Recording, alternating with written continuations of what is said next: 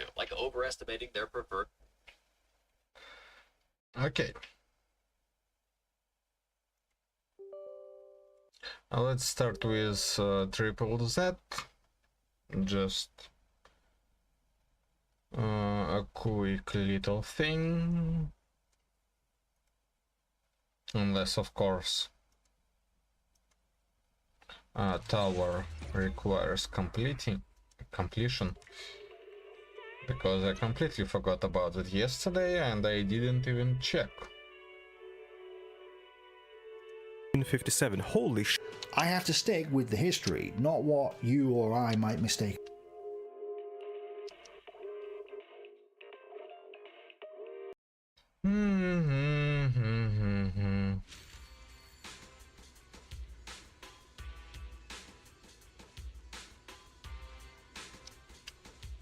A while back, friend of the show Paxtube released a video on the Inquisition in a very similar vein to his video on the Crusades, where just like his video on the Crusades, he plagiarizes dubious sources.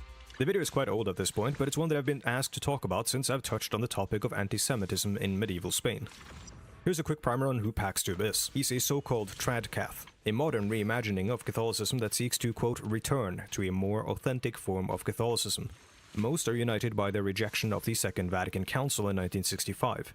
Which introduced a lot of doctrinal changes. An important one was the Church's new assertion that Jews cannot be held accountable for the death of Jesus. Please remember this, it's important for later in the video. Paxtube is of course unabashedly right-wing. That's not an attack, that's a descriptor that I think he'd be proud of. He has a tendency to select for dubious sources. In my past video on him, he cited far-right anti-Muslim blog Gates of Vienna. Gates of Vienna hosted the writings of Norwegian far-right figure Fjordman, who ideologically inspired the neo-Nazi mass murderer and terrorist who committed the 2011 Norway attacks. The terrorist of course cited the blog in his manifesto, so Paxtube is in good company. It's important for you to understand who he is when he describes his channel as, quote, YouTube's voice of reason, and, quote, fact-based and non-partisan. Paxtube leads off by talking about how popular depictions of the Inquisition have created skewed ideas of what the Inquisition was actually like, which is a fair point. He makes reference to the movie The Pit and the Pendulum, Edgar Allan Poe's short story on which it is based, as well as Assassin's Creed. All of these are, of course, works of fiction featuring the Spanish Inquisition, but intended for something other than authenticity.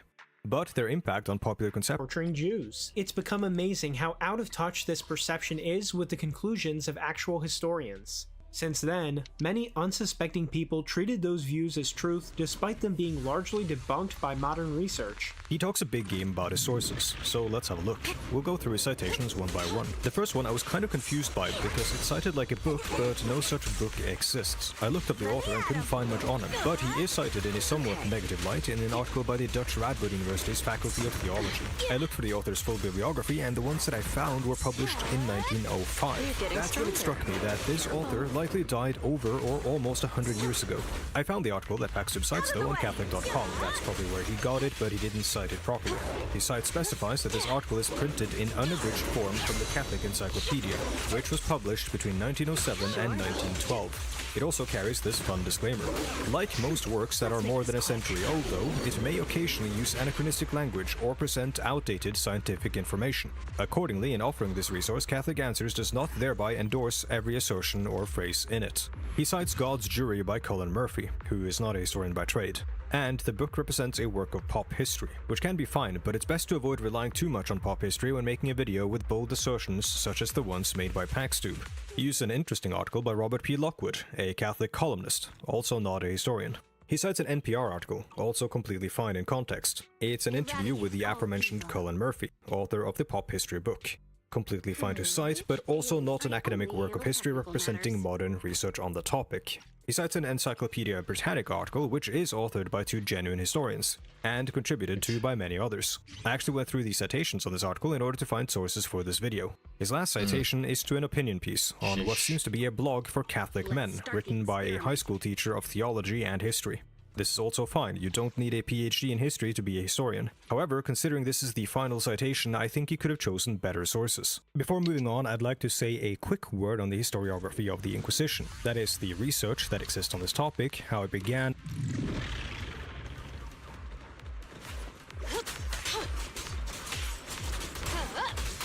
Don't get hit.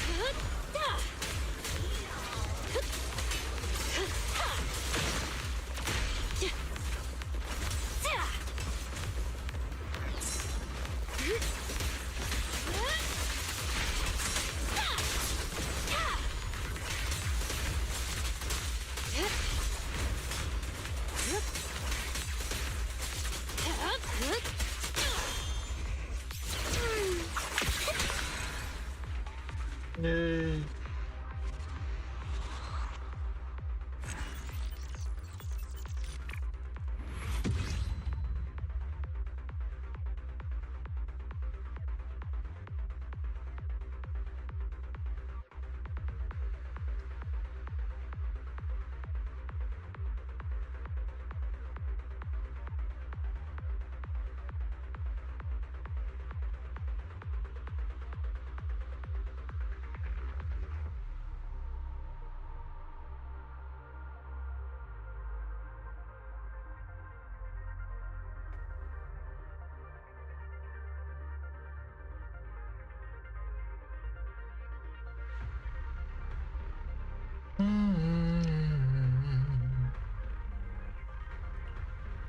Do it again.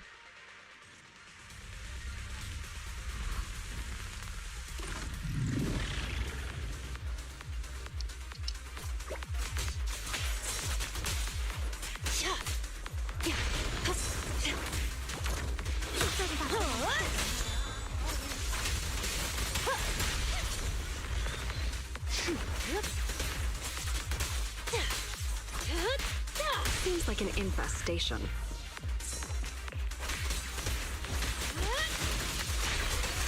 Oops, sorry.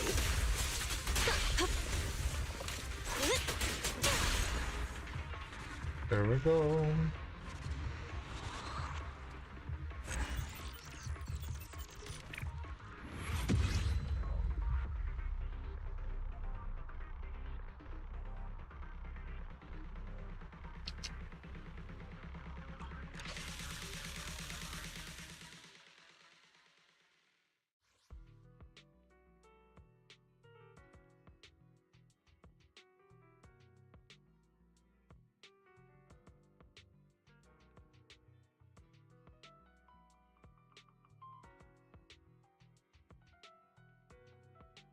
When I make videos, I make them all by myself.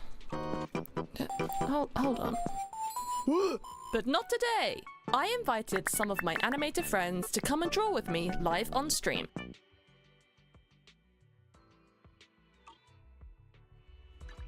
Eradicate all evil. Let me show you how that went. Experiment. Okay, hold on. Let me undeafen. How are you guys doing? Pretty good. How about you? Pretty good. Yeah, how about you? That was let's try one more time, guys. How are you Pretty guys? good. How about you? Oh, pretty. Pretty. Pretty good. How Let's about all get you?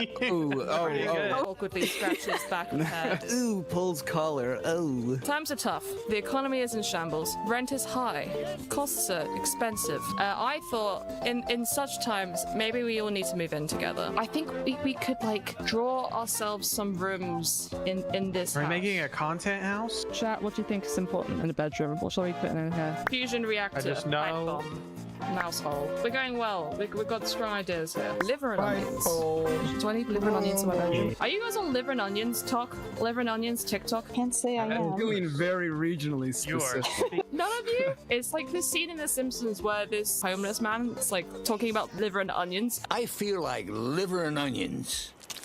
But then people are taking that and then like putting it onto other scenes. What's the red stuff coming out of Kitty's ears? That's just liver and onions. Zane is quite fond of eating things that most want to dare to. Gotta try it all. What about liver and onions? That's next. When liver and onions collab, how would I do a liver and onions As a collab? croissant? I'm ready for Please. that one. We all just sit in a room and eat liver and onions. It's a mukbang. Sounds like my kind of party. Dreams have a good fresh point. Somebody did the fill tool. Who did it? God. No, it Oh, okay, wasn't the me. lights You came didn't back see on. blue. That's awesome. Happy Pride Month, everybody. Are you meeting your quota of homosexual activity? I None. shouldn't say something like that. How are you enjoying Pride? I haven't checked on my calendar yet. I've been really behind on that, I think. Check your Google Calendar. Oh, you gotta get those numbers up. So it was around this point that my stream crashed and things went wrong. I've had to use the stream itself as footage instead, which isn't ideal, but is resourceful, and I'm hoping you'll forgive me. I'm just a girl, asterisk. I have resourceful, and I'm hoping you'll forgive me. I'm just a girl, asterisk. One in the same way, tomato is a fruit. I have to get crafty sometimes. This video is sponsored by Skillshare. Okay, where were we? Wow! Yensi's pulling a ceiling cap. I love the basement dining room. Oh, that's the liver and onions room, actually. Oh. Is that where we're eating dinner? Yes, where we're eating liver and onions. Every night. Oh. You want to live here? Liver and onions only. Yeah, can I eat something on stream? Yeah, go for it. Oh my gosh. This looks like one of Thank the you. one of Is it those liver and games where you onions, have to like. It better get liver and onions because like that at Yellow. we did just establish that as a rule. Yes. Okay, I'll believe it. It's liver and onions that look like an animal and crunch like a cracker. Put by accident, and then I. What?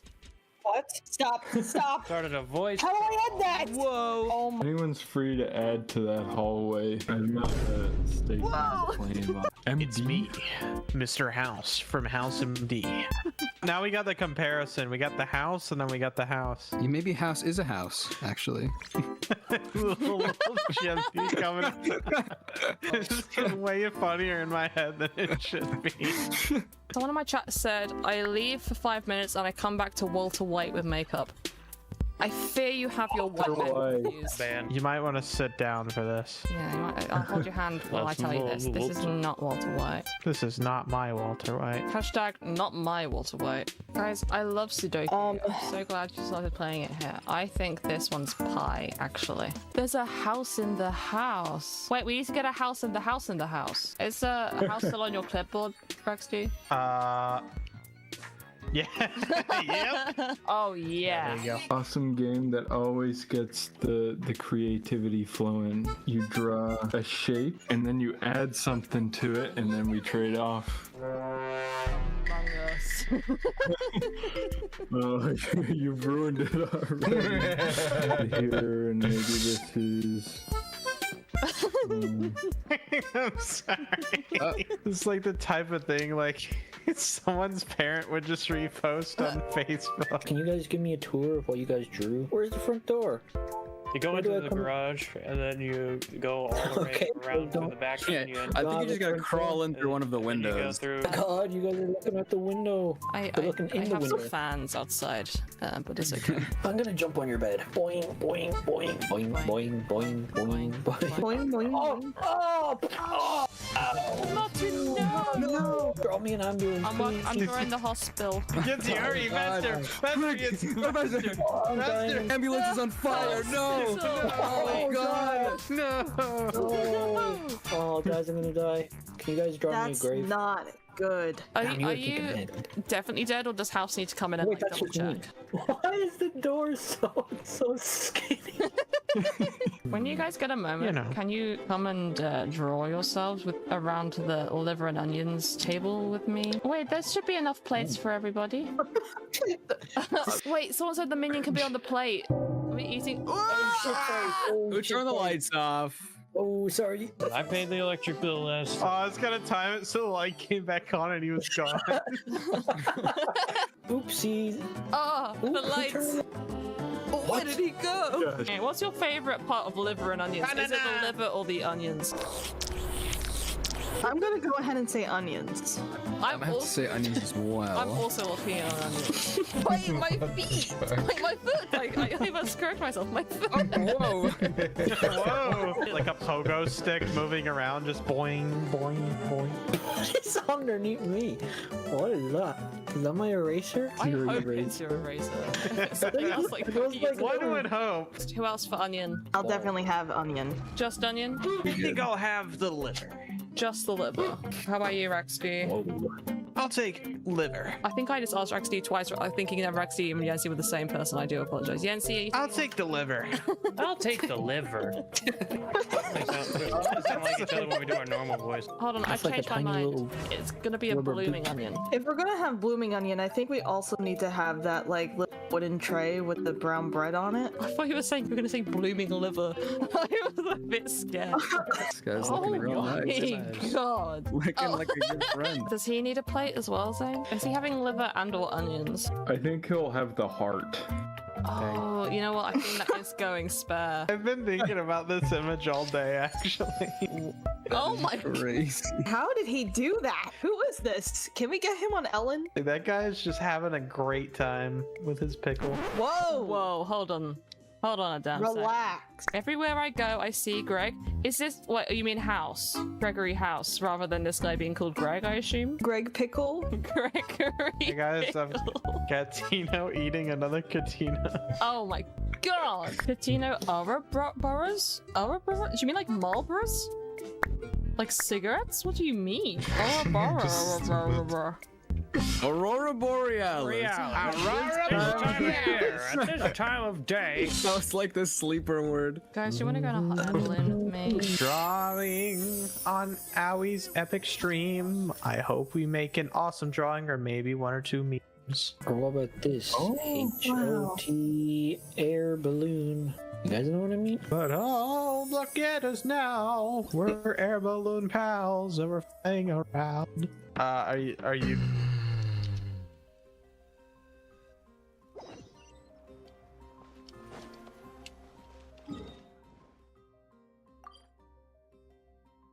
Nope. Aurora Borealis.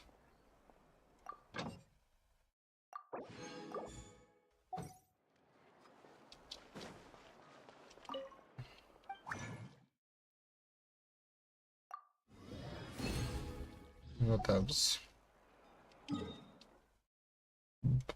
And blah blah.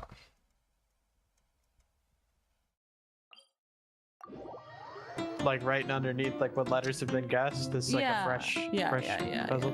What about T? No T. Okay, what about E? That's like the most common value. Yeah, vowel. There's gotta be one. Yeah. Peter the Griffin. With one F. Can I guess A? And no T's. A. What, A here? Yeah. Can I guess an N? And can I guess a D? You're cooking. You're cooking. What about S? I got it! Yeah. Can I guess?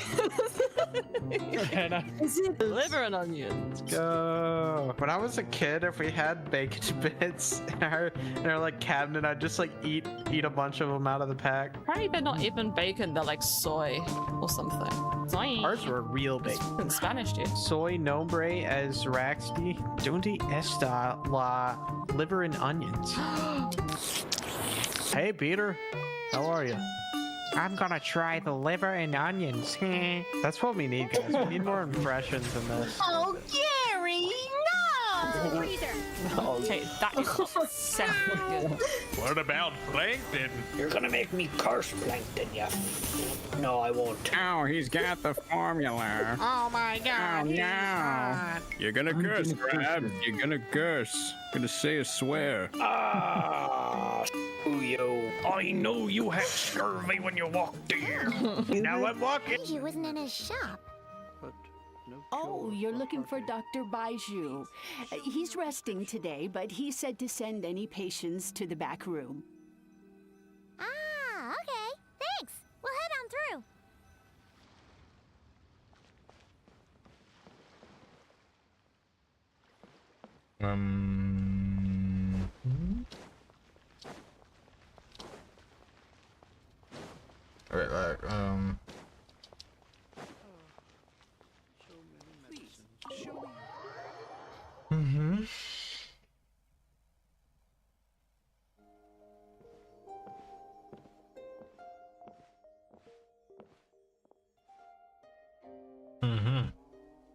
So someone is still mute. Traveler, Paimon, welcome.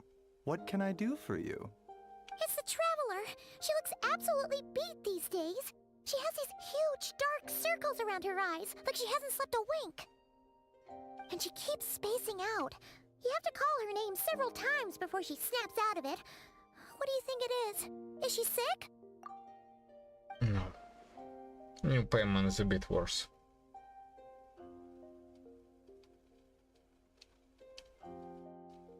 Very peculiar. In all the time we've been acquainted, this is the first time you've come to me with a health complaint. Come, let me take a look at you.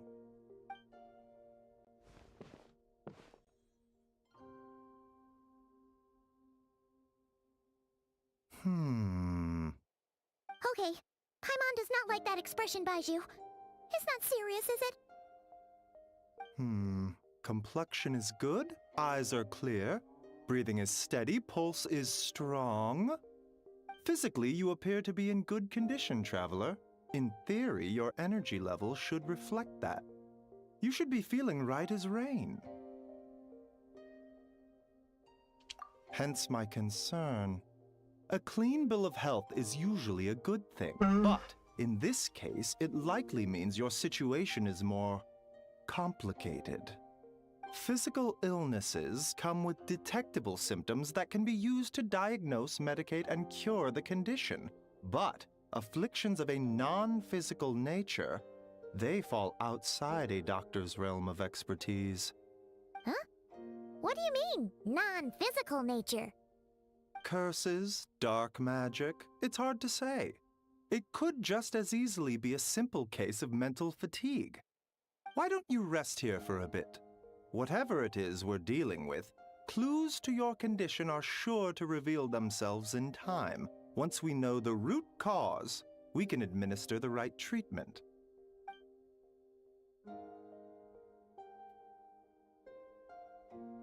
In the meantime, Changsheng and I will review the relevant literature for afflictions that present with mental fatigue.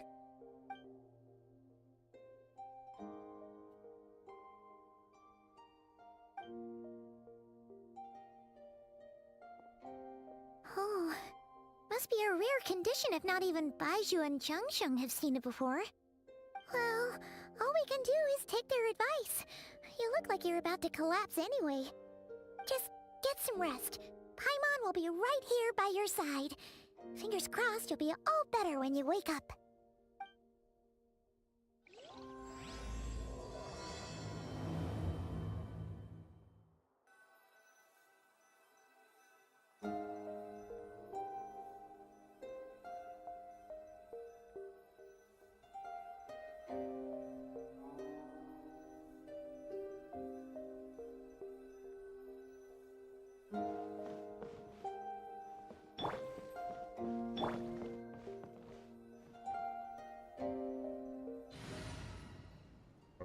I'm going to rest. I probably should rest as traveler. There's still a long road ahead.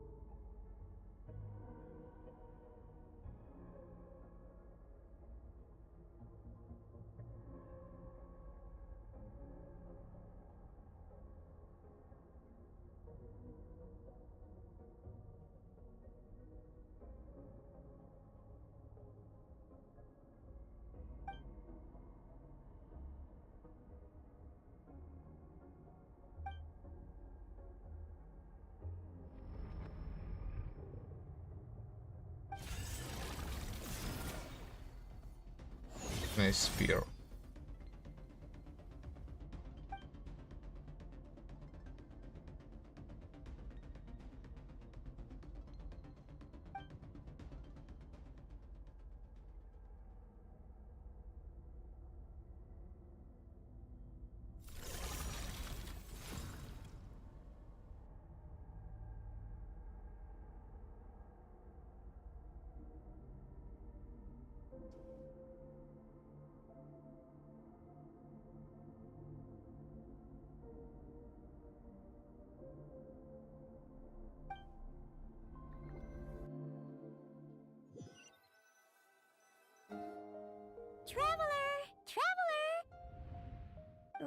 Rise and shine! Time to wake up!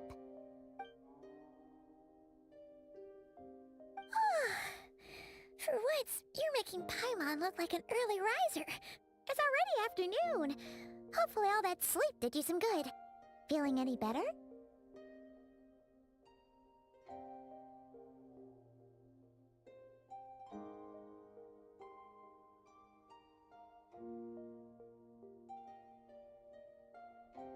A cut? What? Did you scratch yourself in your sleep? All right, let Paimon take a look.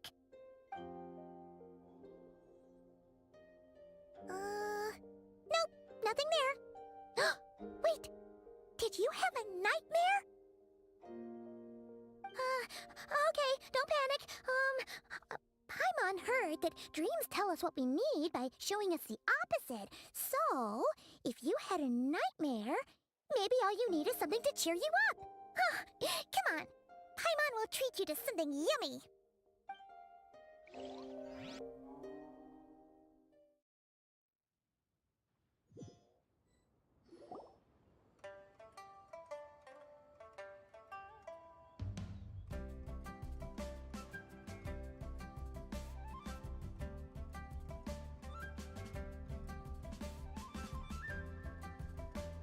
What? So, in this dream, you were trapped in a weird place with thick fog everywhere, and then a spike came out of nowhere and stabbed you in the back? Oh. Okay, well, that's a new one. Are you sure it was a dream? 'Cause from the way you describe it, it sounds like you were really there. But then again, you woke up right where you went to bed. And you were definitely in a deep sleep this morning.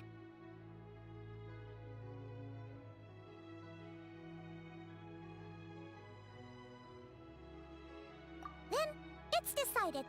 Paimon will stay up and watch over you tonight. If anyone tries to mess with you, Paimon will beat him up. Or, wake you up first and then we can beat him up together.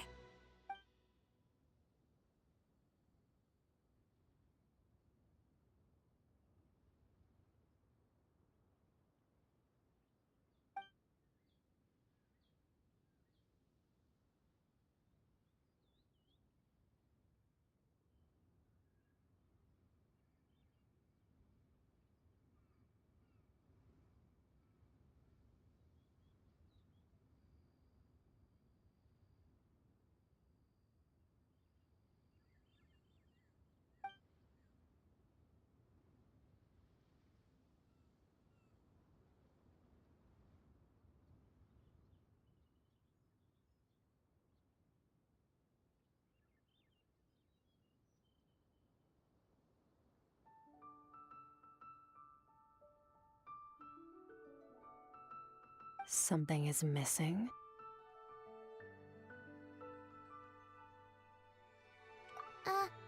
Did you just say something? The flesh remains whole, but the soul is incomplete. Left unresolved, the mind will wither away along with it. Ah! What the? Wait! Paimon remembers you!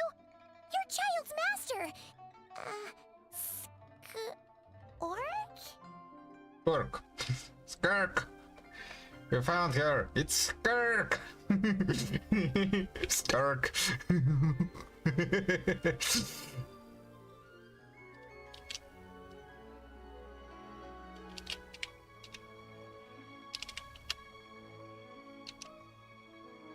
Right!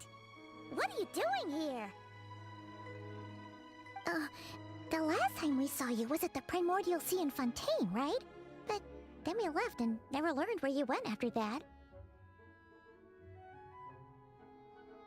Child's been looking everywhere for you, by the way. What brings you to Wanmin Restaurant of all places? You came here looking for us? And were you the one behind that hocus pocus just now? Tell me, what is it that you saw? Tight-lipped, huh? I suppose that's fair.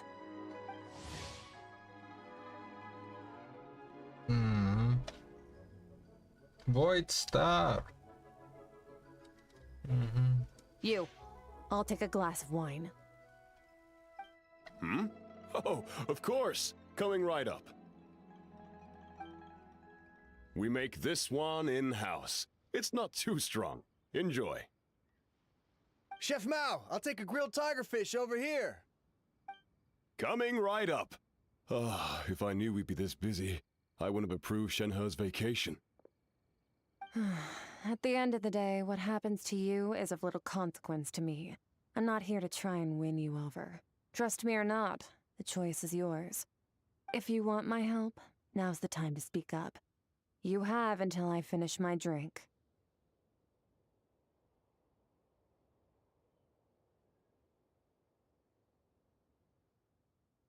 I was investigating an abyssal disturbance in the area and happened to notice you.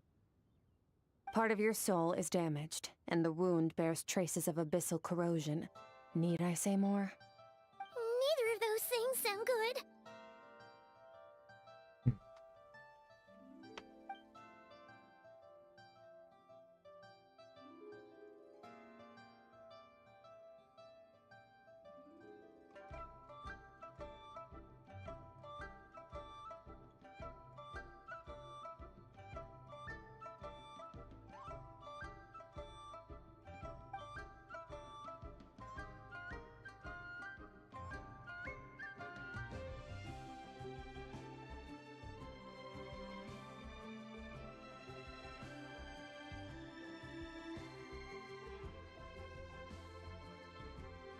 Well, should we trust her? She mentioned an abyssal disturbance. Maybe that has something to do with what's going on with you. But we could always find a different expert on the abyss to help us out.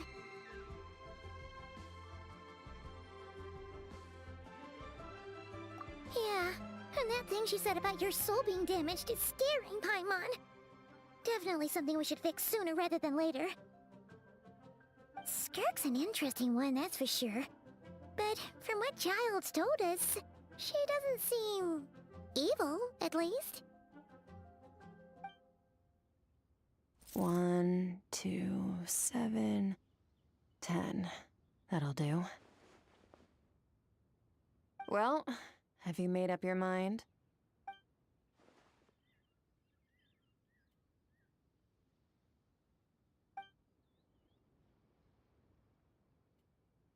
Mm-hmm.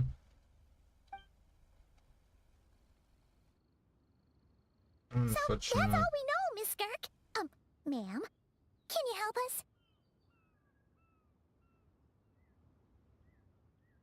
So, you couldn't disperse the fog. I understand. Come find me in the Guili Plains when you're done here. Oh, and I left cash for the drink on the table. Settle the bill for me, will you? Oh, okay. Huh? She disappeared!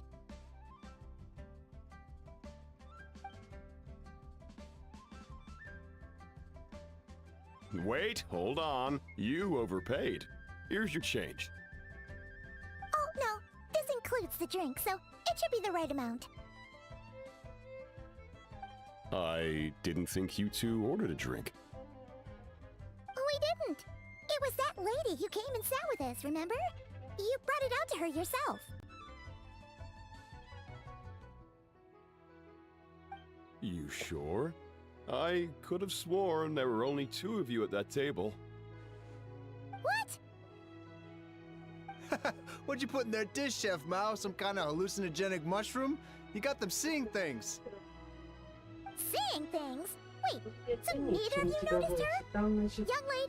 About this tall, wearing a purple dress? She ordered a glass of wine! Oh, now you mention it, that vaguely rings a bell. It looks like I did open the wine jar, so it must have just slipped my mind. In any case, that settles your bill. Come again soon. Нет, я сейчас вот пошла, где просто хочу понять. Там оценка у меня побольше. Okay, what was going on there? It's like they didn't remember Skirk being there at all. Even Paimon was half convinced we hallucinated the whole thing. But that Mora she left for us was definitely real. Oh, this whole situation is giving Pipe on the creeps! But anyway, she told us to head to the Goily Plains, right? Let's not keep her waiting! 50 сантиметров, что ли, идет до плеч.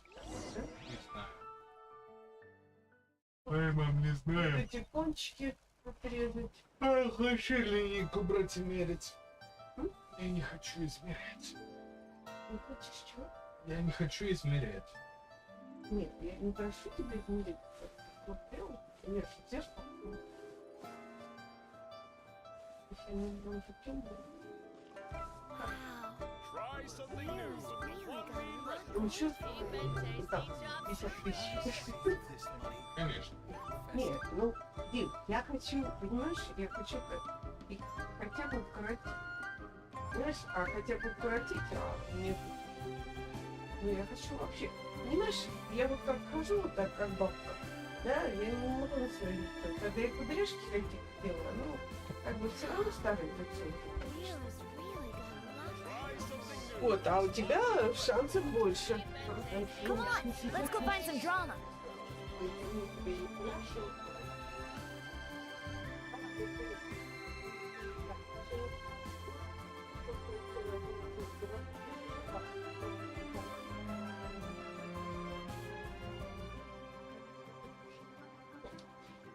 Try something new with the one mean Leo's recipe. really got a lot going for it. Да. Cheap and tasty chop suey.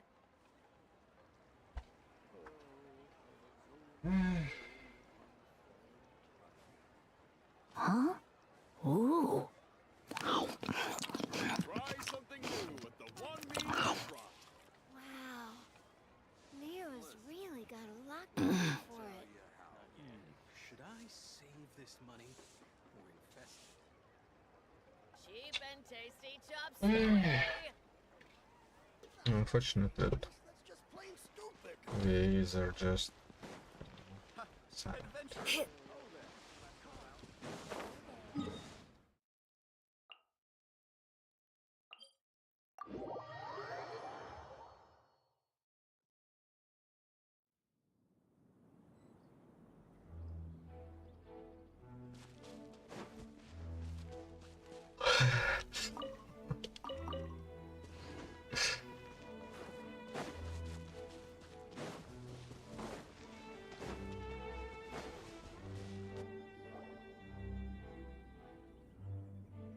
Whoa!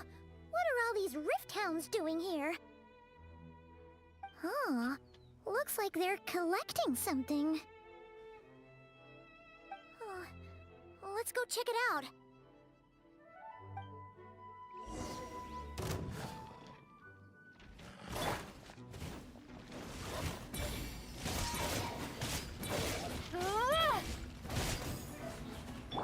A dash of frosting. A burst of flavor.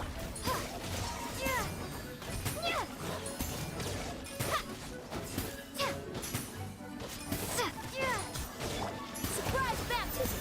May the Argonauts obey. Baptism. Do your master's bidding. A little amuse-bouche. Goose on the loose.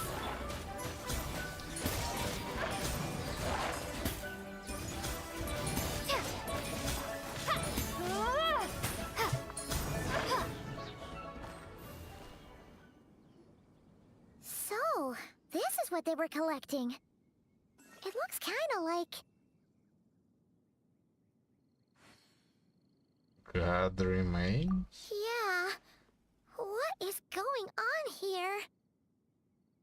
From the moment they are born, all beings with great power have an impact on this world. Even if their body is sundered and their soul extinguished, their influence remains. Gods are the most common example of that.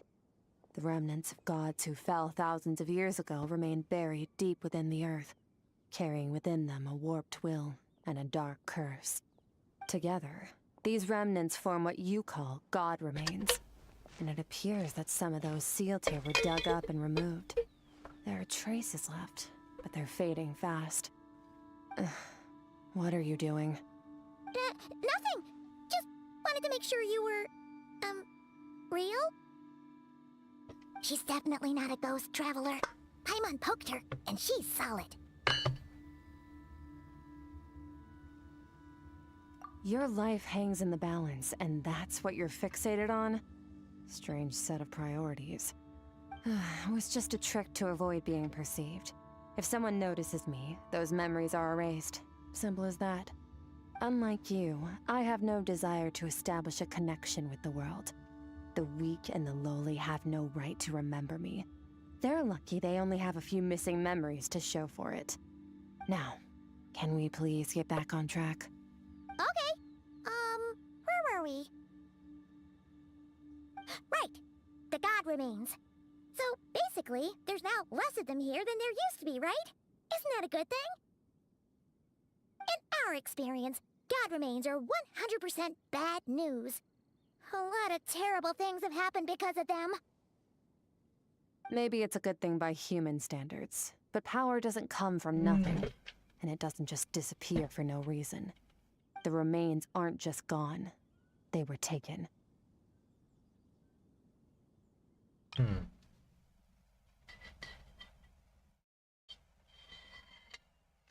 Let's go over what Skark said previously. Your life hangs in the balance, and that's what you're fixated on? Strange set of priorities. It was just a trick to avoid being perceived. If someone notices me, those memories are erased. Simple as that. Unlike you, I have no desire to establish a connection with the world. The weak and the lowly have no right to remember me. They're lucky they only have a few missing memories to show for it.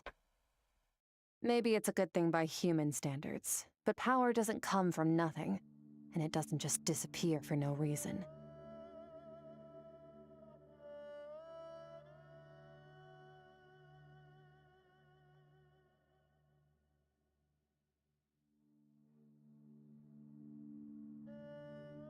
The remains aren't just gone, they were taken.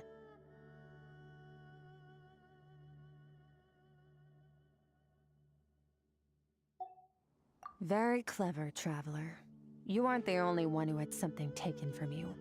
There are victims like you everywhere. The only difference being, you can speak, and the remains cannot, so it went unnoticed.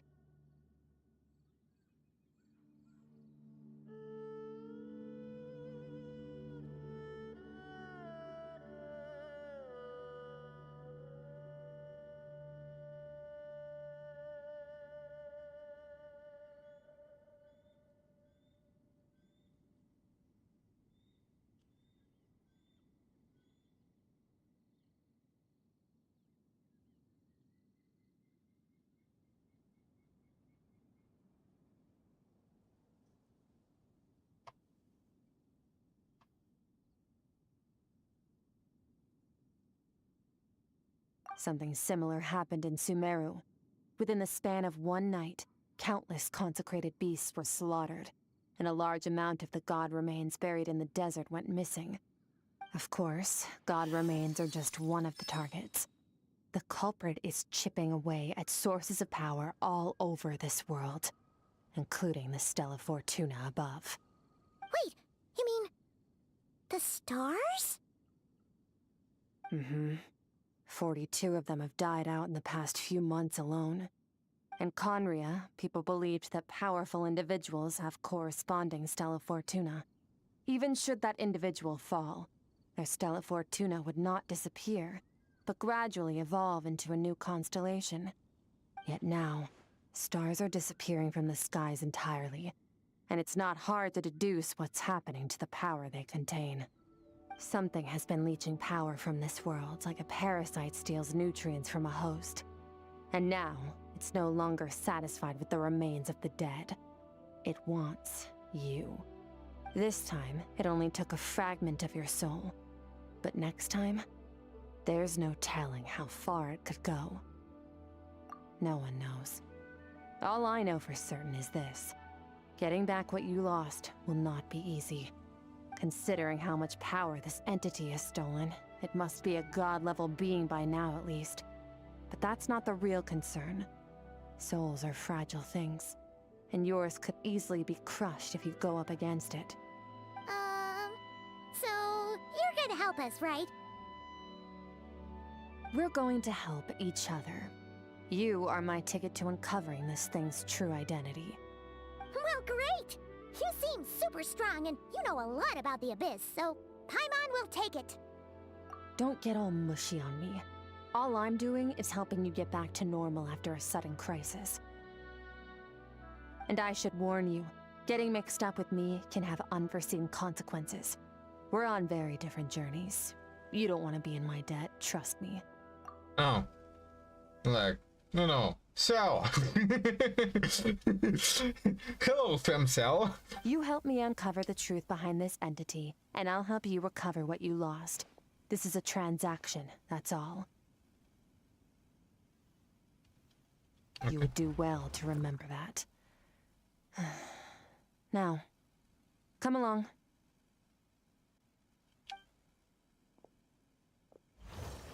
Yeesh! You'd think she'd be a little friendlier since she's agreed to help us.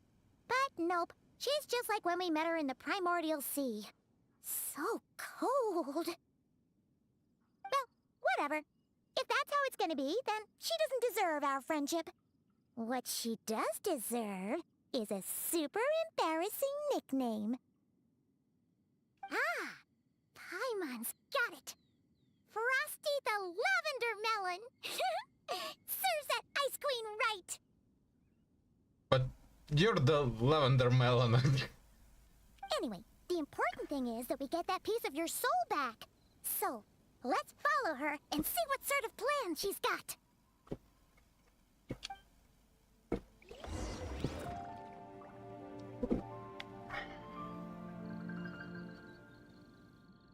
Yeah. Obviously.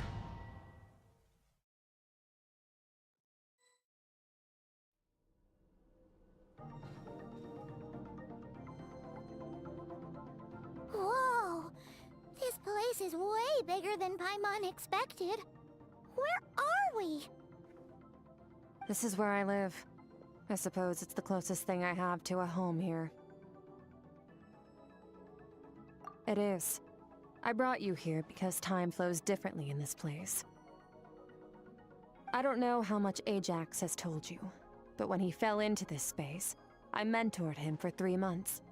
In that time, only 3 days passed in the outside world. Ajax? Oh, right! That's Child's real name! Yeah, Paimon remembers him mentioning something like that. So, a month here is equivalent to 1 day in the outside world? That should mean we're safe from that power-hungry soul snatcher for now, right? Yes, well, I didn't bring you here just to show you around. In the outside world, the Traveler could be attacked at any moment. But coming here has bought us quite a bit of time. Now, we just need to figure out how to investigate that place you saw. The one full of fog. Both your description and the abyssal disturbance I felt point to that space having some connection to the Abyss. It could even be a domain similar to this one. The thief who stole that fragment of your soul is hiding there. But the Abyss is a chaotic and turbulent place. If we want to pinpoint their location, we need to see what that space looks like without the fog. Abyssal power can grant a special form of sight. Have you ever wielded abyssal power before? I'm aware of. Okay. Do you plan to learn?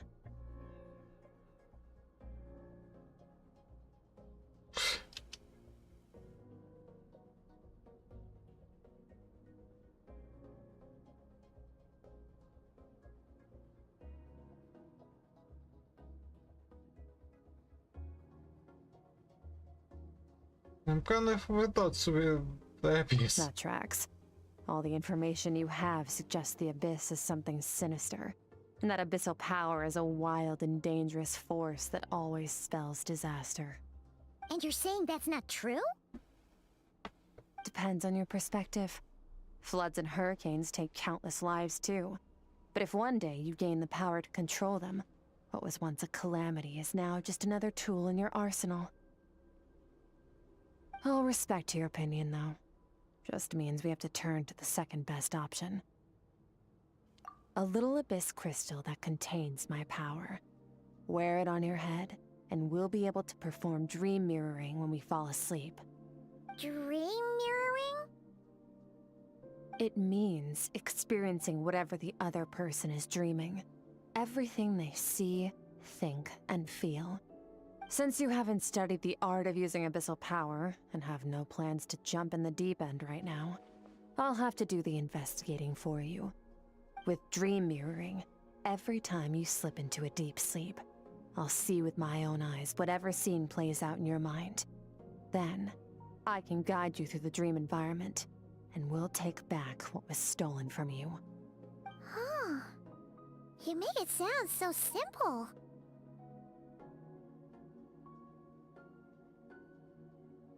Tough to say.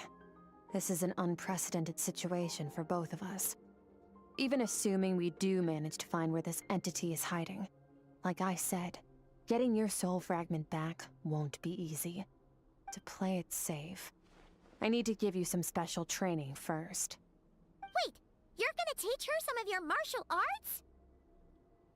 Does that mean the next time we see Child, we have to treat him like our senior? Do as you want. For my part, I don't see you as my disciples. You're already a pretty good fighter. All I'm planning to do is build on your current skills, and train you for the specific scenarios that I think we might face. But that's enough talk. If you're ready to do this, then come with me. Time might be more lenient here, but that's no excuse to waste it. Oh, she moves fast. Paimon can hardly keep up with her. So, special training, huh? Kind of a rare opportunity. With your skills, there's not a lot of people qualified to train you. The last time something like this happened was probably anti-Raiden Shogun training, right? Oh, feels like a lifetime ago. Yep. Skirk seems pretty strong too, though. Remember how she said that the all-devouring narwhal was just her master's pet? Maybe we really will learn something here.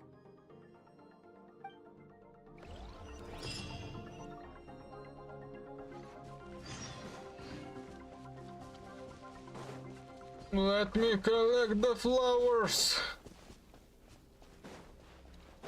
Come on. Give me the...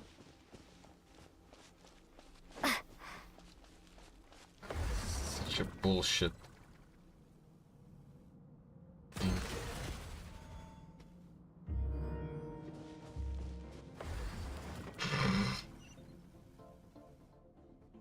No, bye. See ya.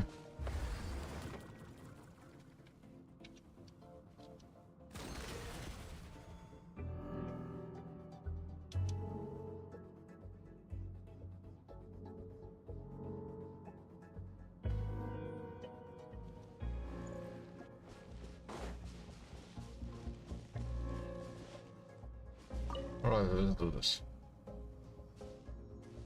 Ready? Bring it on! Your training will be split into 3 stages. Testing your blade work, elemental abilities, and reasoning skills. We'll start with blade work. You're no rookie in this area, so I won't bore you with the basics. During your long journey, you've no doubt sparred with a lot of talented sword fighters. Consciously or not, you will have picked up all kinds of techniques from them. You bet! There's Kaya, Master Jean, Kuching... Oh, and Kazuha, Ayaka... Yeah, we've met sword masters like you in every nation we've been through. You sparred with a bunch of them too, right? Nice to know it's all gonna come in handy now.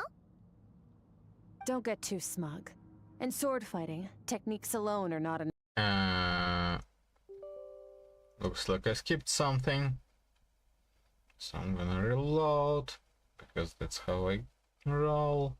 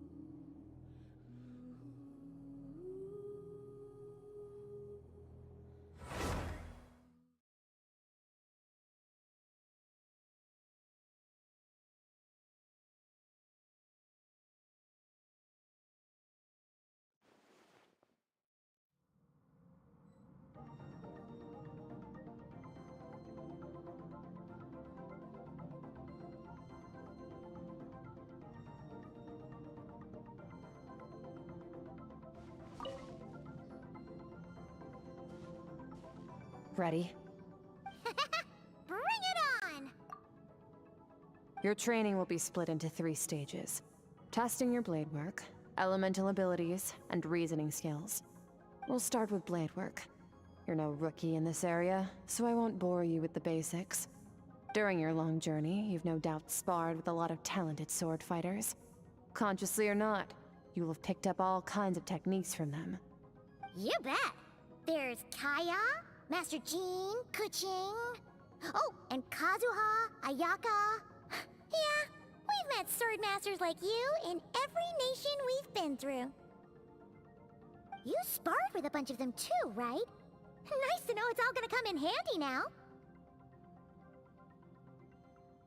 Don't get too smug. In sword fighting, techniques alone are not enough. You need a cohesive system to bring it all together. A style or school of fighting.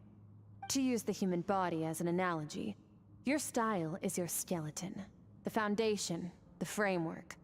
Techniques are the muscles and other flesh attached to the bones. This is where your strength comes from.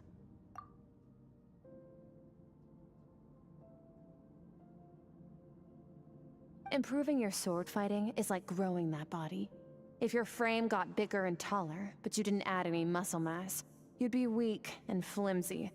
Then again, if you packed on pounds of flesh without a big enough frame to support it, you'd end up bloated and unwieldy.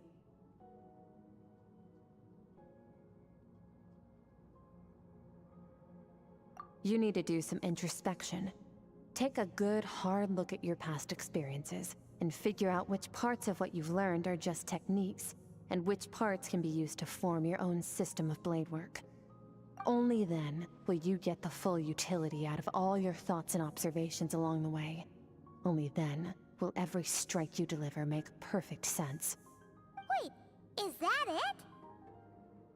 Paimon thought you were gonna teach her some cool new moves, like when you went swoosh and opened a tunnel to another place. One day, you'll reach a new level of power where you realize that even that's as basic a trick as any other. But right now, our sword styles are so wildly different that teaching you mere techniques is pointless. There are no shortcuts in the pursuit of power. Failure is your best teacher, and rigor is your coursework. That's all I have to say. Time to make a start. Train until you're satisfied with yourself. Now focus. Destroy the crystal columns as swiftly as you can.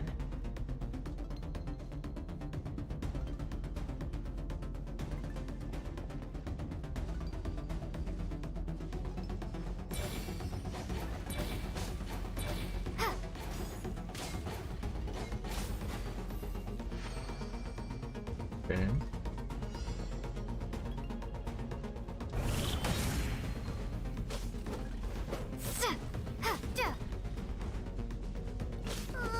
This is making Paimon's head spin. Hang in there, traveler! Wait. 900? You mean it?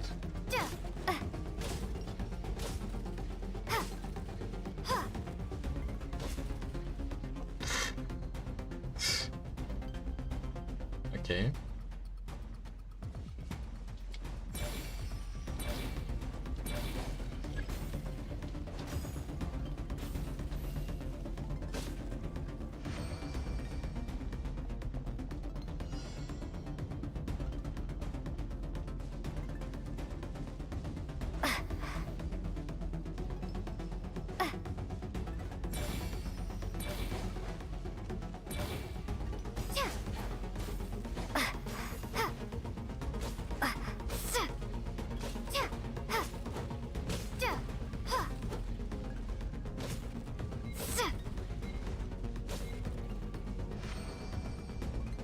Stay calm.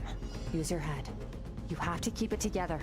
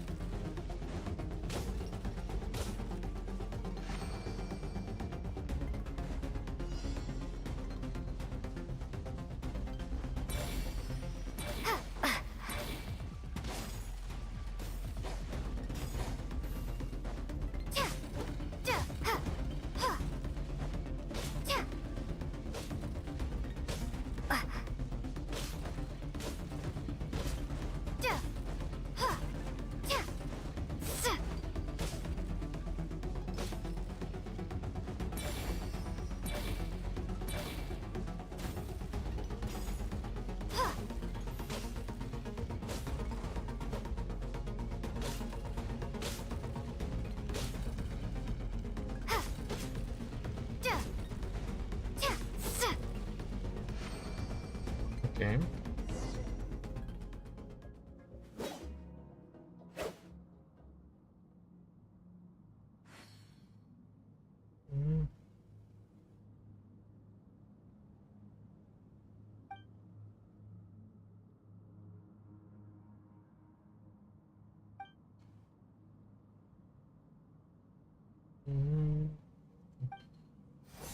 This moment will be frozen in time.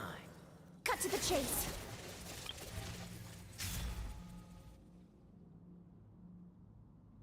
Consider a moment of true mastery that you've witnessed in another person, and ask yourself, what lies beneath the surface? What's their guiding philosophy? What's their state of mind as they maneuver their weapon? Now take that and practice it right away with speed, skill, and strength, over and over, until your hand is one with your mind. This is the only path to true growth. Step on up. Dance with the waves.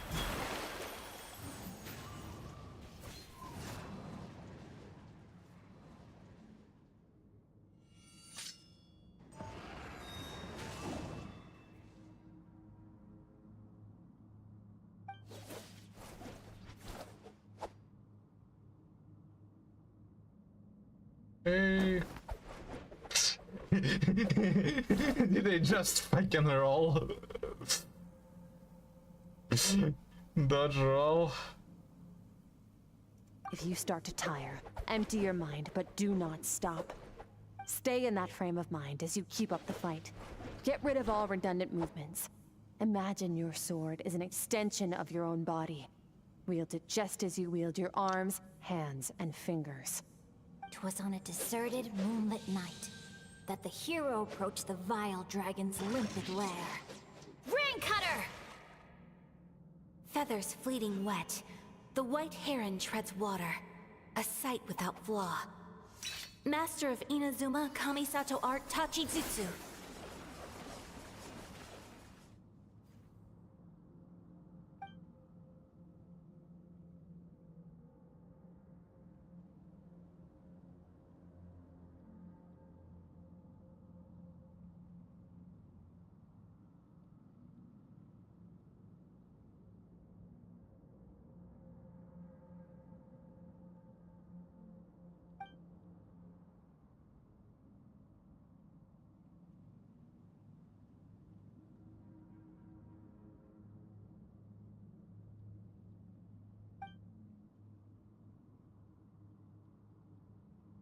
Interesting.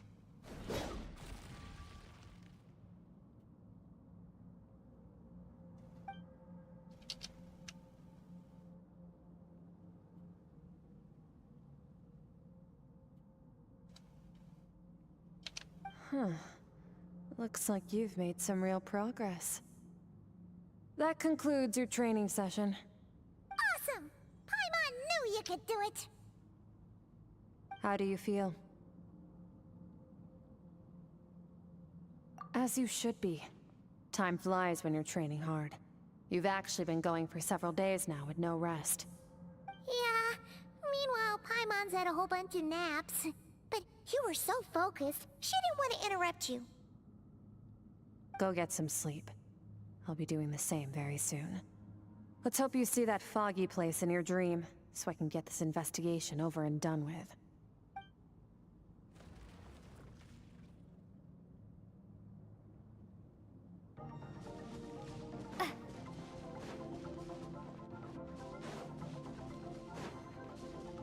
To the other side? Can you skip? Sometimes, you have to practice a single movement 1 million, maybe 10 million times, before the breakthrough moment comes. Nothing in the outside world can help you in this process. The most important thing is to remain patient.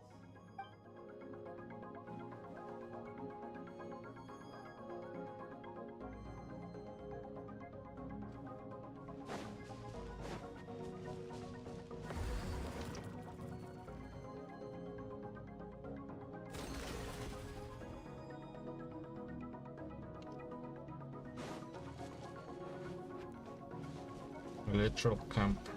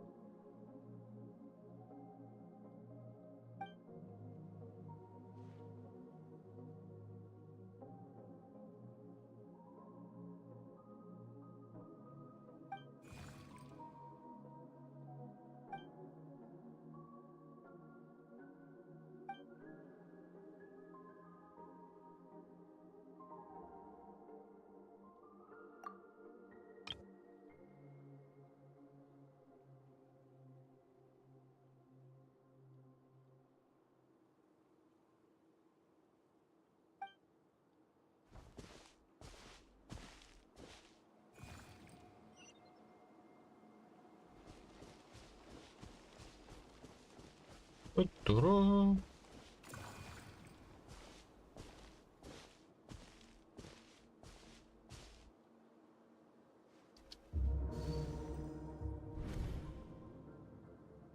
Skirk, why are you skipping classes again? We've talked about this.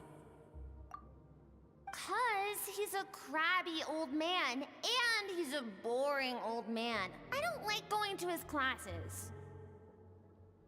Excuse me?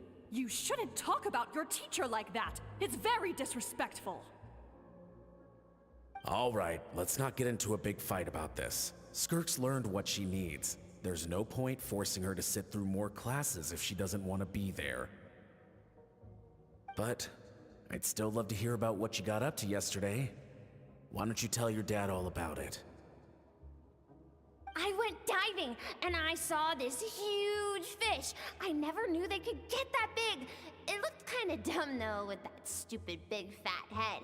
I tried to shake its fin, but it just spat water at me. Oh, and today, I'm gonna go to that prairie up north.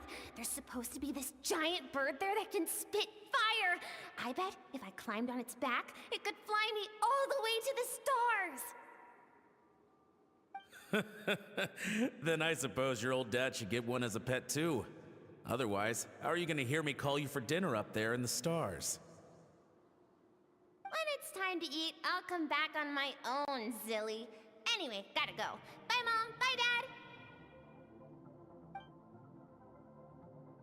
Wait! Put on a coat at least. You'll catch a cold. I'm talking to you, young lady. You spoil that child, you know. Ever since that merchant ship arrived, she practically lives outside. Always going on about exploring the beyond one day, whatever that means. Ah, let the kid do what makes her happy. Besides, we both know you're all bark and no bite. Come on, our little adventurer is gonna be hungry when she gets back. Let's get started on dinner.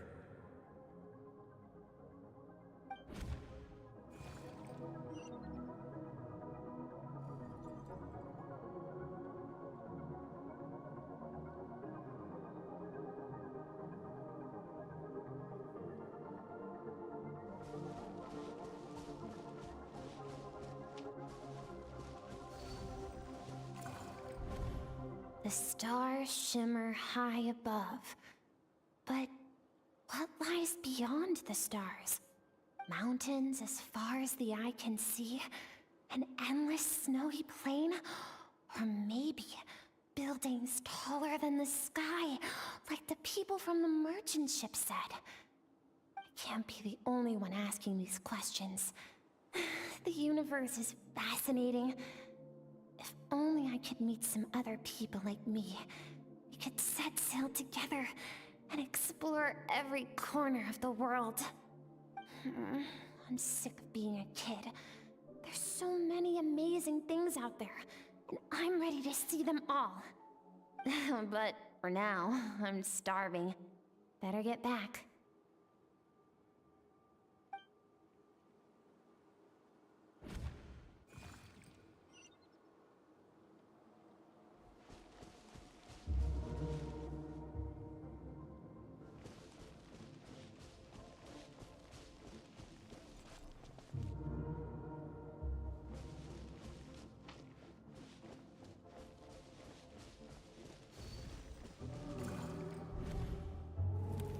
Don't let a single one of them get away! No, please, spare Why? the children! Stay back! They're coming! Run! Help! Eliminate the threat. Take them down. Don't be scared. Ah! This way! We'll never make it! Fire. There's fire everywhere. What happened?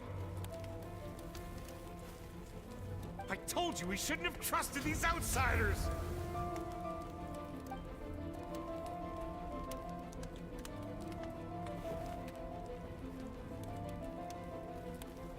Why are you doing this? What did we do to deserve this? We welcomed you with our finest food and drink, showed you the best our home has to offer, gifted you cloth, died by our own hands. And this is how you treat us? Run! Save yourselves! Captain, Zone 3 is clear and we have Zone 2 surrounded. Begin extermination. Remember the orders from upper command. No one is to be left alive. Rest assured, sir. We have enough munitions to annihilate these savages and burn their entire civilization to the ground. Good. The only ones who put up a real fight are that man and his wife, correct? What's their status? We shot the man in the ankles and the wife broke her wrist attempting to fight back. They won't be doing much more fighting. They're holed up in their home for now, but they won't last long. To prevent them from making some kind of last stand, we're planning to clear out the other zones first so we can send a bigger squadron to surround them. Well, well. Turns out some of these beasts do know how to use their claws. Now the threat these savages pose will be undeniable. Let them cling to what's left of their lives for a little longer. Once the other zones are cleared, I'll cut off their heads myself.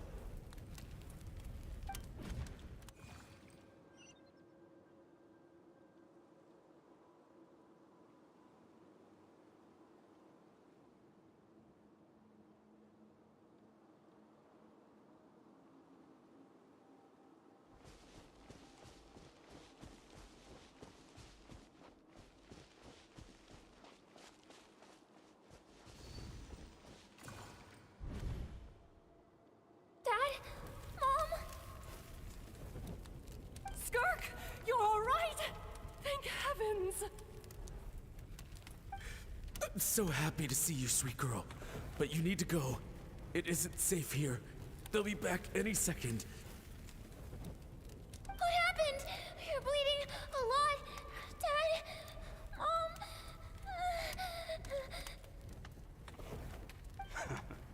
This is the place. Alert all units. Prepare to surround. Run, Skirk! Run as far away as you can. Don't trust anyone. Your dad and I, we're not afraid to stare death in the face, but we need you to survive. My clever girl, so curious. You're already so brave. I know you're going to grow up to be such a positive light in this world. Whenever you miss us, just play this song. Remember, life is a gift. Don't let darkness claim it. Break down the door! Look what we have here. A savage that can pluck a tune. Well, the show's over.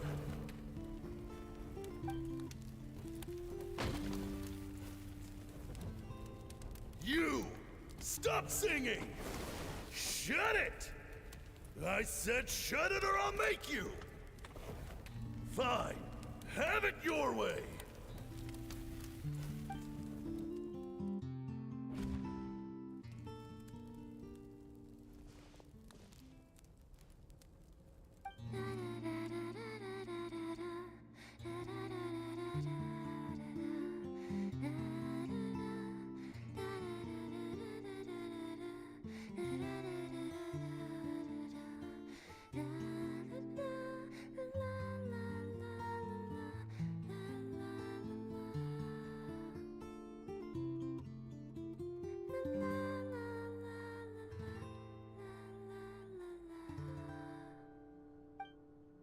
Oh, you're awake?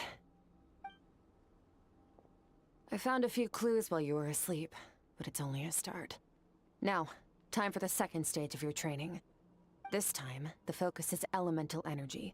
Come find me when you're ready to begin.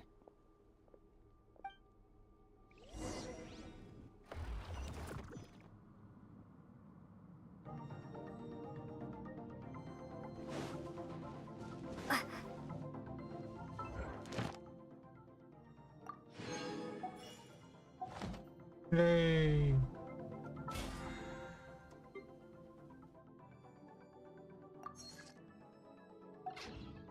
Oh. I'm currently on YouTube. Man, staying in the abyss feels so surreal, don't you think? No day and no night. It's like time hardly exists.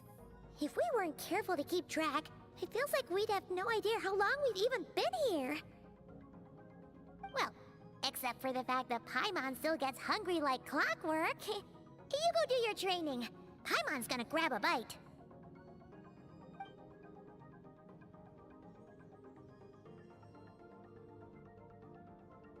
The way I see it, the pursuit of power is divided into 3 stages.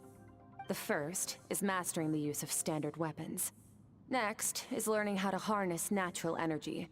And after that, you're free to challenge even higher dimensions. The natural energy of Teyvat is, of course, elemental energy. But that's not my area of expertise. I draw from a different source of power.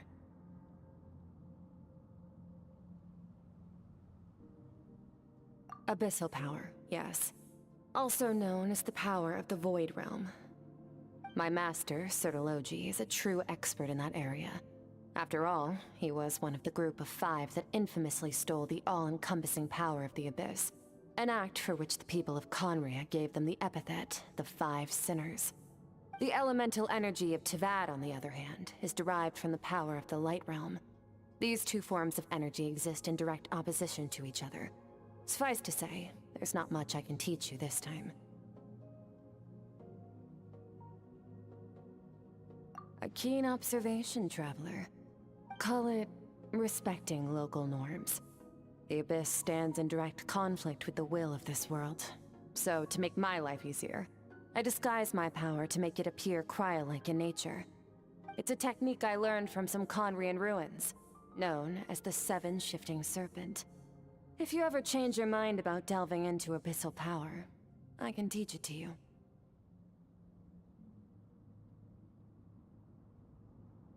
So I've heard. You seem to have a knack for removing abyssal power. But is purification really what's going on there? Like I said, power does not simply disappear. Mm-hmm.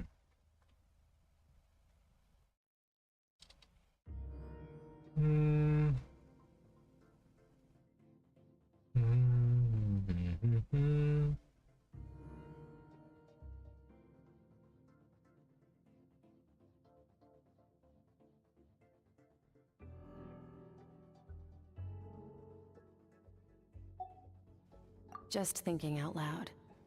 Let's focus on your elemental training. That's what's gonna help us if the situation gets tricky. True growth comes from adversity, but only if you make the choice to pick yourself up again every time you fall. So, it's time to push yourself to the limit, and then keep pushing. This is the only way to advance at pace. Use the power of Animo to clear the field as fast as you can!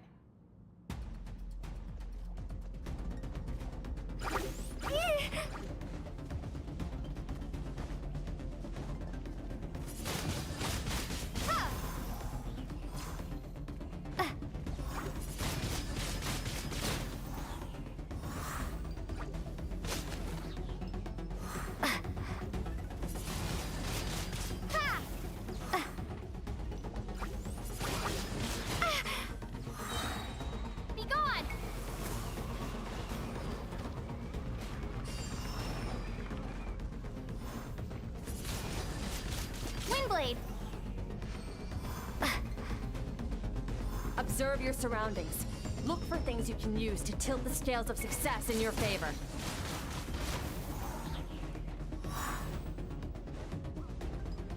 Yes. For example,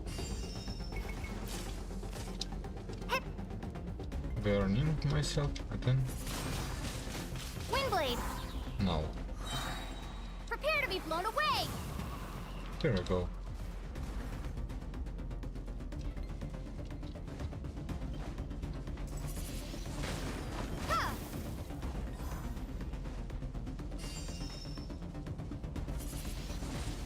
Windblade!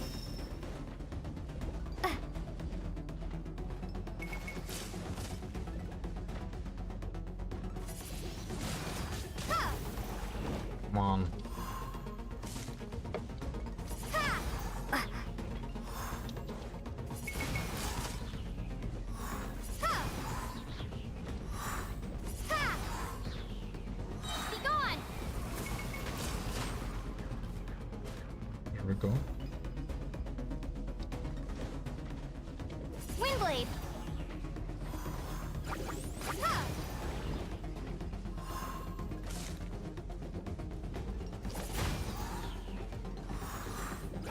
Windblade!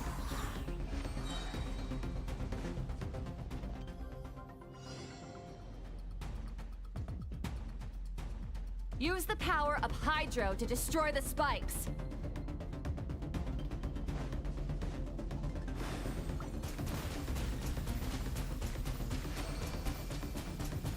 Water jet! Faster. Don't give them a chance to strike you. You need to be quicker than you were in your dream. You can't afford another injury like that.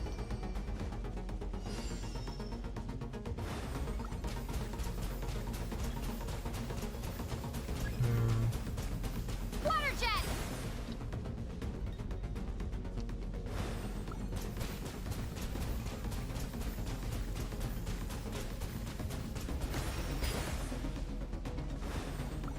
Ha!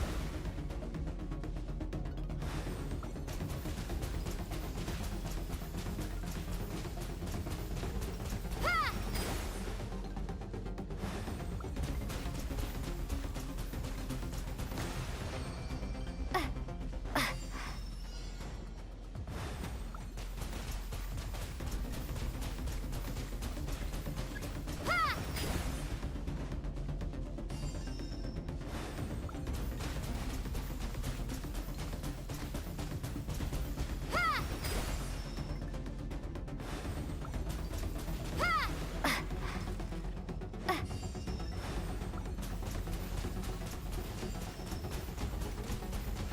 Go!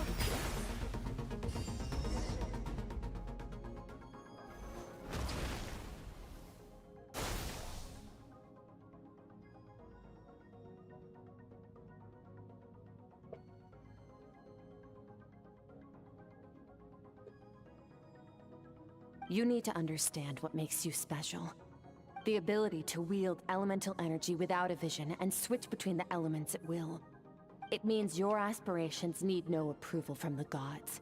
Your power is not bound by the rules of this world. So be bold. Do not be afraid to chart your own path.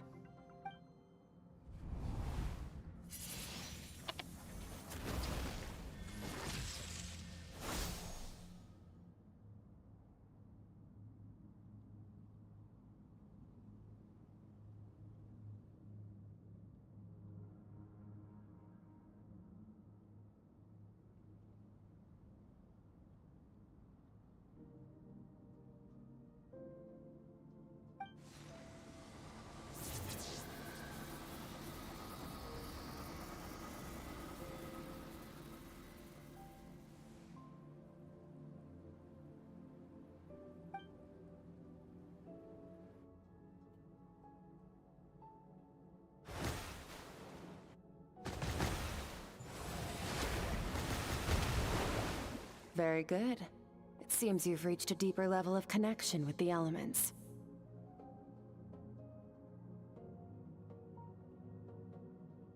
Long enough for you to lose yourself in your training, which is a good sign. Relentless practice with the elements has drained all your strength, but it's also what allowed you to make progress. Get some rest. When you wake up, we'll proceed to the final stage of your training.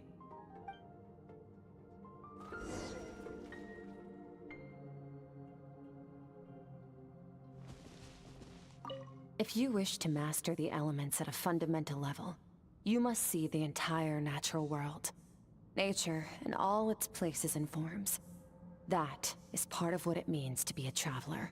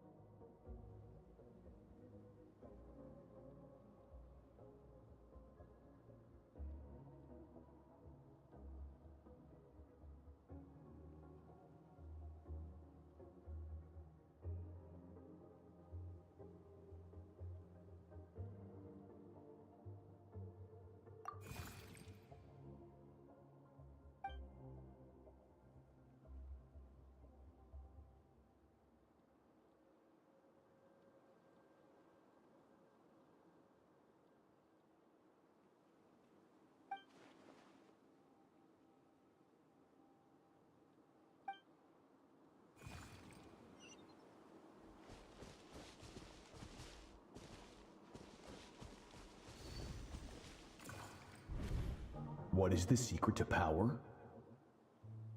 Longing, hatred, self-preservation. No, it is fear. The fear of losing those you love. The fear of watching your home burn. Fear of loneliness. Fear of death. Fear is the source of evolution. It forces humanity to adapt to their environment and overcome hardship. It is in the process of prevailing over our fears that we surpassed first ourselves and then the rest of the world. That fear is now part of you. It calls on you to evolve, and it is time to answer.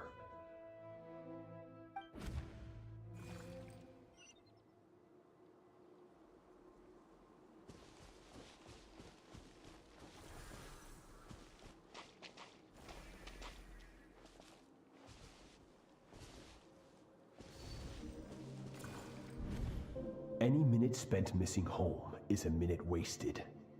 Practice your sword work instead. Do not make me tell you twice. But, Master, I can barely lift the sword anymore.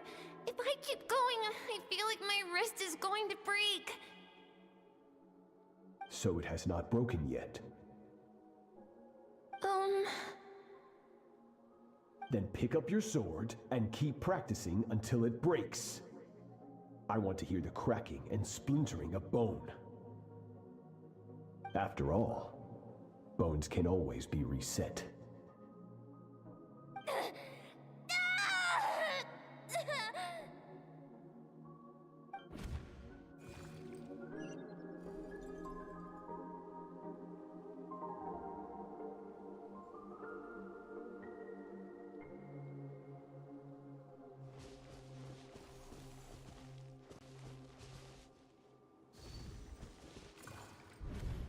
Good Skirk. Once again, you survived. How do you feel? Cold and pain. These are signs that you are adapting to the abyss. Each time the flesh is torn and the spirit crushed, each time you claw back from the brink of death, you become stronger. I now understand why these people sought to destroy your homeland. Your potential goes beyond even what I could have anticipated.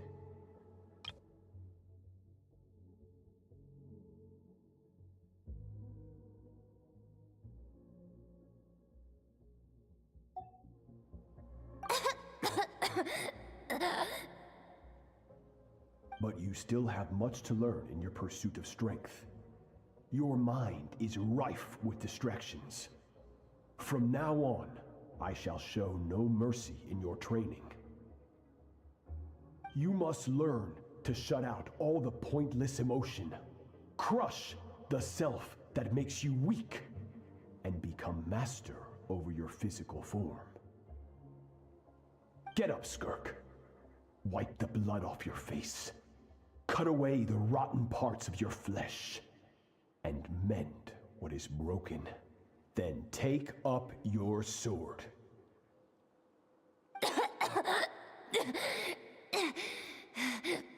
Yes, Master.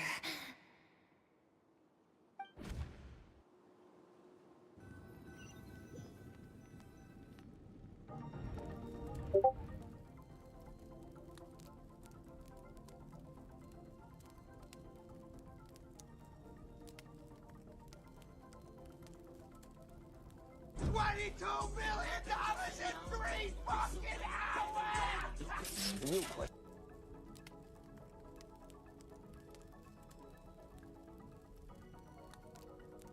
You're up! Hopefully you got some good rest. Skirk said to tell you that she's ready to start the final stage of your training whenever you are. So, want to head over now? Or did you want to wait a little?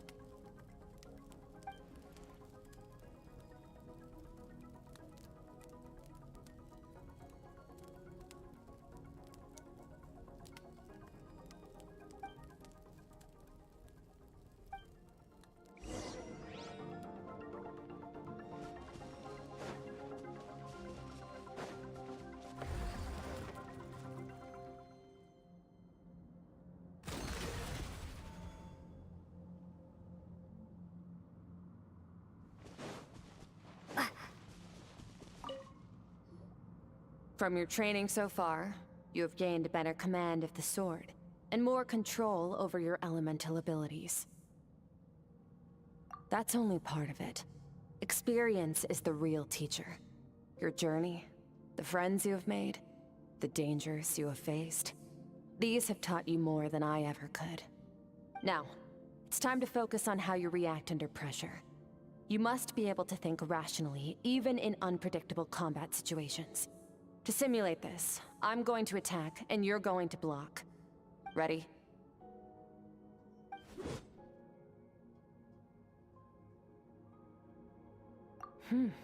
Not bad. That defensive stance looks near unbreakable. Just like your brother. Huh, that reminds me. You still don't know what happened to him, do you?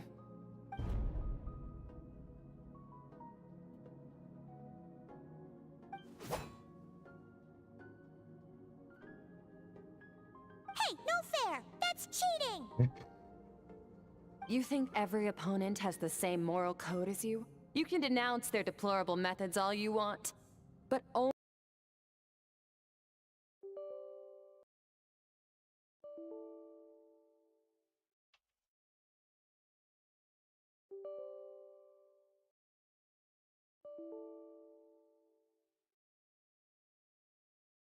What?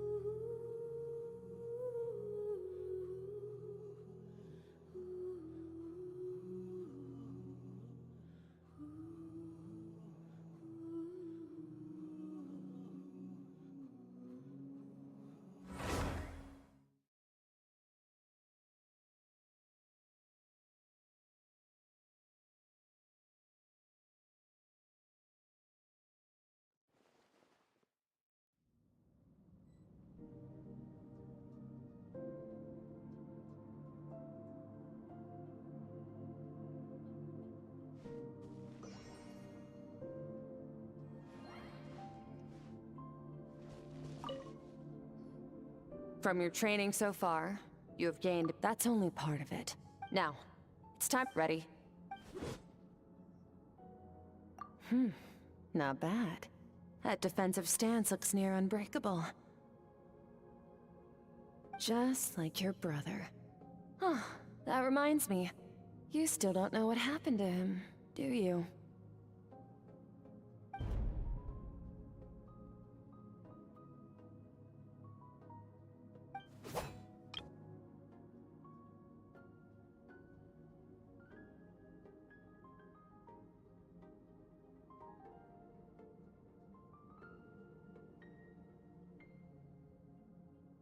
Hey, no fair! That's cheating!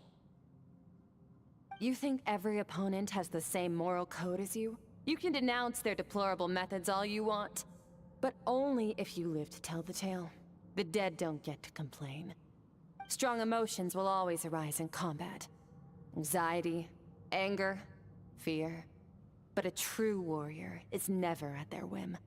Only when you are free from the influence of emotion can you make the right choice, no matter the situation.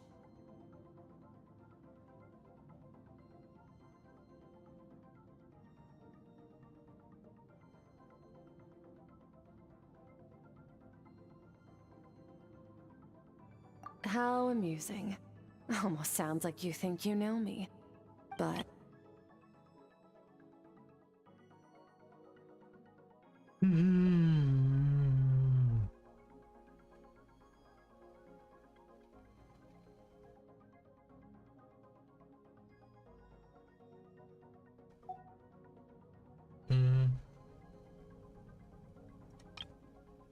But you don't.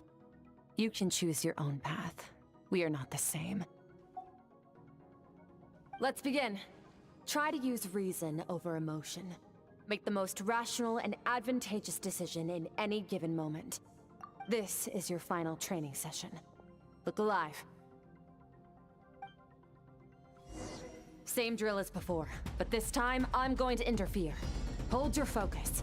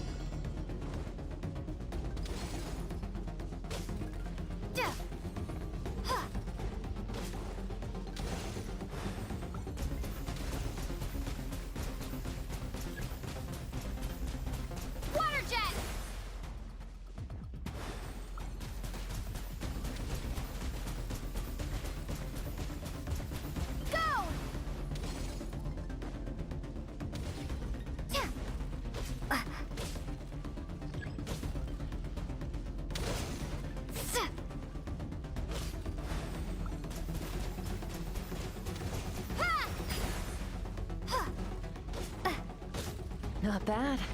Better than I expected.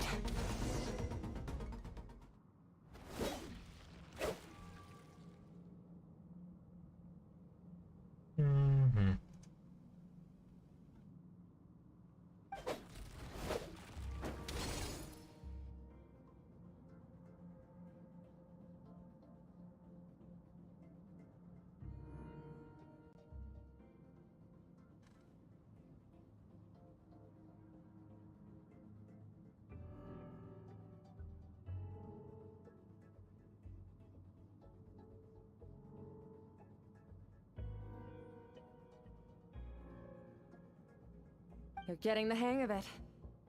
The first step to controlling your emotions is controlling your mind. You want a unified train of thought. It all comes down to focus.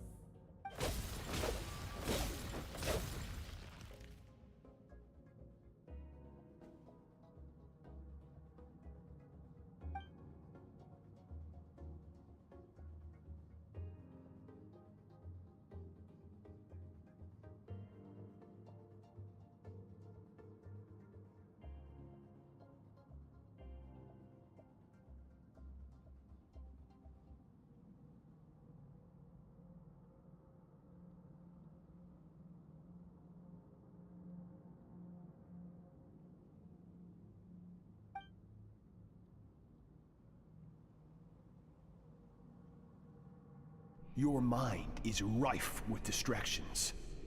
From now on, I shall show no mercy in your training. You must learn to shut out all the pointless emotion, crush the self that makes you weak, and become master over your physical form.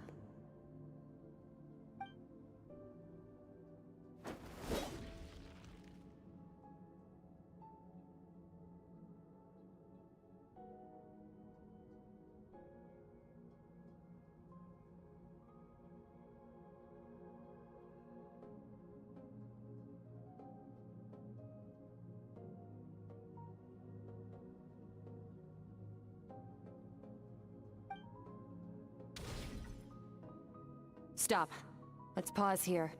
One look, and I can tell your mind has wandered. That's to be expected. There's a limit to how long a human being can concentrate on one thing. Staying calm and focused sounds simple in theory, But in practice, it's more demanding than sword work or elemental abilities.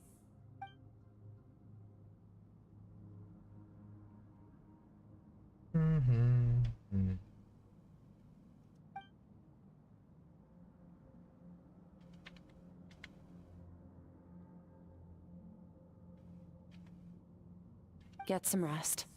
No point training further if you're already dead on your feet. Like I said at the beginning, the only goal of this training is for you to reach a point that you're satisfied with. You managed to push past your limits, which is a good start. You can be proud of that, and sleep well knowing that you've earned it.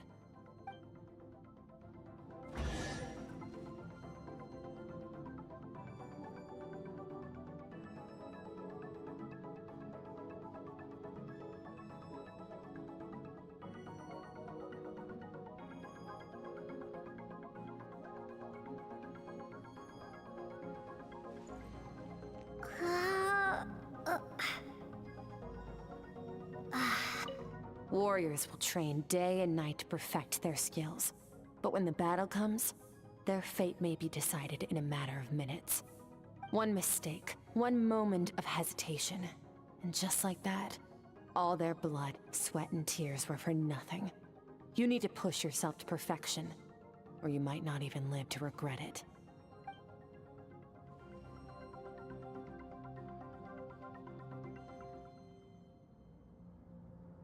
Oh, chest. Lol. Warriors will train day and night to perfect their skills. One mistake, one moment of hesitation, and just like that, all their blood, sweat, and tears were for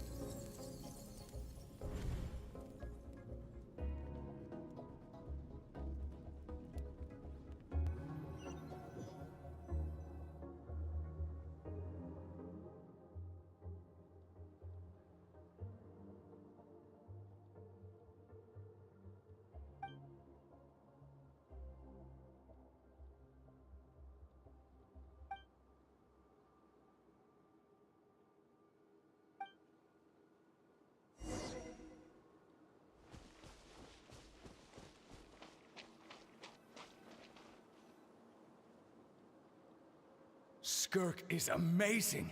She faced down that terrifying giant and cut its head clean off. Oh, she got hurt though, didn't she?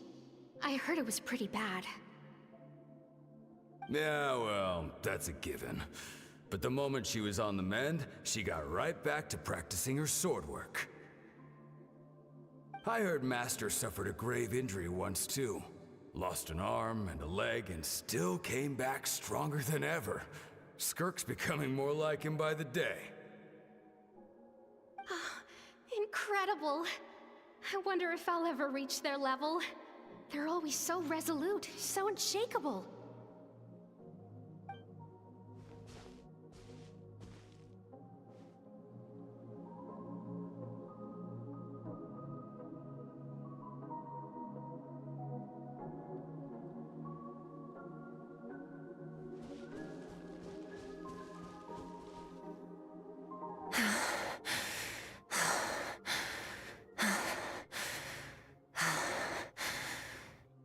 Pathetic. You're not even trying.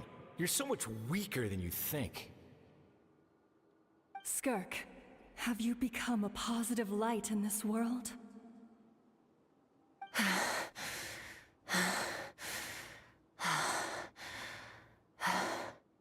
Do you even remember how many of us perished in that fire?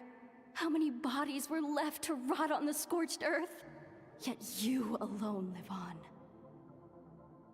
Keep your gaze fixed on your blade. You don't deserve to rest. I have so many questions. I just want to jump in a spaceship, explore the whole universe, and get answers from the stars. I just need to wait till I'm grown up. Then, I can do anything.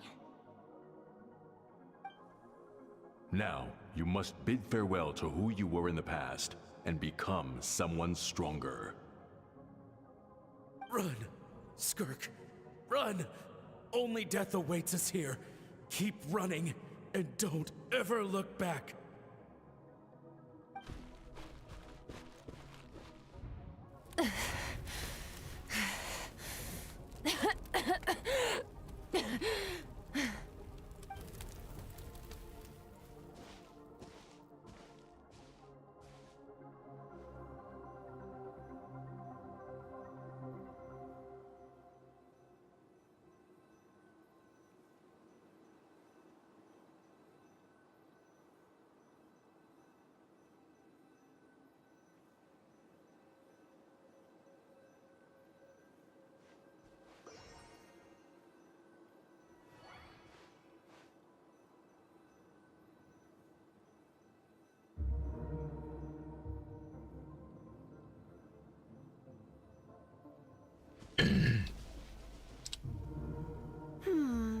Let's see here.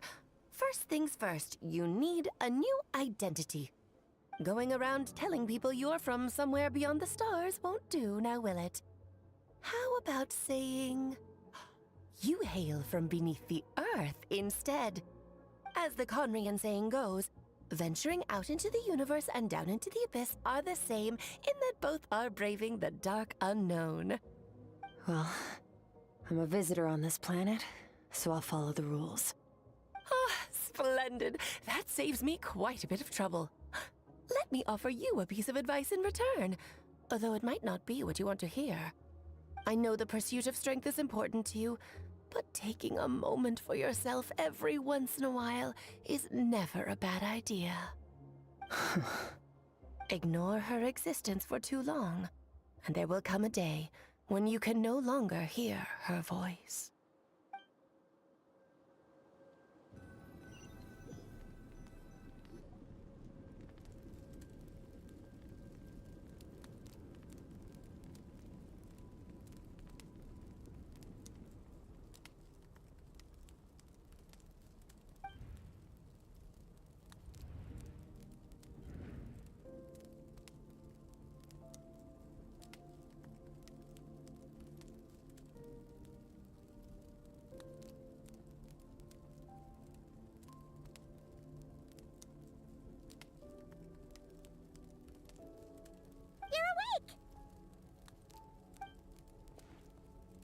You must be starving, right? Ta-da! A barbecue feast just for you! Of course you are!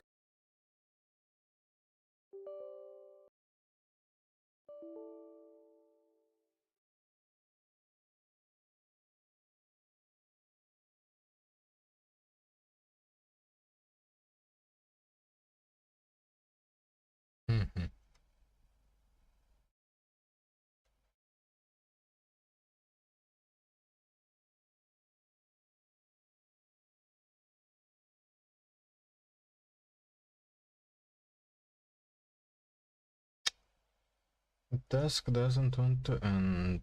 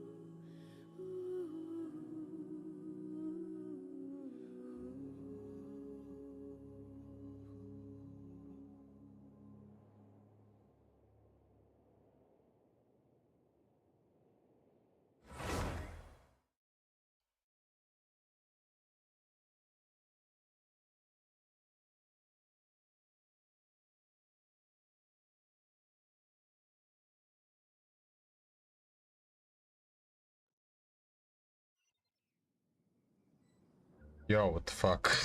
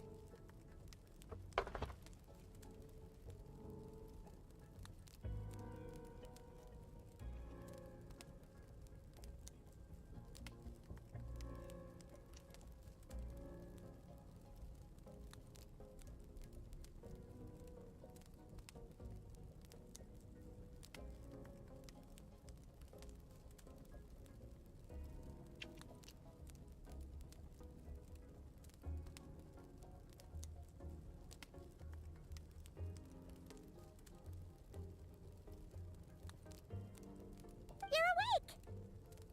I am.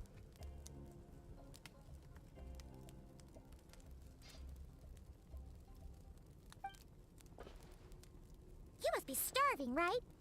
Ta-da! A barbecue feast just for you!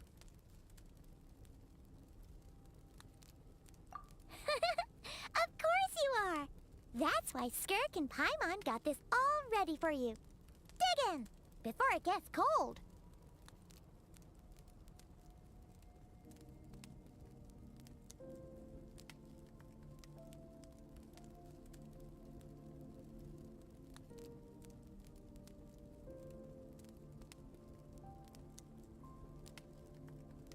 Ah, well, if you're around someone long enough, it's bound to happen. Plus, Skirk can cook. So, Paimon decided she can forgive the whole Ice Queen thing. Paimon's not one to hold a grudge.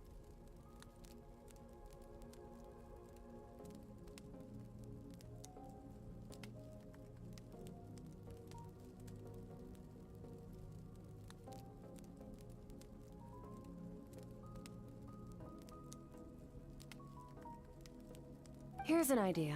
Let's save the chit-chat until after the meal.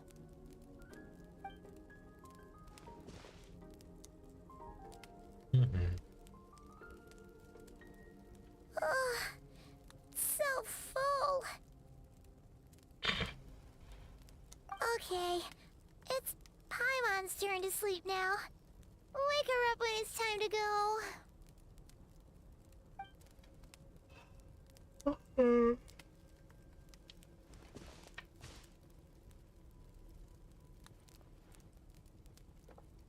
I have good news. First, your training is complete. You have what it takes to wield immense power. Now it's just a matter of putting it into practice. Continue to learn from your journey and hone your skills against formidable opponents. Second, I've located the culprit we've been searching for. Next, we just need to retrieve the missing part of your soul, and our business will be concluded. When Ajax trained with me, he once told me he was bursting with questions. So I allowed him to ask me 3 of them before he left. You and I may never meet again, Traveler. So if there's anything you want to ask me, now's your opportunity. Just like Ajax, I'll answer 3 of your questions.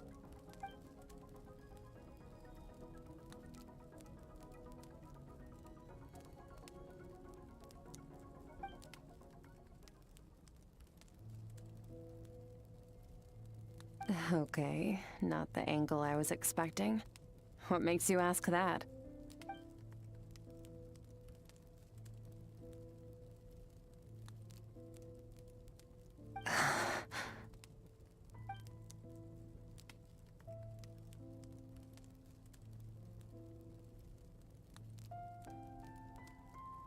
I knew that was a possible side effect. Closed off my mind to you for that exact reason. Even with the dream mirroring, you should have seen nothing but endless darkness.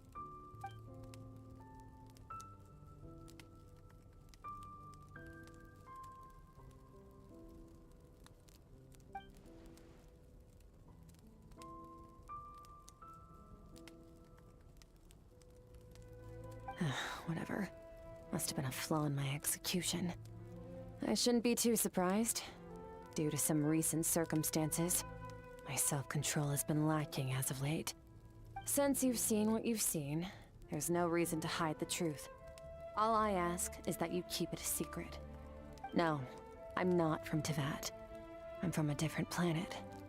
And there was a time when I journeyed through the stars. A lot like you in some ways.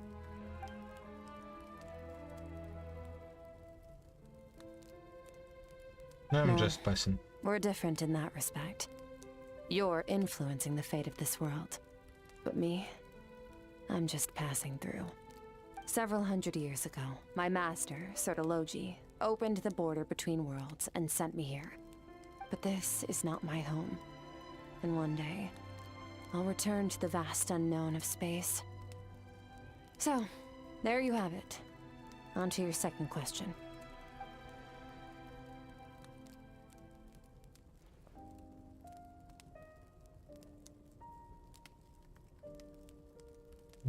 To become stronger.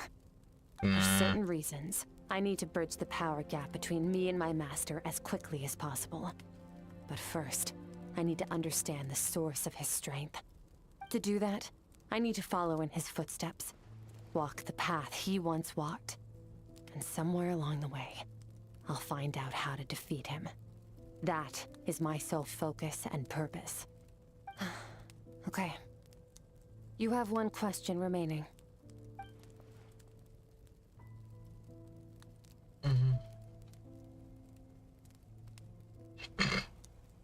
For certain reasons that I'm not gonna disclose, so don't ask this question.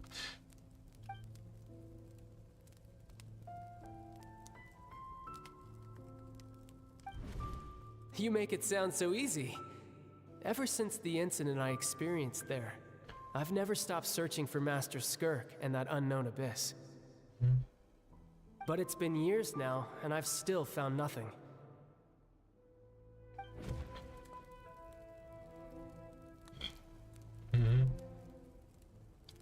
Well, your last question?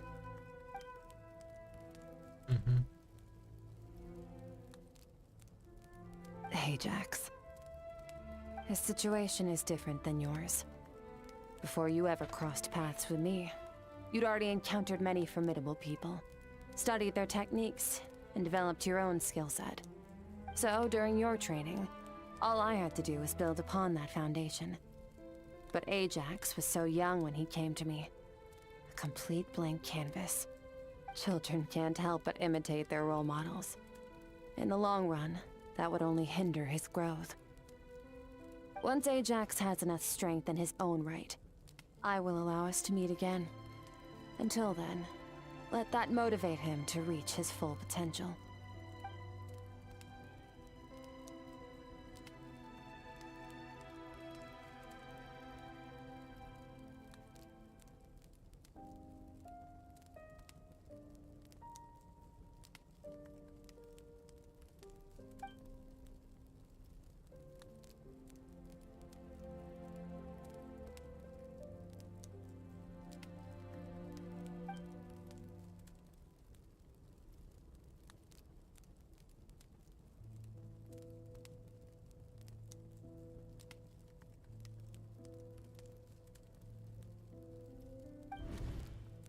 Unlike you, I have no desire to establish a connection with the world.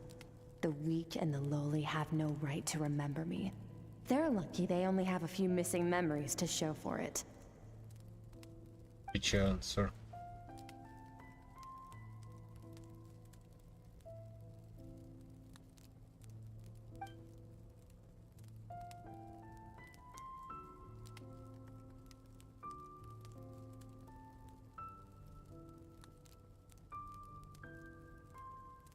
Wake up your companion. It's time to go.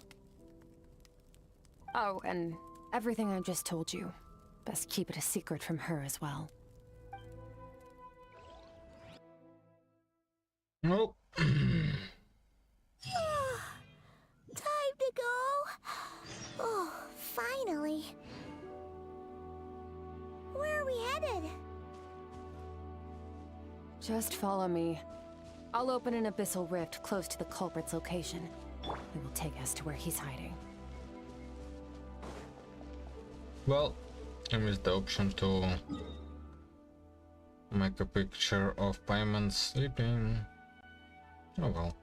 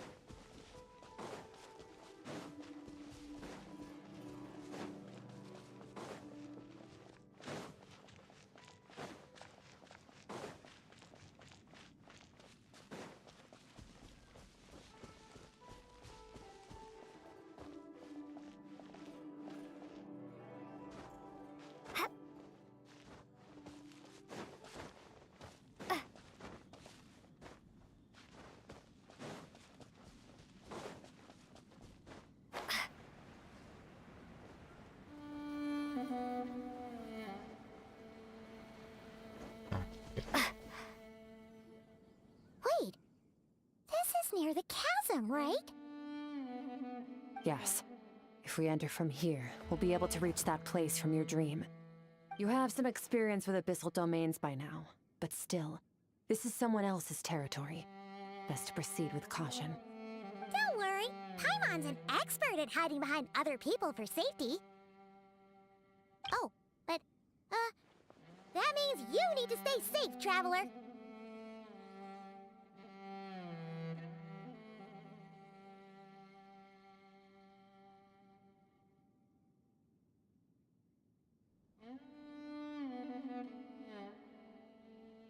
All right. Remember your training. Time to put it to use.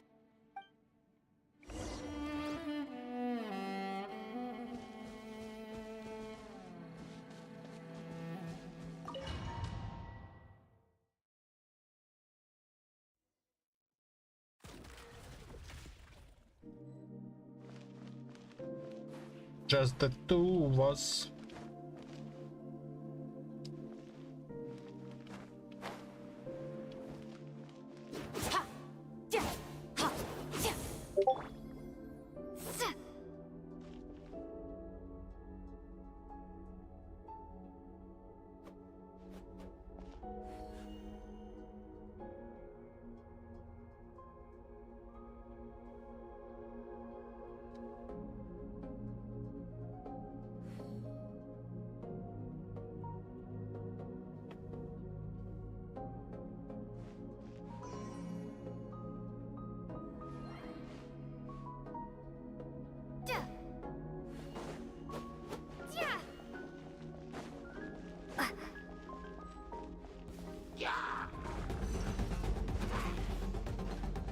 Bombs away!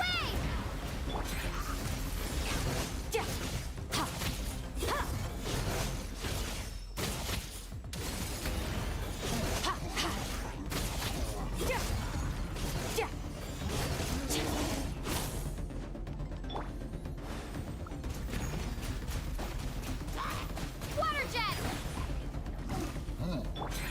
Annihilate!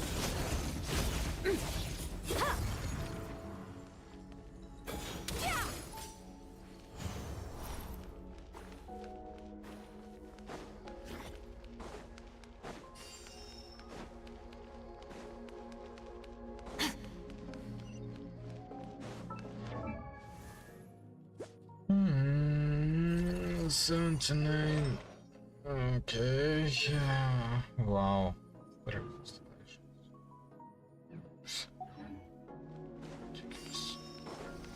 Whoa! Look at all these spikes! Careful! Don't get hit! Oh. You know what? Paimon's just gonna float behind you. Come on, you got this.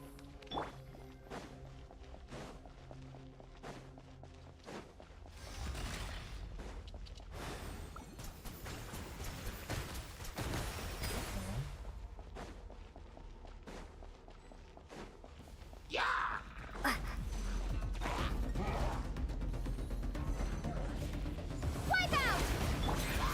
Surge! Yeah, ha!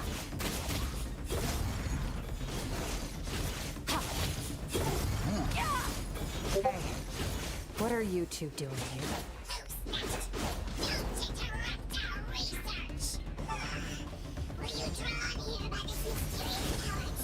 Dusty, like an abandoned house. Let's press on.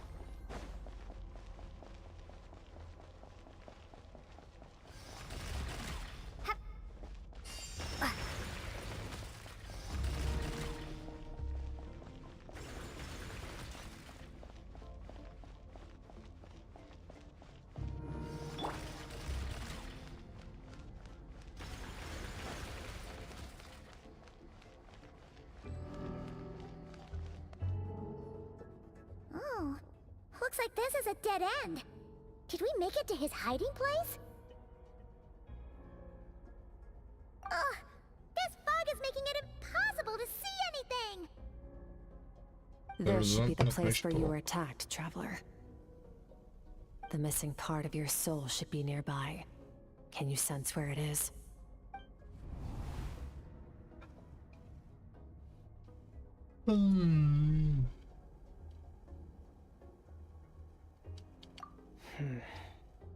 Our opponent must have covered his tracks just in case. Otherwise, you should have sensed it much more strongly. Hold on! Look! The spikes are back! Stay calm. Let's hold back a little. Give our enemy some wiggle room so we can see what we're dealing with.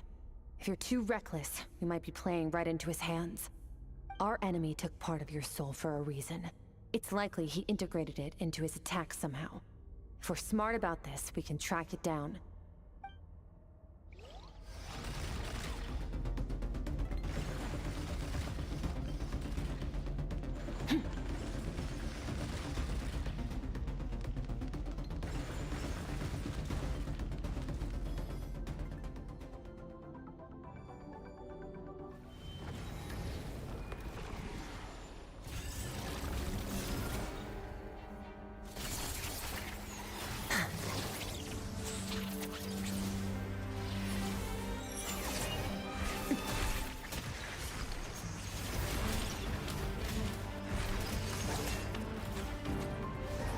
From the start, the attacks have been focused on me.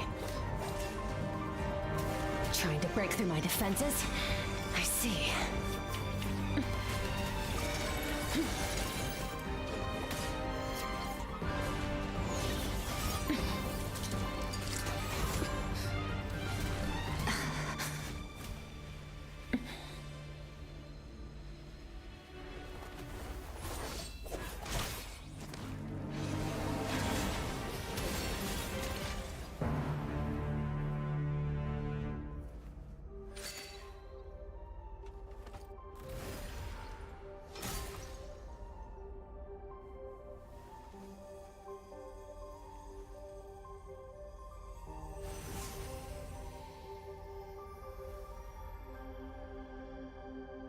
There.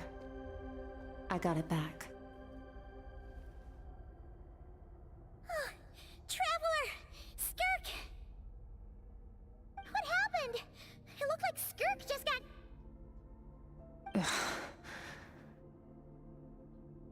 In the Guili Plains, you asked me why this enemy chose you as his target. Now, the answer is clear. It's not just the fact that your strength is impressive. It's also because of your ability to, as you put it, purify abyssal power. Whatever that actually means. The fact is, that ability allowed him to do something that should have been completely impossible. Namely, break through my defenses and steal my power. No, he couldn't have known I'd come to his domain.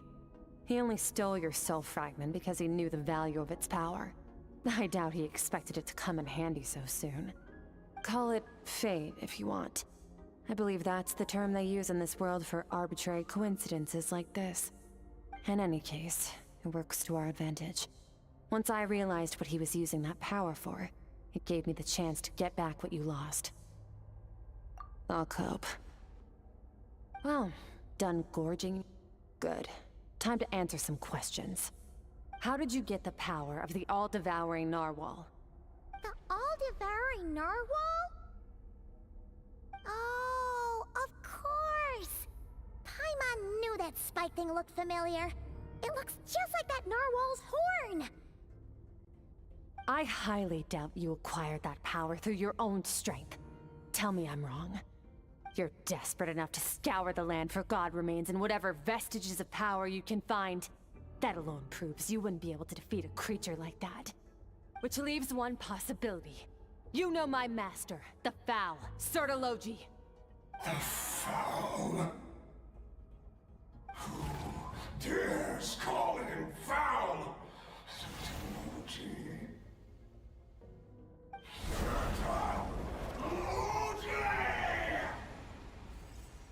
What's wrong?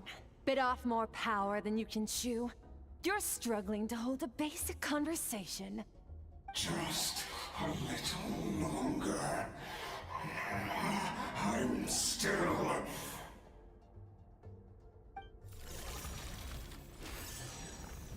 Look! It's back! Those obsessed with power will let it devour them before abandoning their pursuit. Keep calm and use reason to decide the best course of action.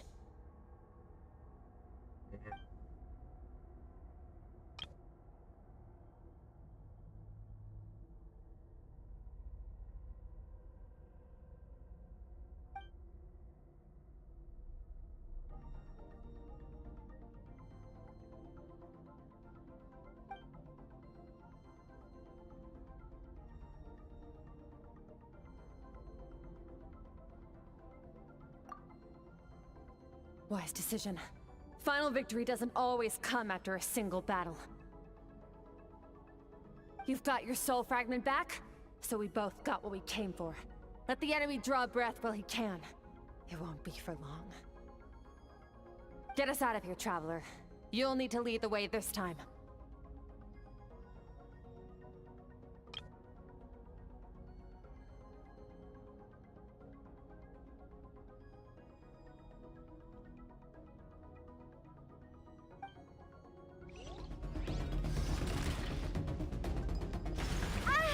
Oh, yo. Skirk, is your shoulder gonna be okay? The wound is minor. It'll heal in no time. You should focus on getting out of here alive instead. Uh-oh! Falling spikes! Run!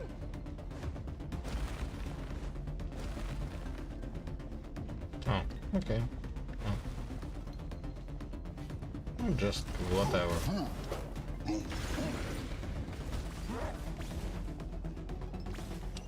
Bye-bye.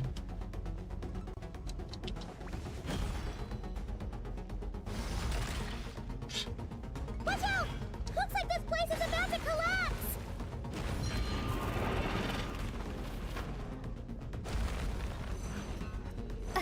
So, this guy's power has something to do with the all-devouring narwhal. Did you know that all along, Skirk? I had my suspicions.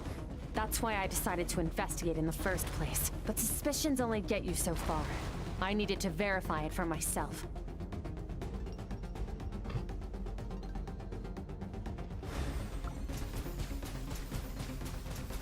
Yeah. That's not long range enough.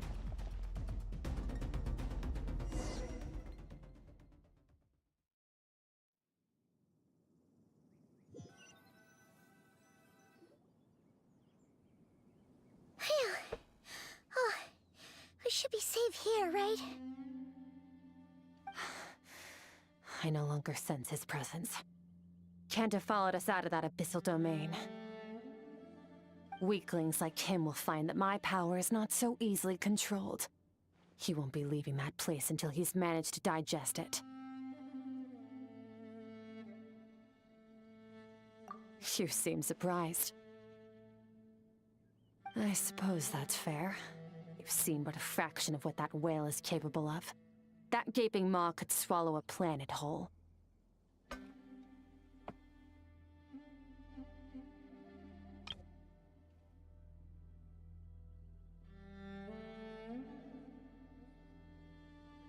It's called the all-devouring narwhal for a reason.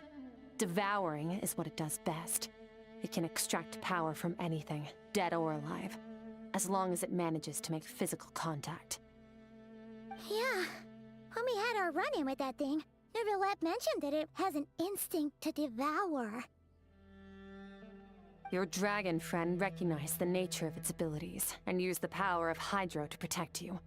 That worked because it was in a satiated state, so it was somewhat less aggressive than usual. It's a different story when it has no more power to feed off of. That's when its true voracious nature kicks in. It could devour everything on the planet in that state, which is why I cast it into that void space. But I hadn't counted on there being anyone left on this planet capable of wielding its power. To me, that says he must have encountered the whale a long time ago. Meaning, he must have known my master.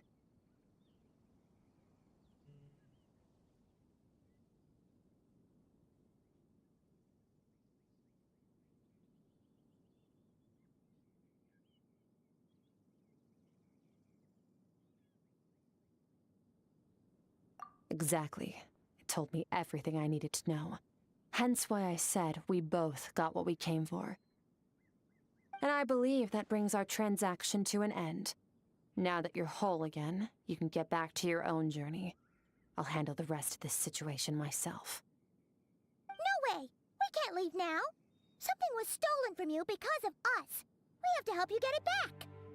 This isn't my first taste of failure or losing power. When you fall, you get back up again and become stronger. That's how it is. But what if that monster finds you before you're all better? Plus, how are you gonna get home? It's not like you can just go swoosh and open a door to the abyss again. Not without your full strength. I'm pretty sure you're wrong, Paimon. So, sticking with us for the time being doesn't sound so bad, does it?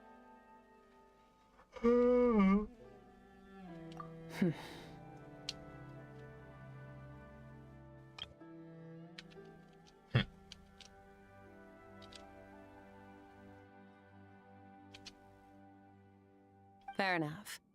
Then take this. What is it? A bag of Mora. Nothing in this world is free. I know that much. I'll leave the planning to you. Hurry up and decide where to go. We shouldn't linger. We should take Skirk somewhere she can rest. But where? Paimon gets the feeling Skirk wouldn't like being around a lot of people. Oh wait! Baizhu said we could rest in the back room of the pharmacy, didn't he? Let's head there! He'll know something about Master. I'm sure of it. Next time, I need to be ready. Fine. It was just a scratch. It'll take time to recover my strength, of course. But adapting to situations like this is nothing new for me. Oh, this. It's a star crystal suit. Abyssal energy is scarce in Teyvat. Wearing this helps me access it more freely. It stores concentrated abyssal energy that I can draw from on the go. When the energy runs out, it reverts back to its original form.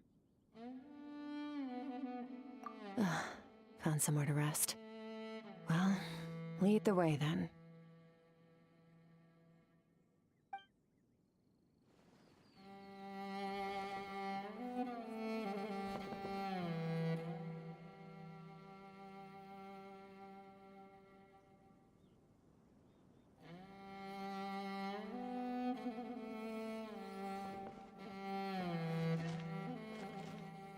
Does look different.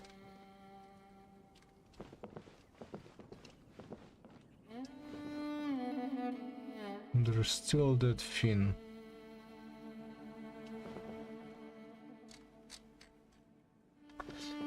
I can't get closer.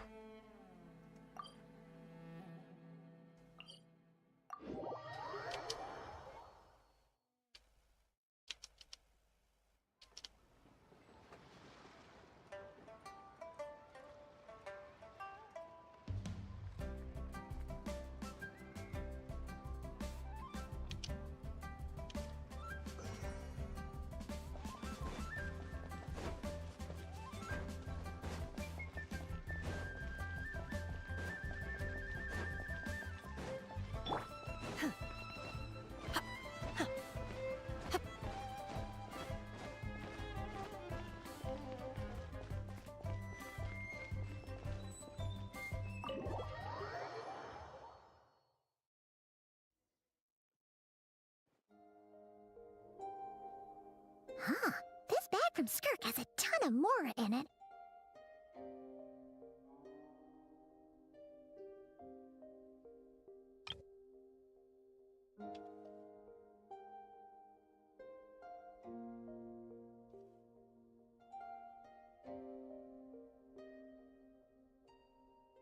Does she have a job or something? Wait, no. After what we saw at Wamin Restaurant, that seems impossible. Can you imagine? It would go something like...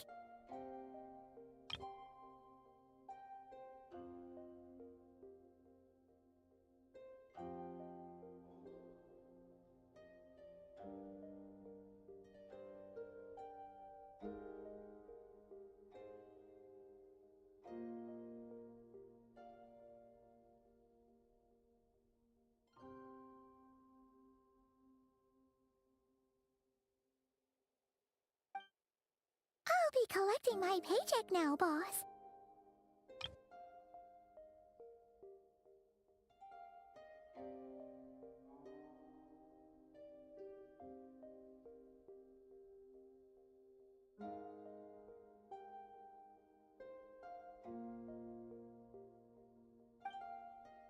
Oh, sure thing. Wait, who are you? Have we met?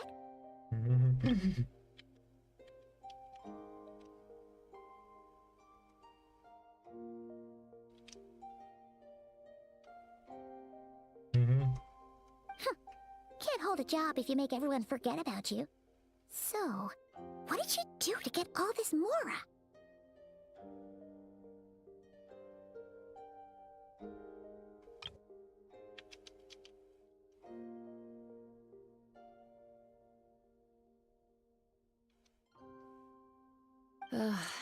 Claimed some buried treasure, took care of a few monsters that were causing trouble. Nothing untoward. It's safe to use.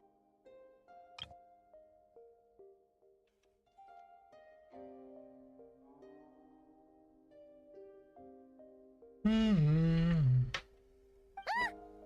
heard all that? Of course.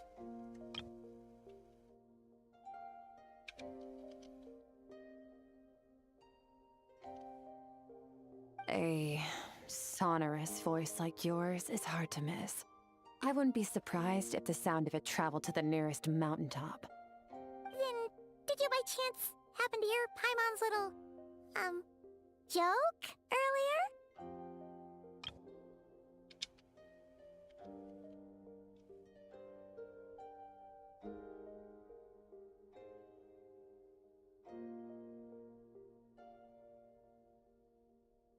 You mean when you called me Frosty the Lavender Melon?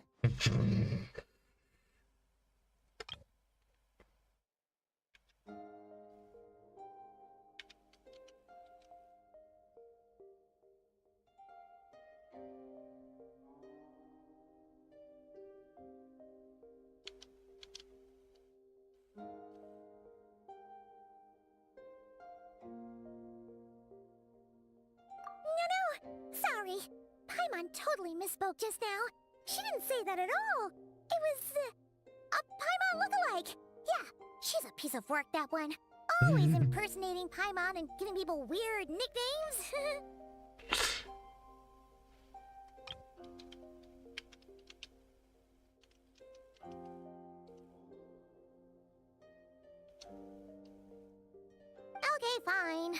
The truth is, Paimon didn't like you all that much at the start. But things are different now. You helped the Traveler in a big way, so... What do you say? Friends?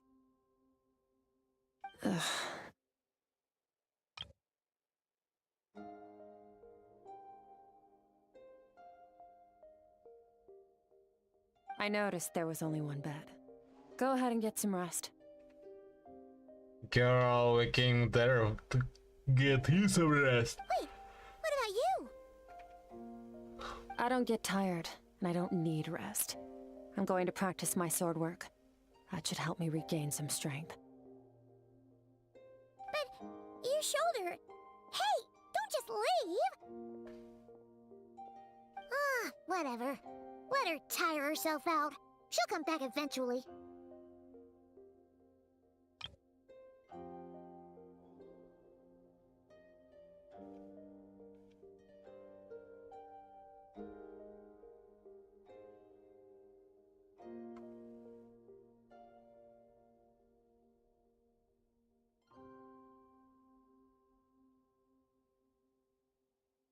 Let's get some sleep, Traveler. That comfy bed is calling, Paimon.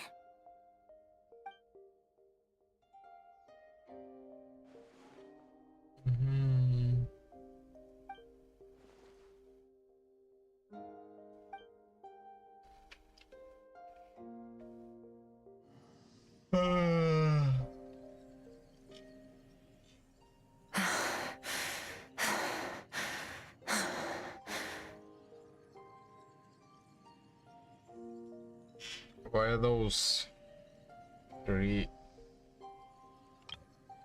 question marks?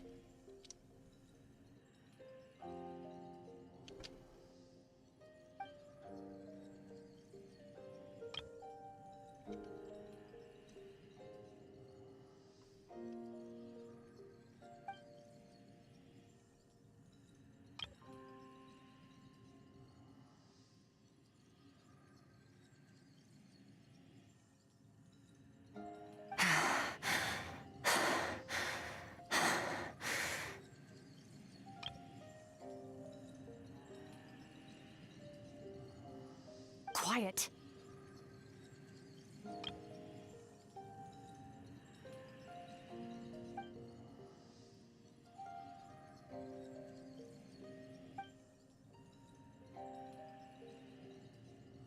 Do you even remember how many of us perished in that fire? How many bodies were left to rot on the scorched earth? Yet you alone live on.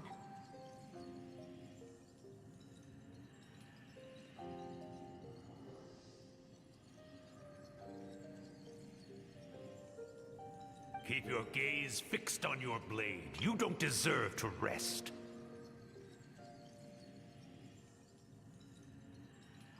Run, Skirk. Run! Only death awaits us here. Keep running, and don't ever look back.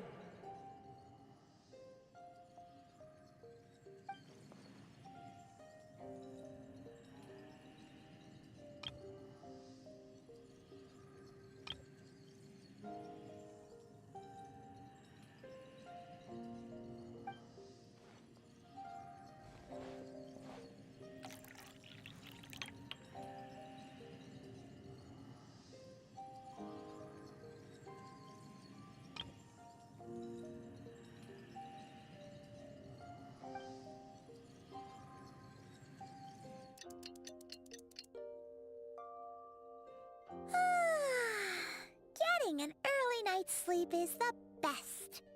That bed was so comfy.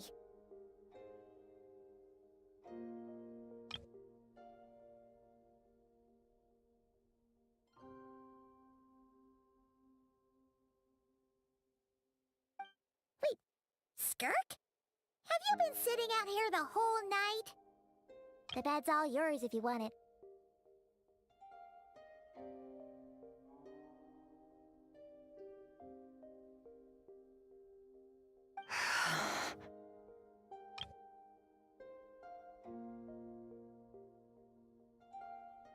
About 60%, maybe 70.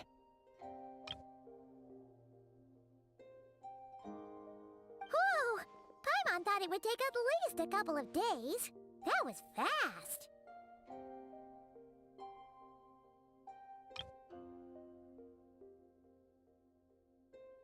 No, not fast enough. That's 20% less than last time. Same training regimen, same intensity. Nothing felt different, but somehow the outcome fell short.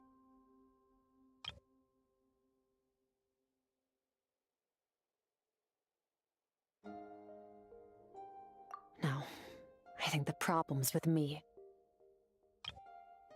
No. I need to meditate for the next 2 days. Deep introspection should help me find the issue. Ooh, sounds intense. We'll watch over you in the meantime, then. Thanks. See you in 2 days. Don't see you in 2 days.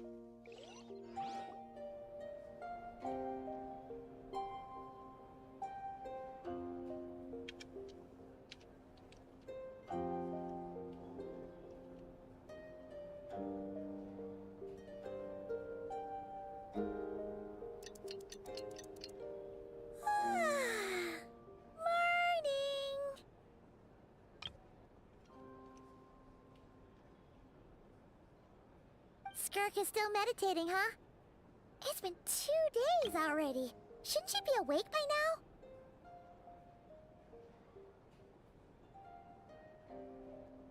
Nice meditation. Paimon can't think of anything we can do to help. Oh wait! Breakfast! That's it! Paimon will go get breakfast! Skirk is gonna be starving when she wakes up. Be right back.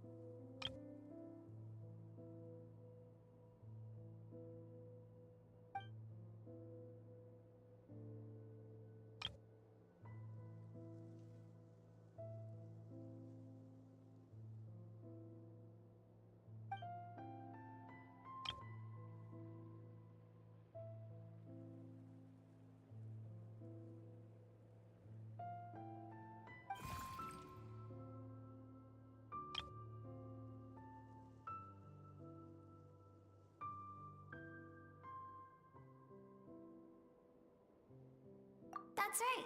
This is Skirk's inner world. Think of it as the threshold between the soul and dreams.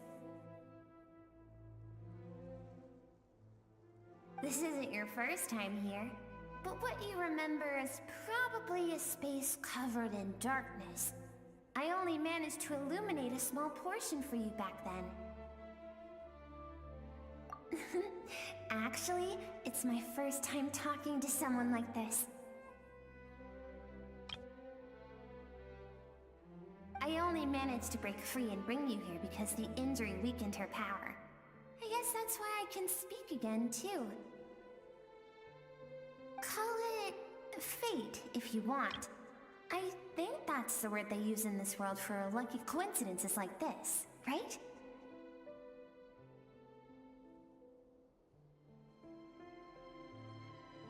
Now, before I take you to her, I gotta ask. You're the first outside visitor to ever come here, so what's your impression of this place? Why are there so many cliffs and waterfall? Oh, you noticed.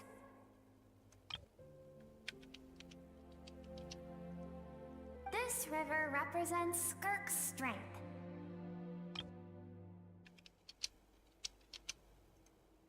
Strength accumulates over time.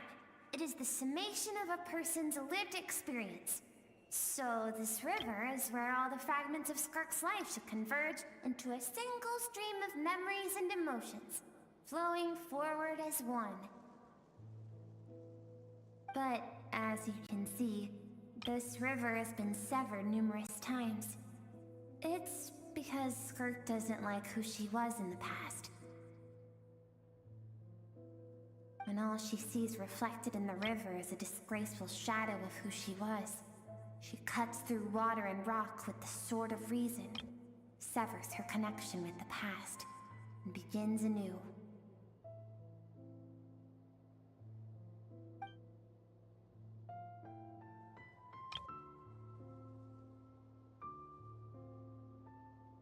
You must learn to shut out all the pointless emotion.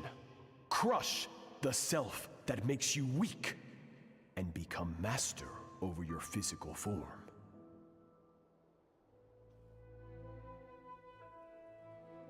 This isn't my first taste of failure or losing power. When you fall, you get back up again and become stronger. That's how it is.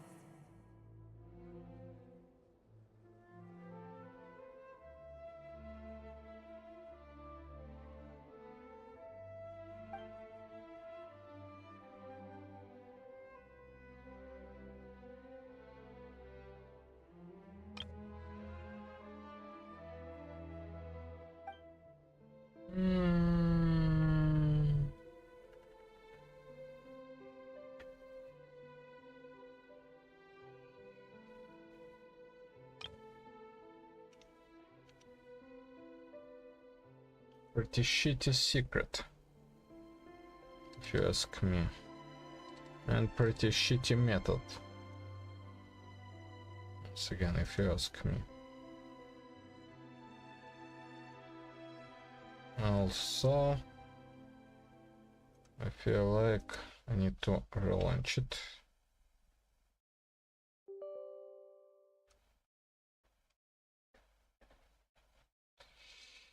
Once again.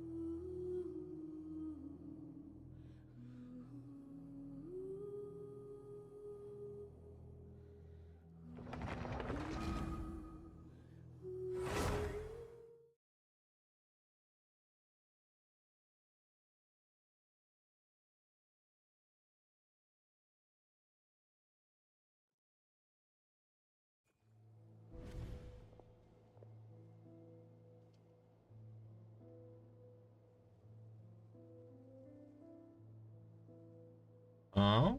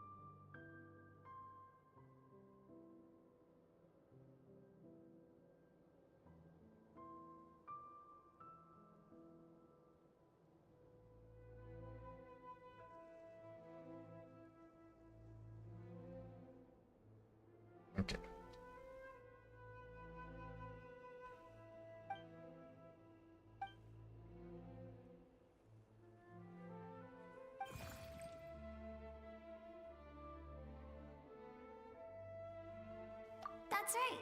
This is Skirk's inner... This isn't your first time here. But what you remember is probably a space covered in darkness. Actually, it's my first time talking to someone like that. I only managed to break free and bring you here because the injury weakened her power. I guess that's why I can speak again, too.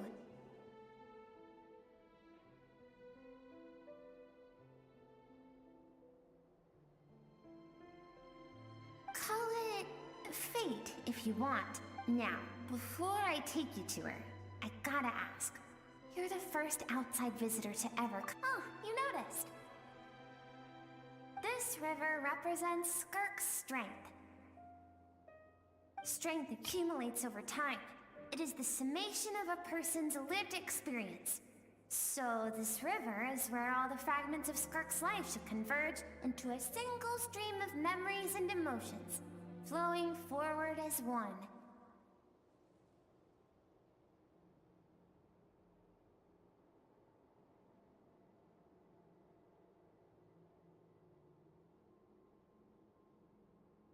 But, as you can see, this river has been severed numerous times. It's because Skirk doesn't like who she was in the past. And all she sees reflected in the river is a disgraceful shadow of who she was. She cuts through water and rock with the sword of reason, severs her connection with the past, and begins anew.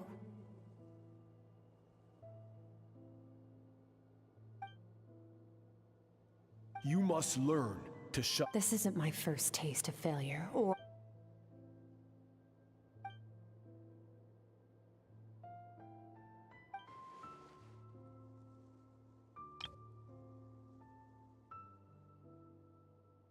Such a sad thing to think about.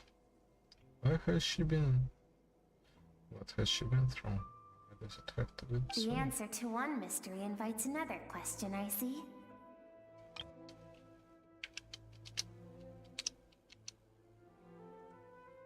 Let's follow the river upstream. There among the cliffs, among the memories etched into her heart, lies the truth of it all. Soon, you'll understand everything.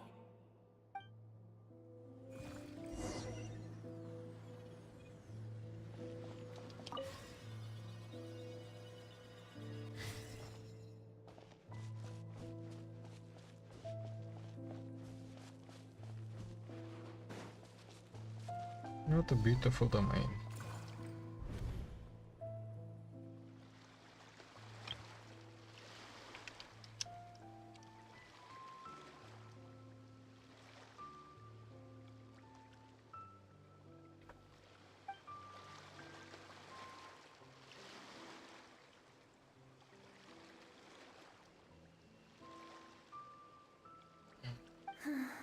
I've always thought that, even when falling leaves don't come from the same tree, they can still form bonds of kinship when they meet. Like meteors, you both made a journey through the stars. Both travelers who have landed on a planet that is not your home. Yet, when she first noticed your presence, although she hesitated for a moment, she still chose to walk away, indifferent as ever.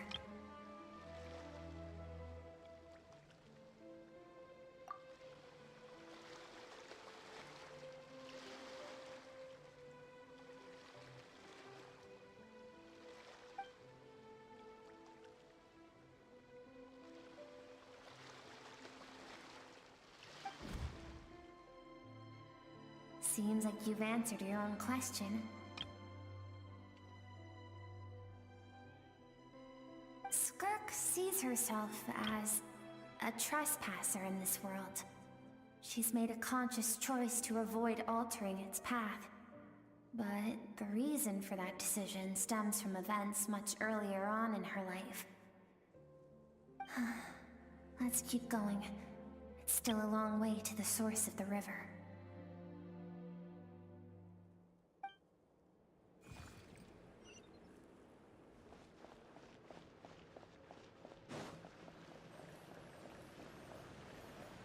Yay.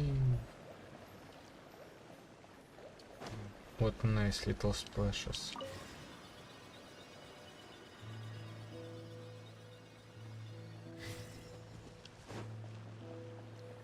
Abyssal, but not corrupt abyssal. That's cool.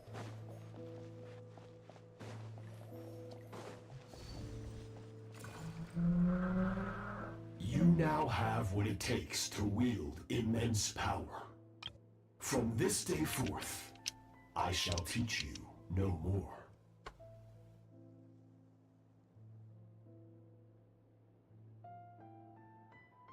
No one can become a worthy warrior through imitation alone. I have given you fangs and claws. Now, you must learn to hunt. You wish me to travel the world beyond on my own, Master? Indeed. Make new friends. Embark on your own journey. And piece together a new future from the shattered remnants of your past. We will still have contact through the abyss. But know this. One day, I will take the life you worked so hard to rebuild and reduce it to ashes. Just like the fire that haunts your mind.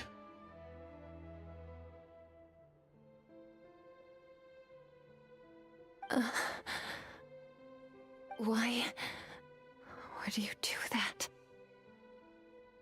I have told you before, fear is the catalyst for human evolution. You have tasted loss. You have known fear, so deep it can be felt in the bones.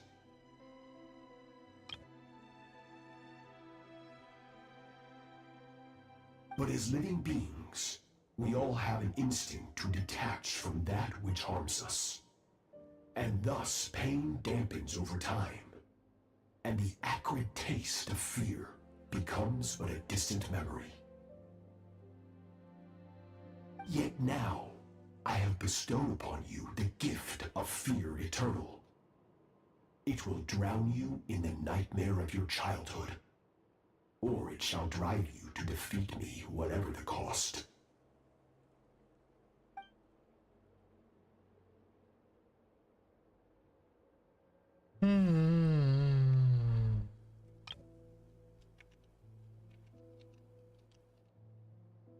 That is what Skirk's master, the foul Sertologi, looked like at one point in time.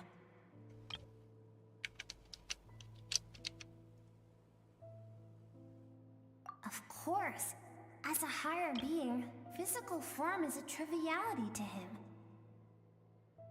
He could appear as a beast, a human, or even a monster that defies description. The form you see him in here, clad in abyssal armor, is the one he usually wears when traveling through the stars.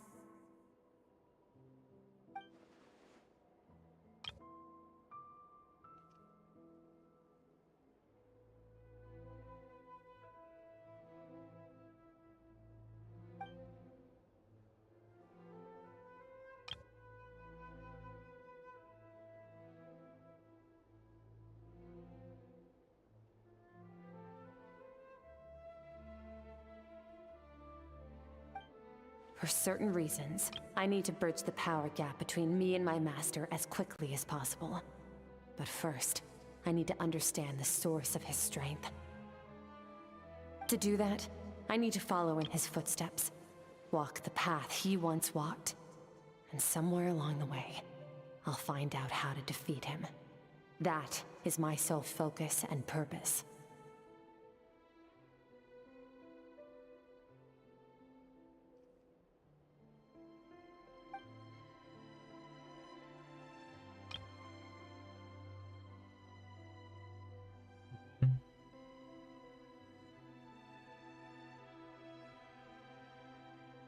I'll let you in on a little secret. The real Sertologi is terrifying.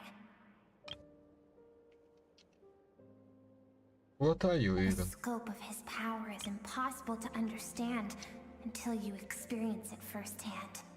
It is absolute. The power to crush all things.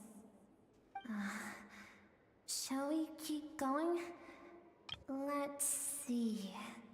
We're about halfway there.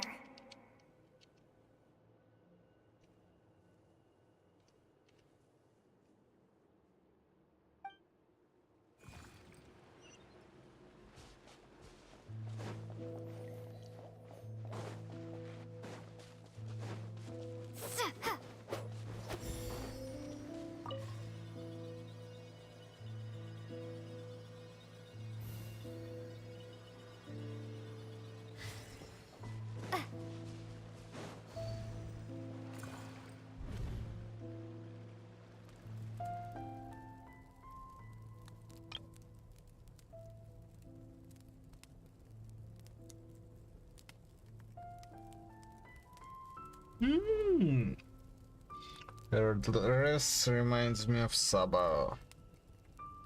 We've made it quite a ways already. This is Skirk, when she first began training under Sertology.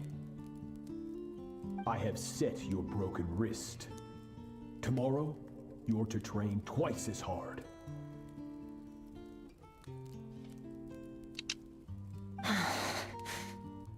No tears this time. Good. Attempting to garner sympathy through tears is a habit of the weak. A pitiful, useless ploy. Can I ask a question, Master? Why did you save me? I keep thinking, maybe it would be better if I had died. I wouldn't be haunted by that fire all the time. I wouldn't have to go on like this. I saved you because I have a plan for you.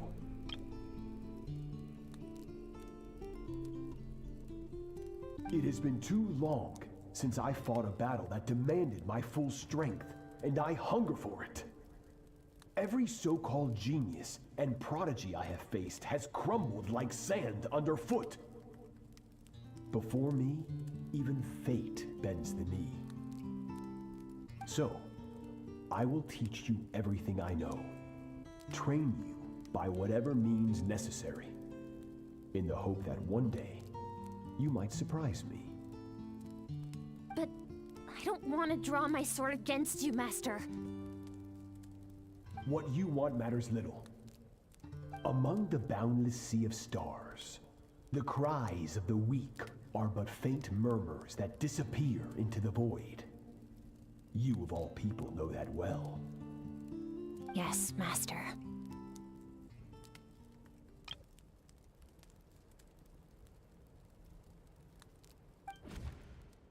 From that day forward, all she knew was grueling training, emptiness, and fatigue.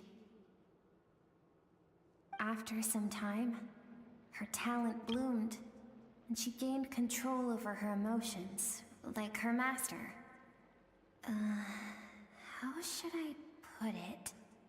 It was not that human emotion disappeared from her heart, but that reason came to dictate all she was allowed to feel. I suppose it was at this point that she became the Skirk you know today.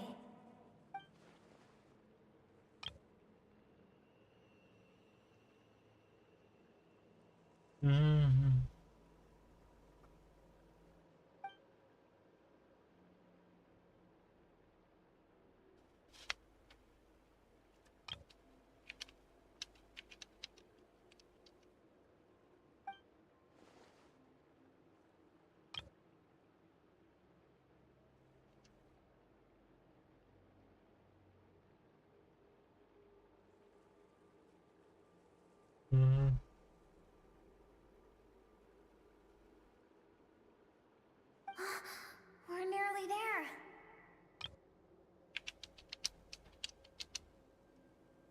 I almost don't want to reach the end.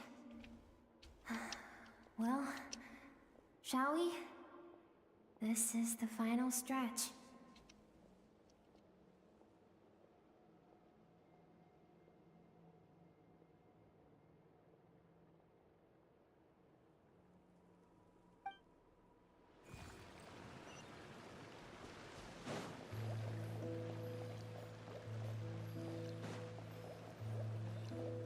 Oh, interesting.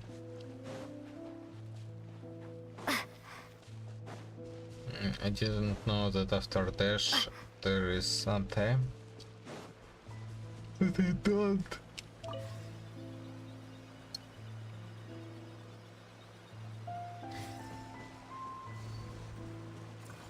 Touch the ground.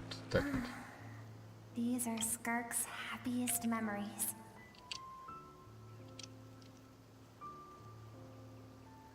What a simple and carefree time it was. Wisps of clouds dotted the sky. The sun bathed everything in golden light. And when song filled the air, not even the shyest of flowers could resist swaying along. This is Skirk's homeland. She was so curious about everything as a child, always skipping school to go exploring instead. There was so much to discover. The treasures at the bottom of the sea, the secrets beyond the stars, and that merchant ship packed with adults wearing those strange clothes. Yes, the ship.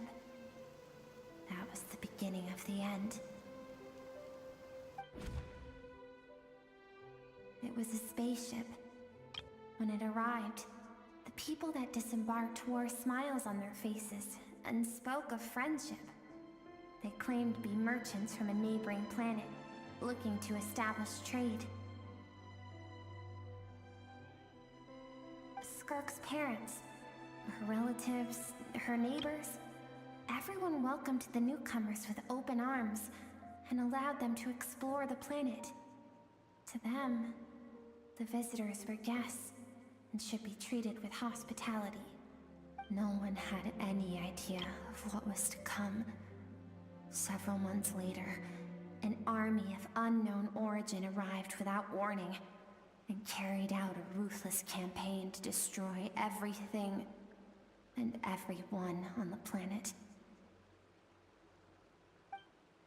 Skirk had skipped school that day, like so many times before, so she was not caught in the immediate wave of destruction. But when she came home that day, only fire and ruin awaited her.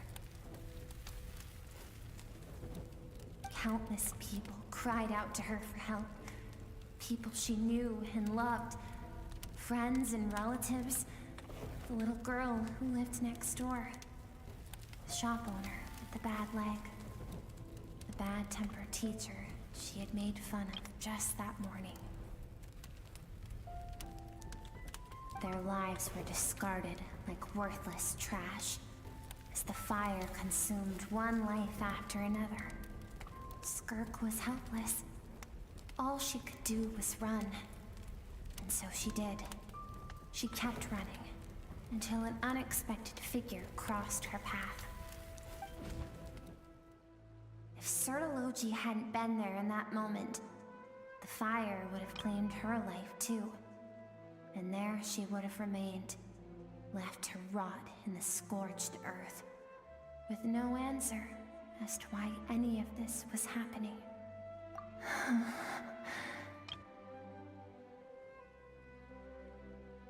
Because she and her people were seen as a threat.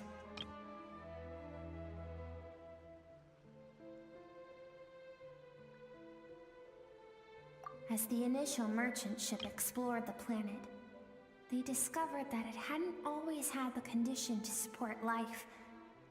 Yet there was evidence of human activity, even during the periods of extreme heat or cold in the past. Further research revealed that, over time, the people of this planet had evolved the ability to adapt to any type of environment or energy source. For that reason, the outsiders viewed them as a potential threat, and decided to eliminate them before the threat could rear its head. And so, the army was called, and the so-called danger was wiped from the face of the planet. Senseless, isn't it? Deemed a threat because of a gift they didn't even know they had. Perhaps it was their own innocence and kindness that doomed them. But in the end, that was lost to the blaze as well. If those with power get to decide good and evil, then all you can trust in is the sword in your hand. And so, before death could claim her, she ran. She ran and never stopped.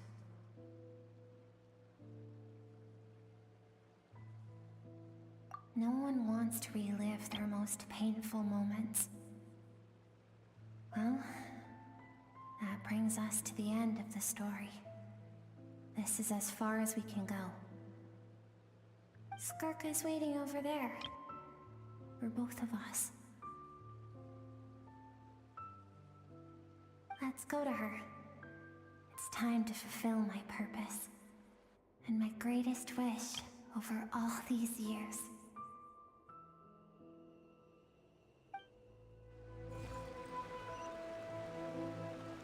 How about you tell me what you are?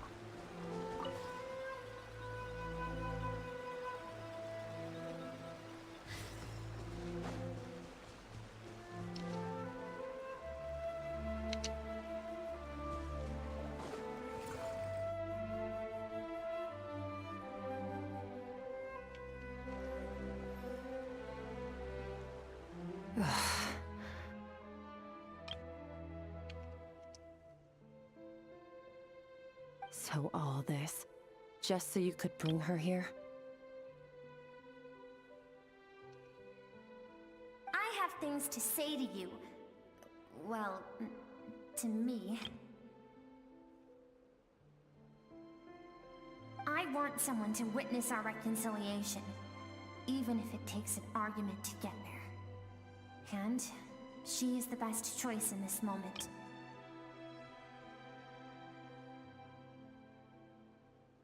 Her suppressed emotional self. The version of herself she keeps locked in the recesses of her mind, stifled by reason.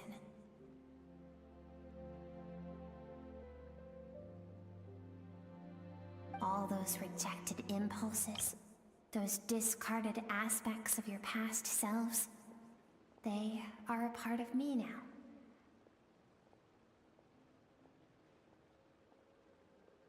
I am who you used to be. Someone you have refused to face for too long. So, I came to face you instead. You're wrong. I've faced you all along. And that's exactly why I keep you locked here. Your existence makes me weak.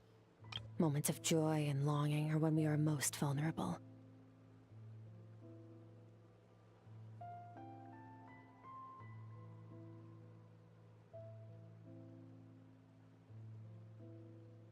Don't forget, it was a penchant for goodness over reason that doomed our homeland in the first place.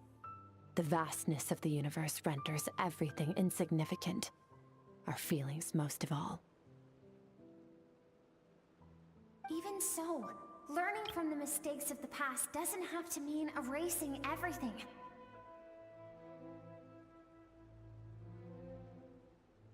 Strip yourself of your so-called weaknesses.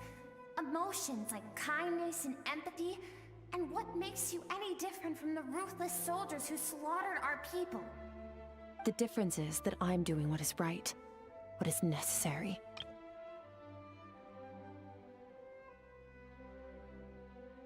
I allow you to exist, but with limited freedom. That is the greatest kindness I can offer. I've shouldered everything you couldn't carry. I rose above the numbness and emptiness, and it was cold, unfeeling reason that brought me this far. It made me who I am. It made me strong.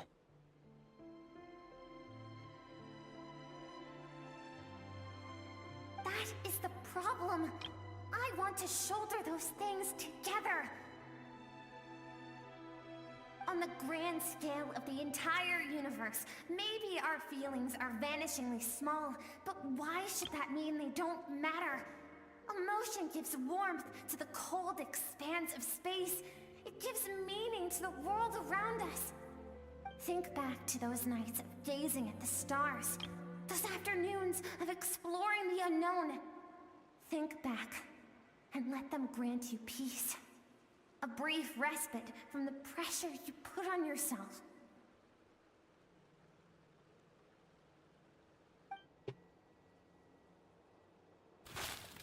That isn't what we need.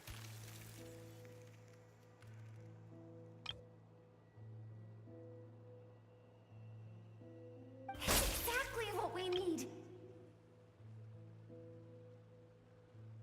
Aren't you curious about why recovering your strength has taken longer than normal this time? Finally, you get to the important part. That is the only answer I came here to find. Then look around. Look at your inner world.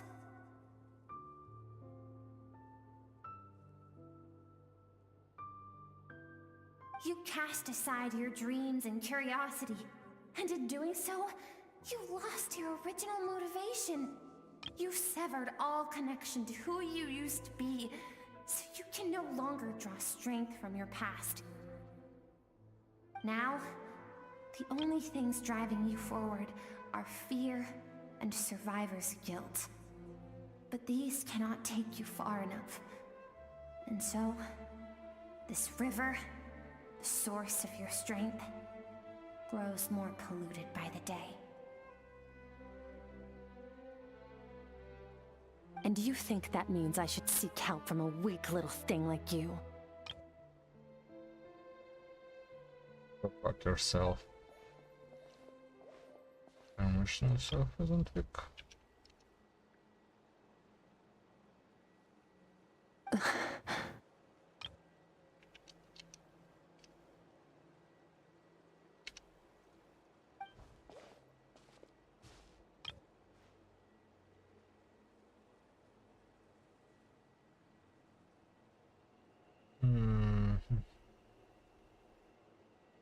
Thank you for saying that. I knew bringing you here would be the right choice. To be honest, I'm not here to argue with you. This isn't about who's right or wrong. And in fact, I agree that in order to make it through the wake of that tragedy, we had to distance ourselves from the pain through reason over emotion. But what is right at one point in time isn't always right forever. I know you will never forget that fire. I know the fact that you were the sole survivor fills you with guilt.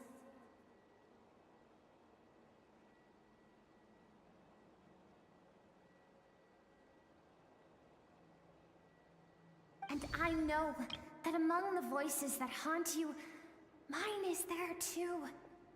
Because deep down, you know that you didn't turn out to be the person you wanted to be.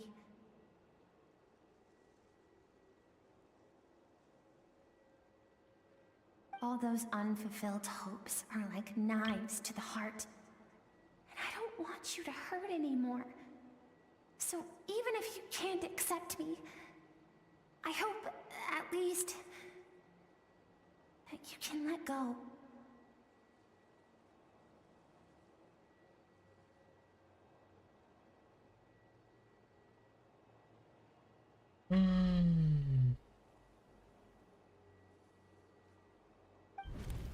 I keep thinking, maybe it would be better if I had died. I wouldn't be haunted by that fire all the time. I wouldn't have to go on like this.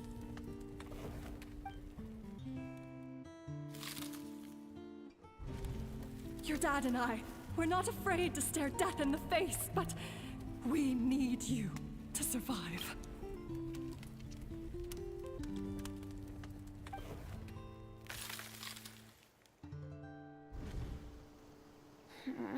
I'm sick of being a kid.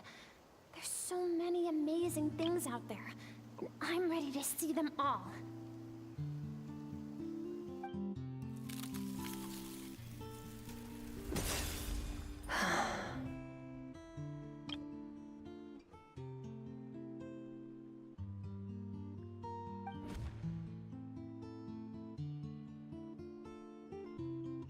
I remember.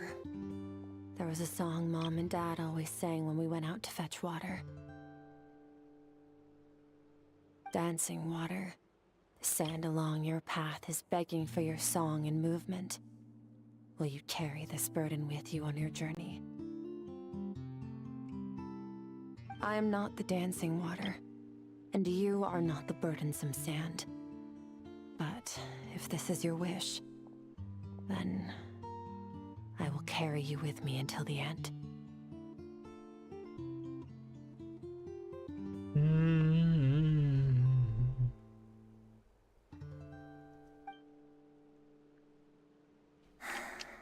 Thank you. I should be thanking you.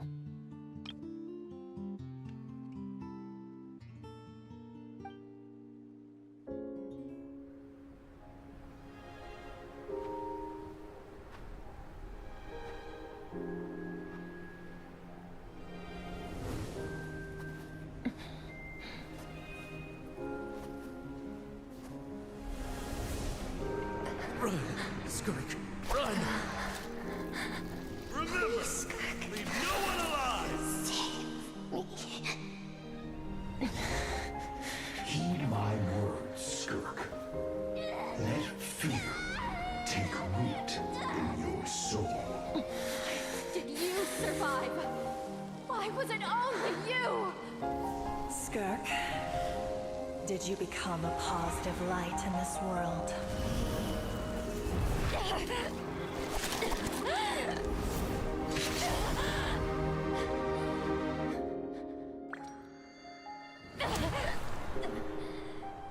Hey, this doesn't have to be the end.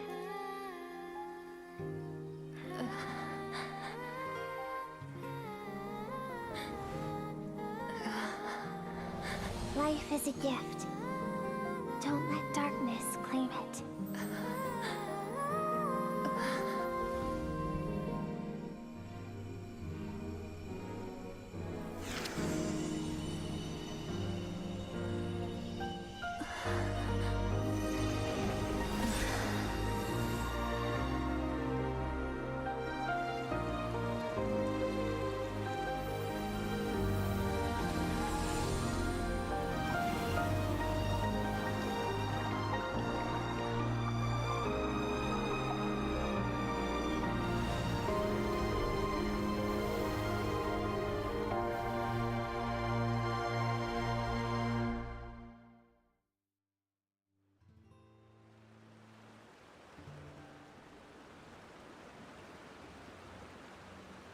So, you saw my memories then.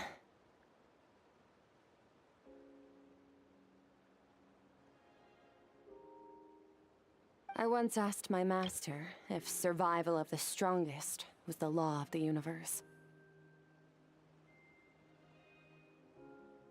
He said no, but in a world without order, those with no moral boundaries tend to be the ones who survive.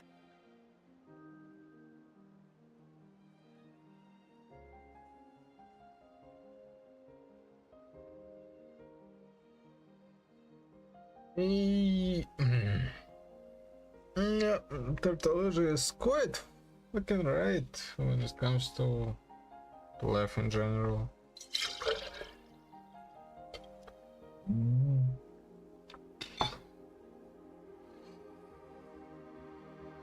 Yeah, power is not That's why, after hearing his answer, an idea came to mind.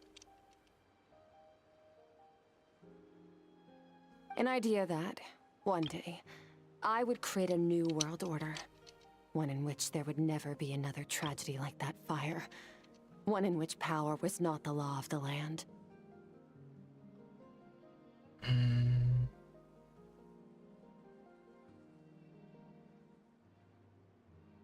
But that means I must defeat him. Because my master, Sertologi, is, at the core, a defier of all rules and order. Yes, and not just because of the gap in our abilities, but also because I have no reason to see him as an enemy. Although his decision to train me was not made out of kindness, he did everything a master should. He saved my life, taught me the sword and the principles of strength. And for that, I respect him. I know, and it's not something I want. But Master never goes back on his word. I have to treat everything he says as a promise.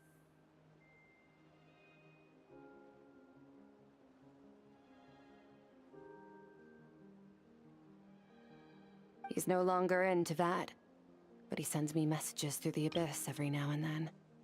Most of them are simple greetings, or an answer to one of my questions.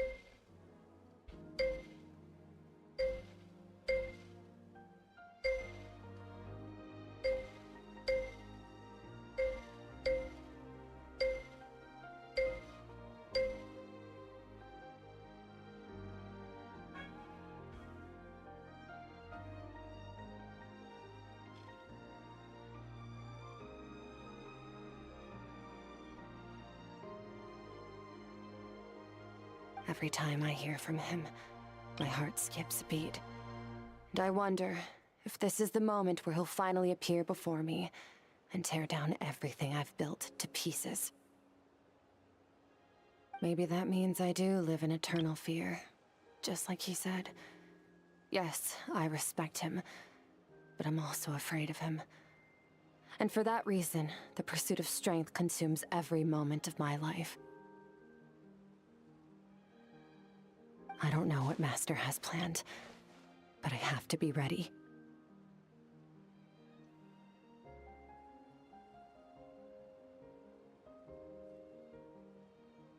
Help me? Why? This isn't your fight. Well, I might be part of your life currently, so it is.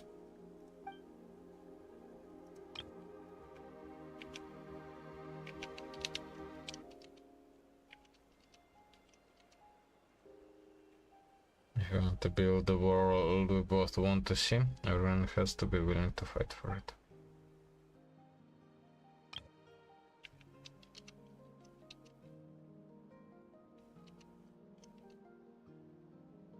If we all do our part, we can make the entire universe a kind of place.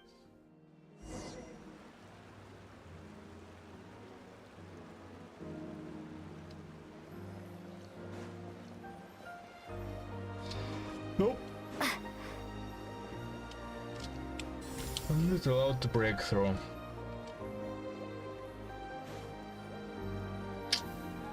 Unfortunate.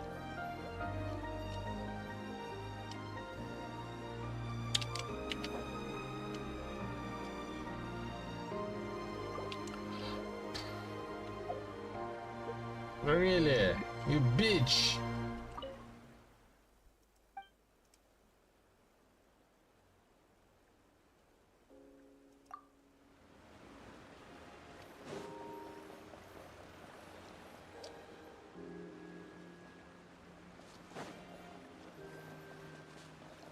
Come on, not even a chest.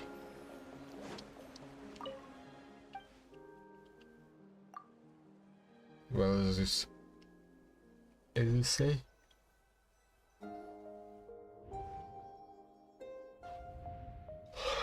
Oh, you're finally awake!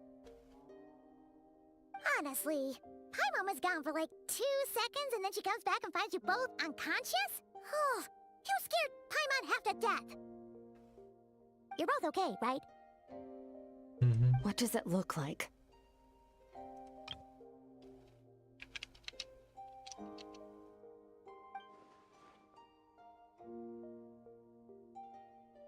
Only water from the source can cleanse the rot and filth that flows from the past into the future.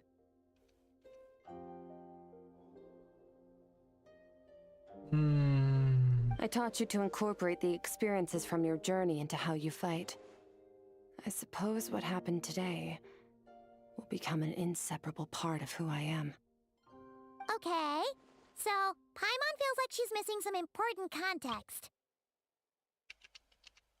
But whatever. Paimon brought back tons of delicious snacks. Let's dig in.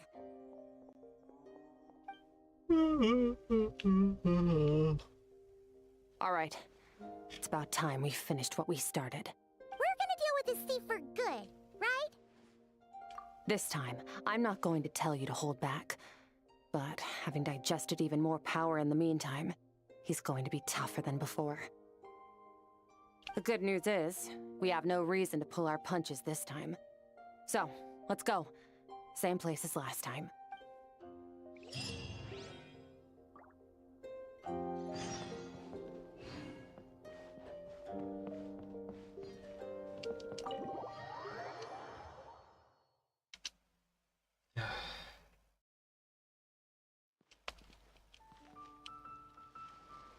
Oh God.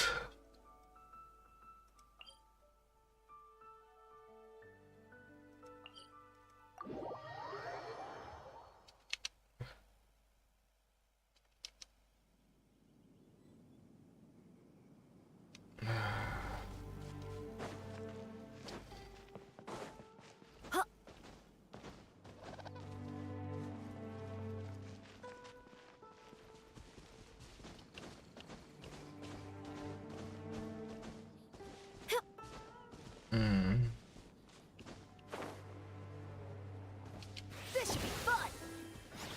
Go for it. You can jump and you will avoid it.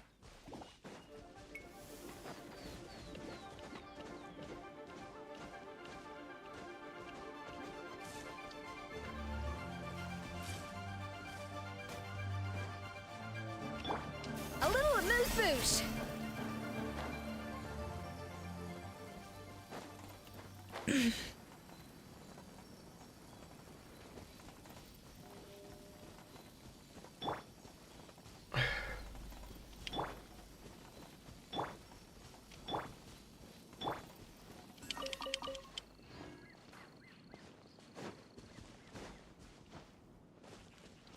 Of course.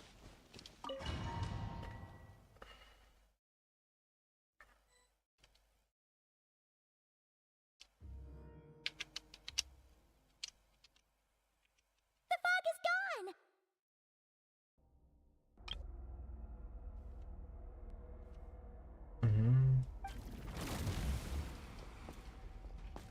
Wait, isn't that the form the all-devouring narwhal changed into? How come he knows that, too?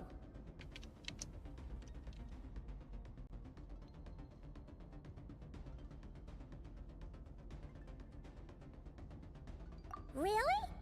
So, you're telling Paimon that giant whale and this guy can both turn into the fowl? How does that work? It's a subconscious instinct. Any intelligent being who longs for his level of strength is bound to mimic his appearance. It's a natural response after encountering someone as powerful as Master.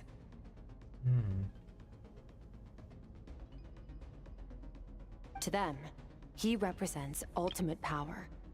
We know the person before us has encountered Master, and we know he stole a portion of my power. So it's not surprising that he would assume this form. Okay. Oh, the closer Paimon looks, the more intimidating it gets.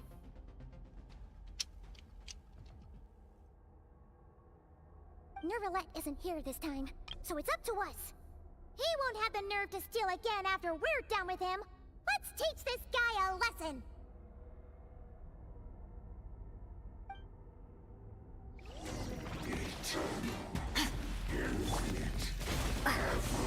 Bombs away! Extinguished! Ha! Ha! Ha! Yeah! Yeah!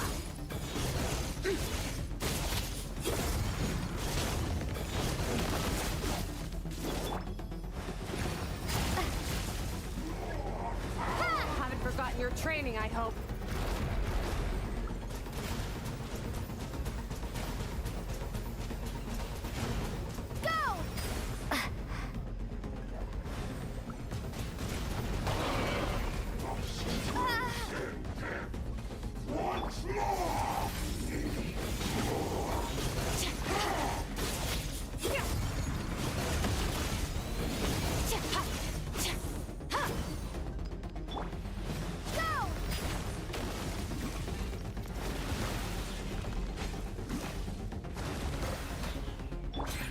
Annihilate.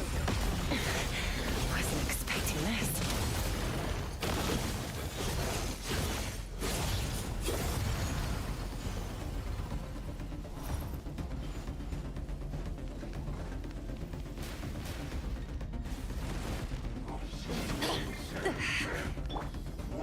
Wipe out!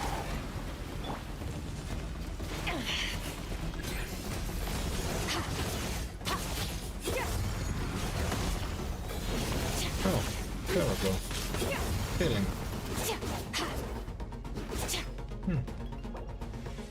No. But I also can just use healing items. Oh, please.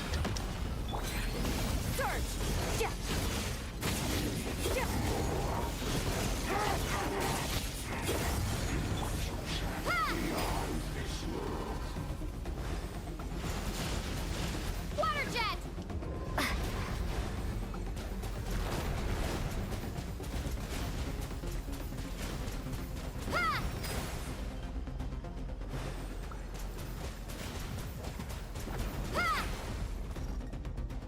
Huh.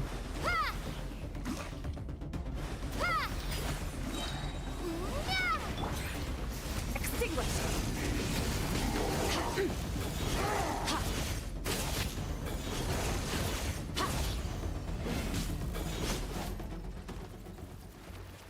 Go.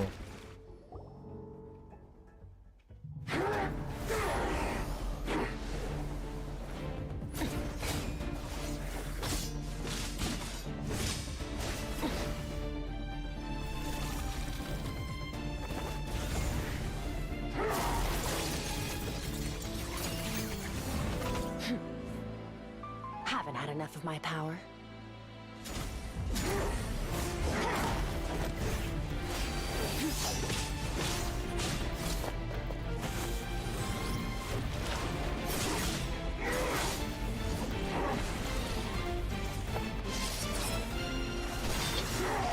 Okay, so apparently I can let's do the abyssal thing. Well then, let's see how much more of this power you can handle.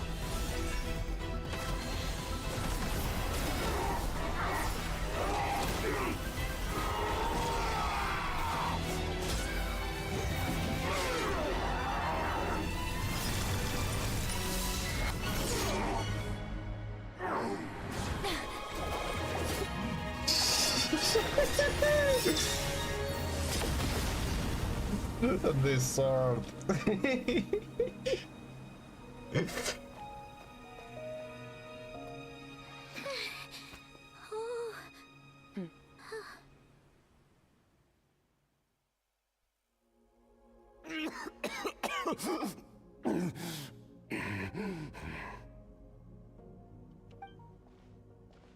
Well, have you come to your senses? You saw that my body was at its limit. So, you deliberately channeled your power into me, knowing that it would destroy my shell from within. Such power, such keen battle instincts. So you must be. Skirk, Sertologi's disciple. How long has it been? How long has he been away from Tevat? Hundreds of years. Hundreds?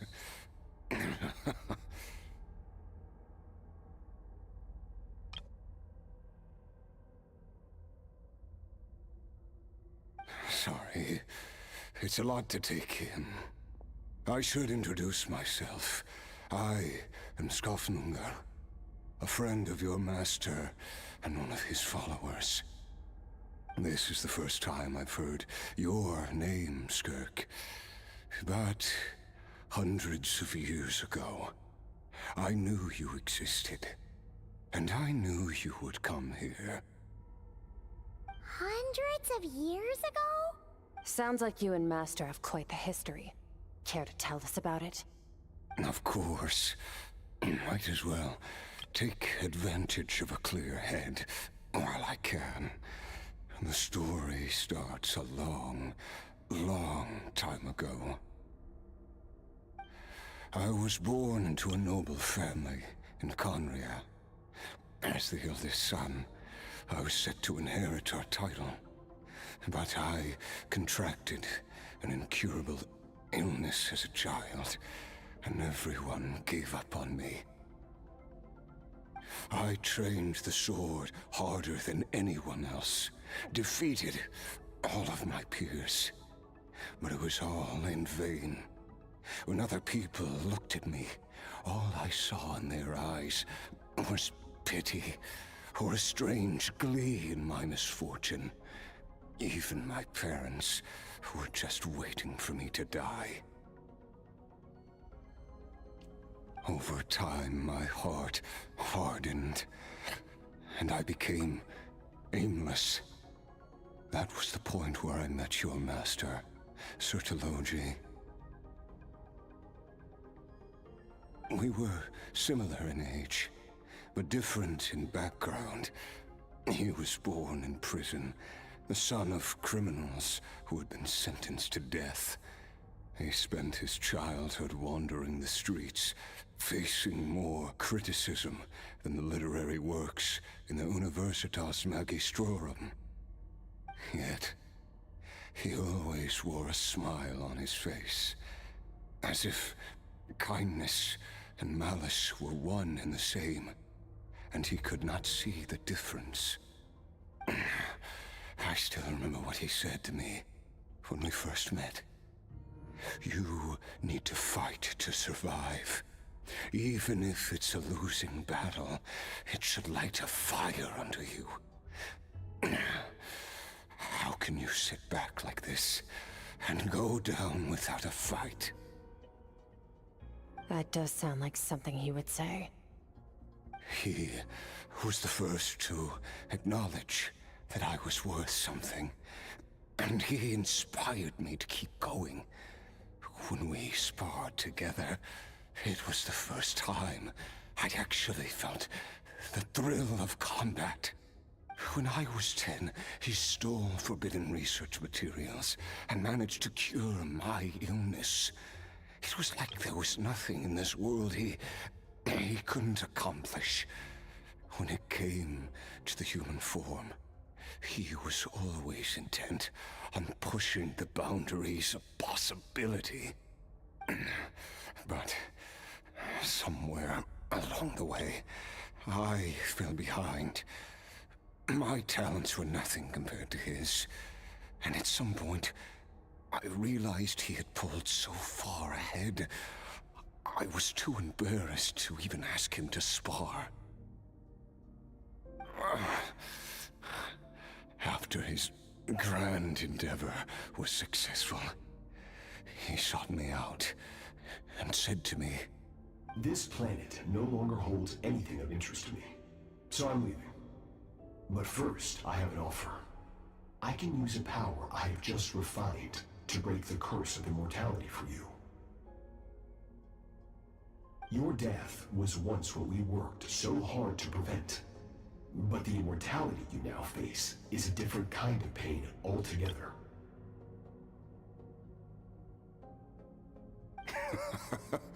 I'll pass. Immortality doesn't sound so bad to me. Since I can't die, it means I have an infinite amount of time to get stronger. Maybe I'll finally catch up to you one day. And we can spar like we used to. Are you sure? I cannot say when I will return. Your body, or rather, your soul, might not be able to withstand this curse. All I can do is try. After all, a wise man once told me, people need to fight for their own survival. Wise indeed. Nevertheless, if you grow weary of the pain of immortality, and wish to experience a good sparring match before you wither away, seek out my disciple. Disciple? Never thought I'd hear that word coming from you. Nor I. But Vedifenir said I was destined to find a disciple out there in the universe, and bring her to Tibet.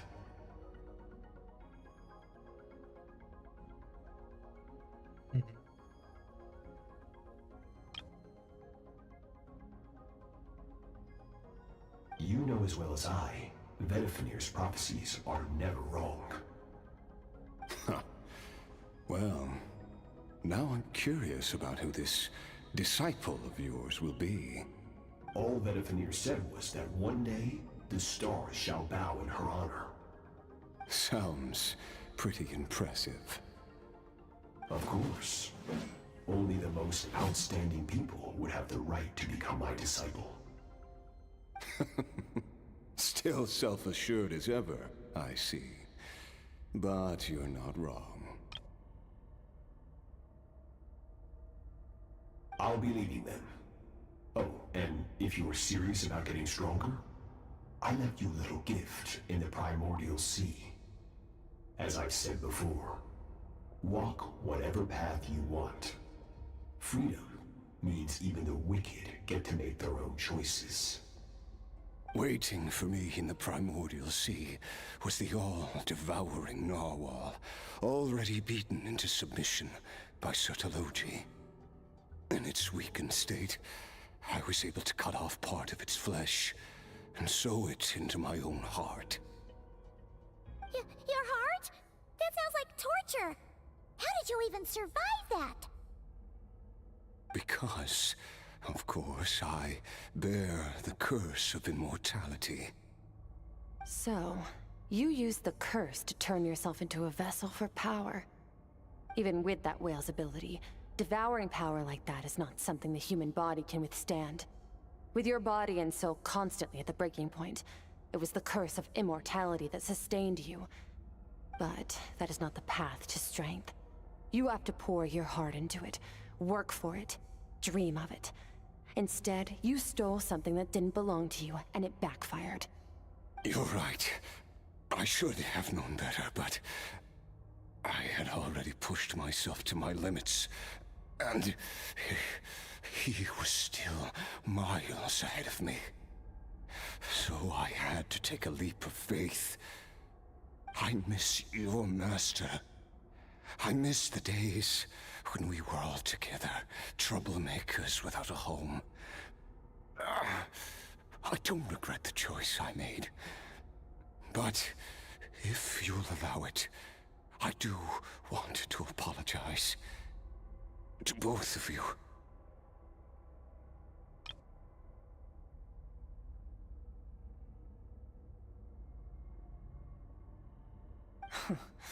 After the beating we just gave you, I think we can call it even. You're an interesting one as well.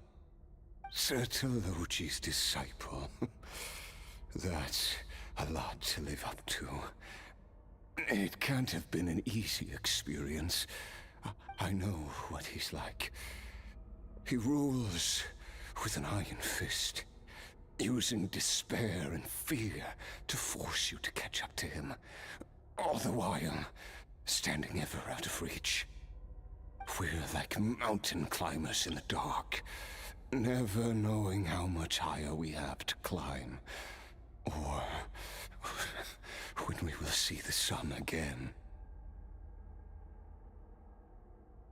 True. But I made up my mind long ago. No matter how dark it gets, I will not give in to despair. I will overcome it. Besides, after hearing your story, I suspect what Master really wants is not a battle that demands his full strength, but rather a defeat without regrets.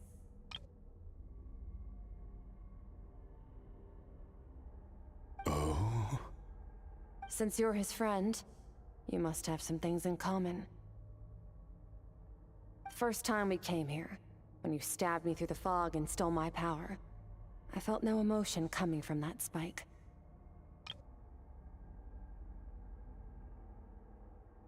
But when you had to devote all your strength fighting me just now, I could feel joy and passion emanating from your blade. It was the joy of a researcher discovering the truth of the world, the joy of an artist uncovering a temple of wonders. Interesting. I'm certain I didn't express those emotions outright. Yet you were able to read them from my blade, like a glimpse into my inner world. You're right. That battle brought me an unbridled sense of joy, and my defeat brings me no regret whatsoever. Exactly. I think Master also craves a battle like that. One where his opponent forces him to use all his strength, unlock the extent of his potential, and transcend his own limits. A battle to end all battles.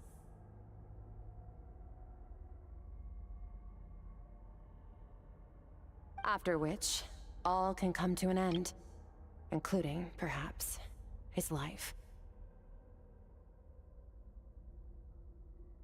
For that very reason, good and evil are meaningless to him. He has one purpose, one goal: to complete himself. It's one of the secrets to his strength. Perhaps you're right. Perhaps that is his call.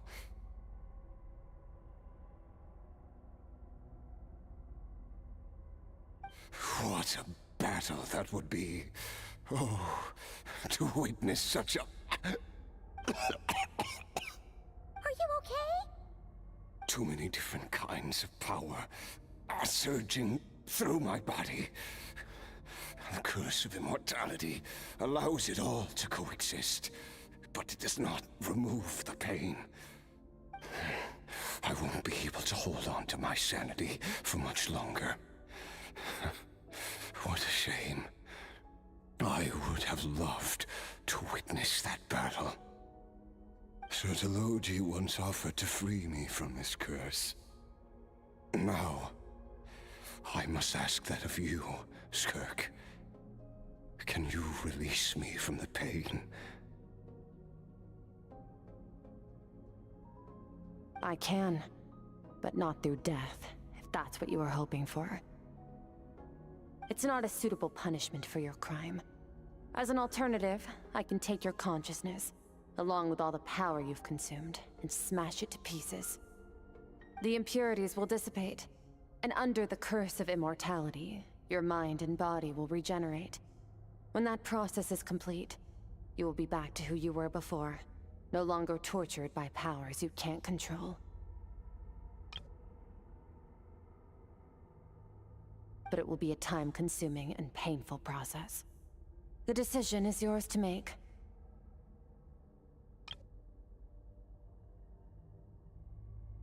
I accept. And who knows? Perhaps I'll wake up in time to witness your great battle with Sertologi. I have faith that you'll be able to stand against him one day. Though I know it'll be a long and arduous road. If we are climbers in the dark, it appears the dawn has finally broken for me. But your ascent continues.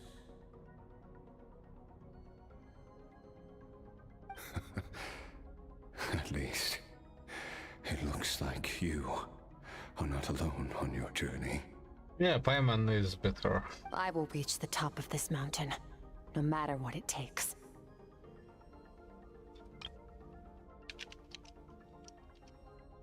And you, Skofnunger, will be my witness at the end of all things.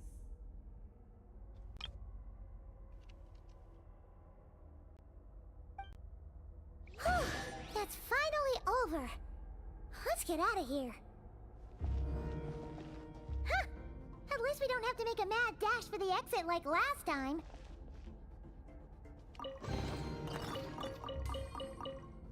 Ordinary road. Come on, why don't you say it?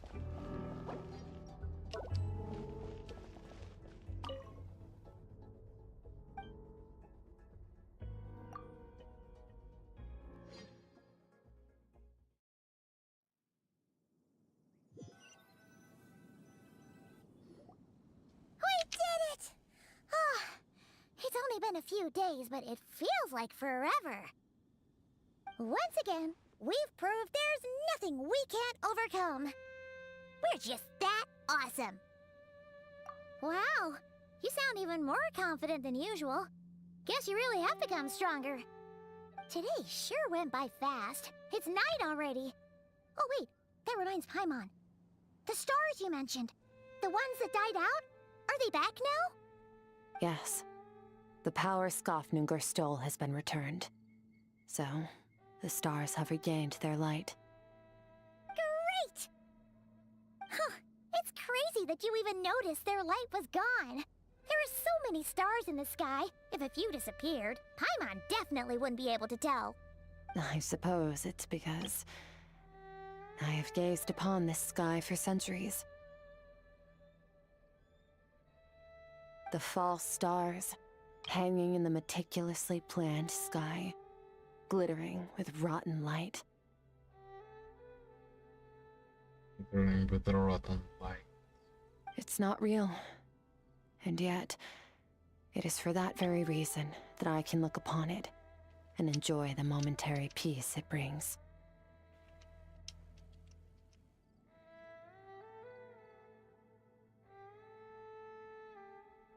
Even the most beautiful of bubbles has to burst.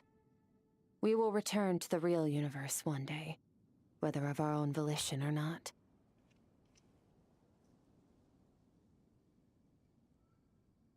Time marches ever forward. Even the innocent and naive will taste life's bitterness. Yet through hardship, we grow, until we learn to seize the sands of time for ourselves and uncover our true strength. Though we gaze upon a false sky, its vastness and majesty is palpable. One can only wonder, what is it going to take for kindness to reign supreme in the vast expanse of the universe? Ugh, this is all going over Paimon's head. But if she knows one thing, it's that the Traveler always finds a way. Ever since we met, she has filled Paimon's days with happiness. No matter how tough things get, she always finds a way to make it better. If it's too big a job for one person, then we'll do it with two. And if two's still not enough, then three. We've met so many amazing friends and accomplished so many amazing things. As long as we don't give up, we can make any wish come true. I suppose when it comes to you, anything is possible. Well, I should be going. Now that my power is no longer isolated from my emotions, I need more practice to get used to it. I suppose fate will decide. Maybe we'll bump into each other on the street. Or maybe we'll reunite on a different planet entirely. You're literally in my party. Regardless, reunions and partings are but passing moments. More than anything, I hope that at the end of this journey, wherever it takes us, we stand in a world reborn. One without war, pain, or forced partings.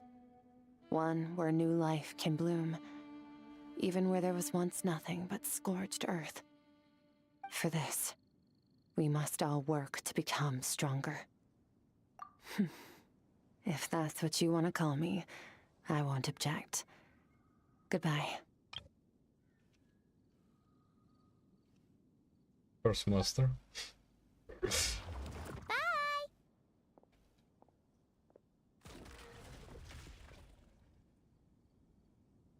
it just Paimon, or is she being nicer than before? We definitely count as friends after all that, don't you think? Hey, what do you think about camping here tonight? There's nothing quite like sleeping under the stars. Come tomorrow, we can continue our journey. Oh, and since Paimon treated you to that super nice meal at Wanmin Restaurant, it's about time you returned the favor.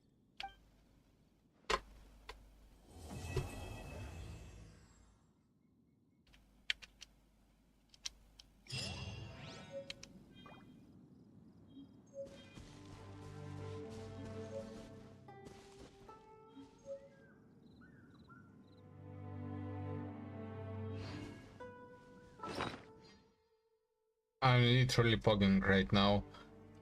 Can I use guitar? Yo, there is a guitar. There is literally a guitar.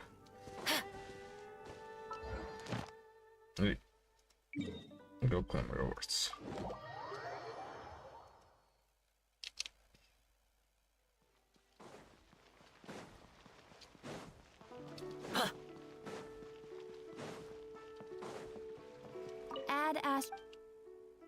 Thank you for complete.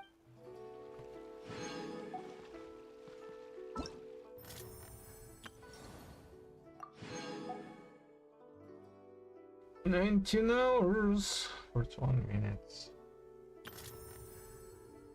Oh, remaining bonus. Fuck. Fuck. Fuckity fuck. Yes.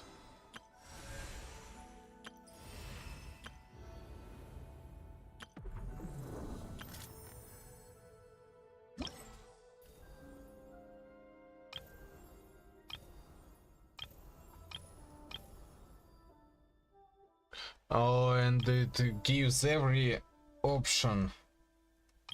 Okay, so I'm going there.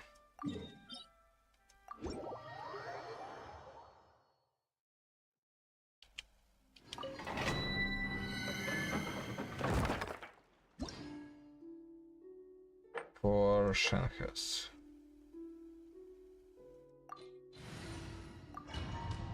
Stuff. Wait, did I?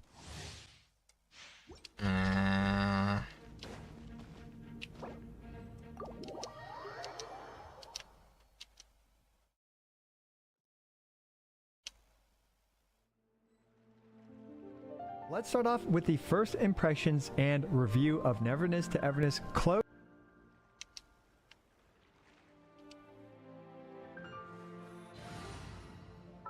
Let's start off with the first impressions and review of Neverness to Everness Closed Beta 2.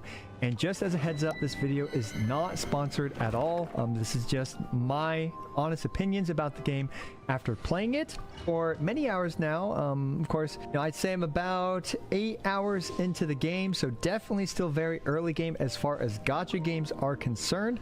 This would be technically like day 2 of login for the game, but these, I did have a lot of experience with Closed Beta 1 to draw a lot of comparisons to and to kind of comment on what was improved or not. The next thing is this Closed Beta definitely improved a lot on the storytelling, because one of the big issues I had with the previous Closed Beta was not only, well, I guess I couldn't really understand most of the story because it was all in Chinese from what I remember, but they also added some critical cutscenes and world building, as well as those cutscenes effectively setting the stakes for the game. But because of that, the story felt a lot more fleshed out, and it is a massive improvement.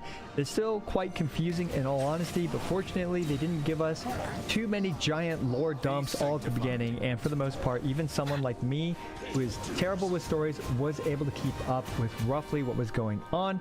Basically, you guys are part of like an anomaly hunting agency that, well, just deals with anomalies that appear to disrupt and even cause some major issues in, you know, day-to-day life in the world of Neverness to Everness. So the story is pretty lighthearted with some serious stakes is how I would describe it, and we're just gonna have to see how the story goes. Personally, I'm enjoying the story, but certainly not the guy to go to for an assessment on how good a story is. The next thing about the game, and just kind of a general overview of the game of like what you do in it.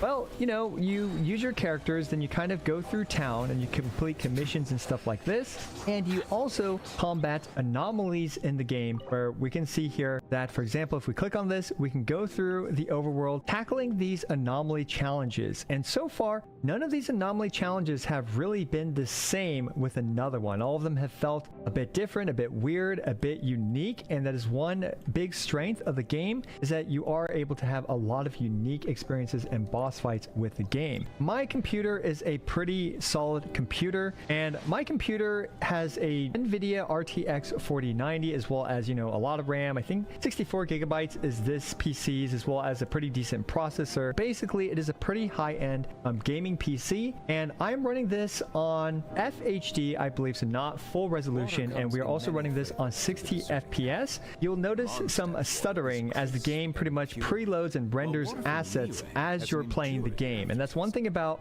Neverness to Everness, is that it has very few loading screens. I'm assuming that a lot of the loading is occurring as you approach certain points, and the game does have some minor performance issues. Even on my PC, you can see textures occasionally being kind of rendered in, appearing out of nowhere, especially if you go really fast. Whoa there, that guy trying to kill me. That I'm not sure it's going to be too apparent right now, but sometimes you'll notice textures pop in and out, and that's kind of natural if you're going, yeah, you can see some of the trees popping in and out in the background. But overall though, you know, despite that, I typically don't notice those things as I'm playing. And personally, I think the game looks fantastic, although I believe due to some like kind of the rendering stuff and the speed that I'm going at, you can see that NPCs aren't really, like cars and vehicles aren't really spawning, and there's lots of little details. You can see that the pavement is wet. So this is the power of Unreal Engine 5, which the game is built on. You can see a lot of modern graphics, technology and stuff. The game also has a lot of different NPCs, right? Like I've never seen these two NPCs before, and here they are. And we even have, you know, kind of like the mom with the tacky leopard print sweater. And is that her husband? Oh, that's pretty sweet. I think they're shopping, or maybe they're arguing. Oh no. We might be witnessing a divorce. So you know how Thor has completely rejected the opportunity to speak with Ross about the Stop Killing Games initiative, that he disagrees with him, and there's no way that he sees a conversation happening between the two of them. This is what he had to say about this exact scenario happening to him and how he would diffuse it or work through that conflict. If I have an accusation against somebody, I'm going to be like, hey, this is how I feel about it. Lot of modern graphics, technology and stuff. The game also has a lot of different NPCs, right? Like I've never seen these two NPCs before, and here they are. And we even have, you know, kind of like Stop Killing Games did it, but don't stop now. Unless what you want to stop is stop killing games. You sound like a town crier. I am the crier. I was on 2.5 Men, you know. My name's John. What? It's the actor's name, John Cryer. Oh, wow. Matter. All right. Whew. Stop Killing Games, the initiative to save games from dying at the hands of their makers. Because usually developers stop making money on it and they're like, See ya. We architected this to only work if our servers are online, and now they're not. So I guess, it's too bad. See you later. It has crossed the 1 million signatures it needed to get the attention of the EU Commission, which gives it a much higher chance to pass a law which could force developers to sunset their games properly. Now, Luke and I have given our thoughts on what proper sunsetting of games would look like And numerous some really times. good examples. We've also given some examples of how in some cases it might not actually work that great. It could be quite challenging, whether it's around third-party licensing of, say, for example, music or other media that's included in the game, or whether it's around IP that is used across multiple products that could potentially harm the security of those other products. Or, there are potential reasons that just, putting out the source code of a particular game or putting the servers into the hands of the players might be really challenging. But that's what Stop Killing Games is seeking to change, is to make them architect these games from the ground up to comply with their obligation to make the game available after they no longer wish to support it, whether that is in the hands of another entity or the gamers themselves. Anyway, the petition is not over. They want as many signatures as possible, because the more signatures they get, the better they can show interest in the movement. And it will also help in case some signatures are invalid for whatever reason. Given that this has gotten global attention, I don't doubt that a significant portion of those 1 million signatures are probably not from the EU.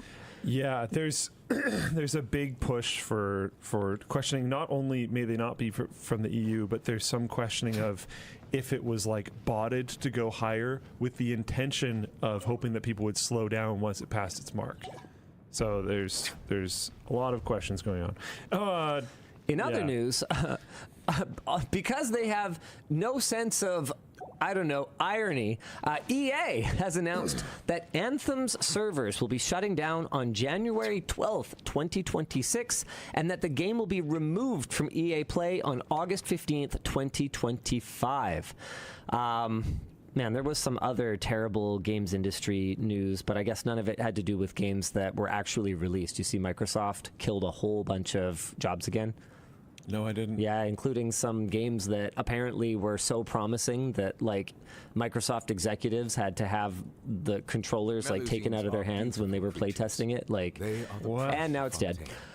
Anyway, so if you're from the EU, head over to stopkillinggames.com and sign the petition, because while this only affects the EU ruling, it is quite possible, nay, probable, that it will have a larger impact outside of the EU as well, because if they already have to do all of the work to architect their game so that it could be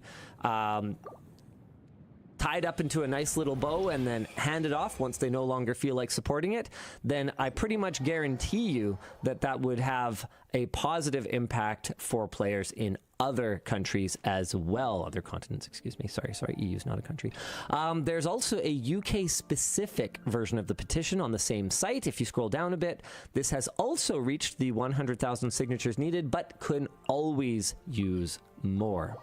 So our discussion question here is, can you brainstorm the ideal sunsetting plan that developers could do to keep games alive forever? Is it leaving their servers up and running? Is it making it open source? What's the ideal? And I know my answer, but I want to hear your answer. Yeah, I don't think leaving their servers up forever is going to function. It's not going to work. No, that's not going to work. You can't just legislate companies losing money, because eventually infinite maintenance on things that are losing money. Yeah, that's not going to work. Yeah. But that doesn't mean that this is impossible or an unreasonable expectation for products that we buy, right? Like, these aren't products that are even sold to us necessarily as a subscription service. I mean, they treat them like one, but these are products that in many cases we buy as like a one-time transaction, and you can bury terms in your end user license agreement that make it so that, you're only obligated to leave it up as long as you feel like it. But I think there is a certain expectation that when I give you a one-time payment for something, say one lime, that is now your lime, and that I don't have a remote lime kill switch that will just take your lime and get it out of here. Right? Like, that is not what our expectation would be, I think, under normal circumstances. I have pirated the lime. Jeez. Open source lime. I like it. I'll just put that back. You whacked the TV. Well, it still looks like it You'll works never prove fine. it. You'll never prove it. The camera didn't see anything. Yeah, I don't know. It's a little tough for some games. I don't necessarily think it's completely unsolvable because the stance that we've had, I don't know if this honestly, I'm not super on top of the Stop Killing Game stuff, so I don't know if this perfectly aligns with theirs, but the stance that we've had is that you should at least give the community a chance to do it. Yeah, I'd say my ideal execution of this is Forged Alliance Forever. Yeah. Supreme Commander was a super cool game that I really enjoyed. I think I forget who went down first, Gas Powered Games or THQ. But ultimately what happened is there was some complexity around any kind of transfer of the IP. There was some drama that went down around, I think it was it Gas Powered Games that went down first? You know what? I really don't remember, so it doesn't matter. The point is either the publisher or the developer went bye-bye, and what they ultimately arrived on was leaving the matchmaking and custom map hosting and community chat and all of these features, leaving them in the hands of the community that wanted to maintain the game and be stewards of the game, meaning that even though it has been like 10 plus years now since that game was no longer actively supported by the developer, you can still play it online. You can play custom maps. There's all kinds of cool mods that you can apply. So they have their own like mod workshop that's built within the... You know what I'm gonna watch while I am trying to fall asleep, which is basically tutorials on how to play you know, the thing, Forged Alliance, Supreme Commander, because I have no clue what I'm doing. Anyway, that's going to be it for the stream. Good luck, have fun, thanks for watching, I'll see you next time.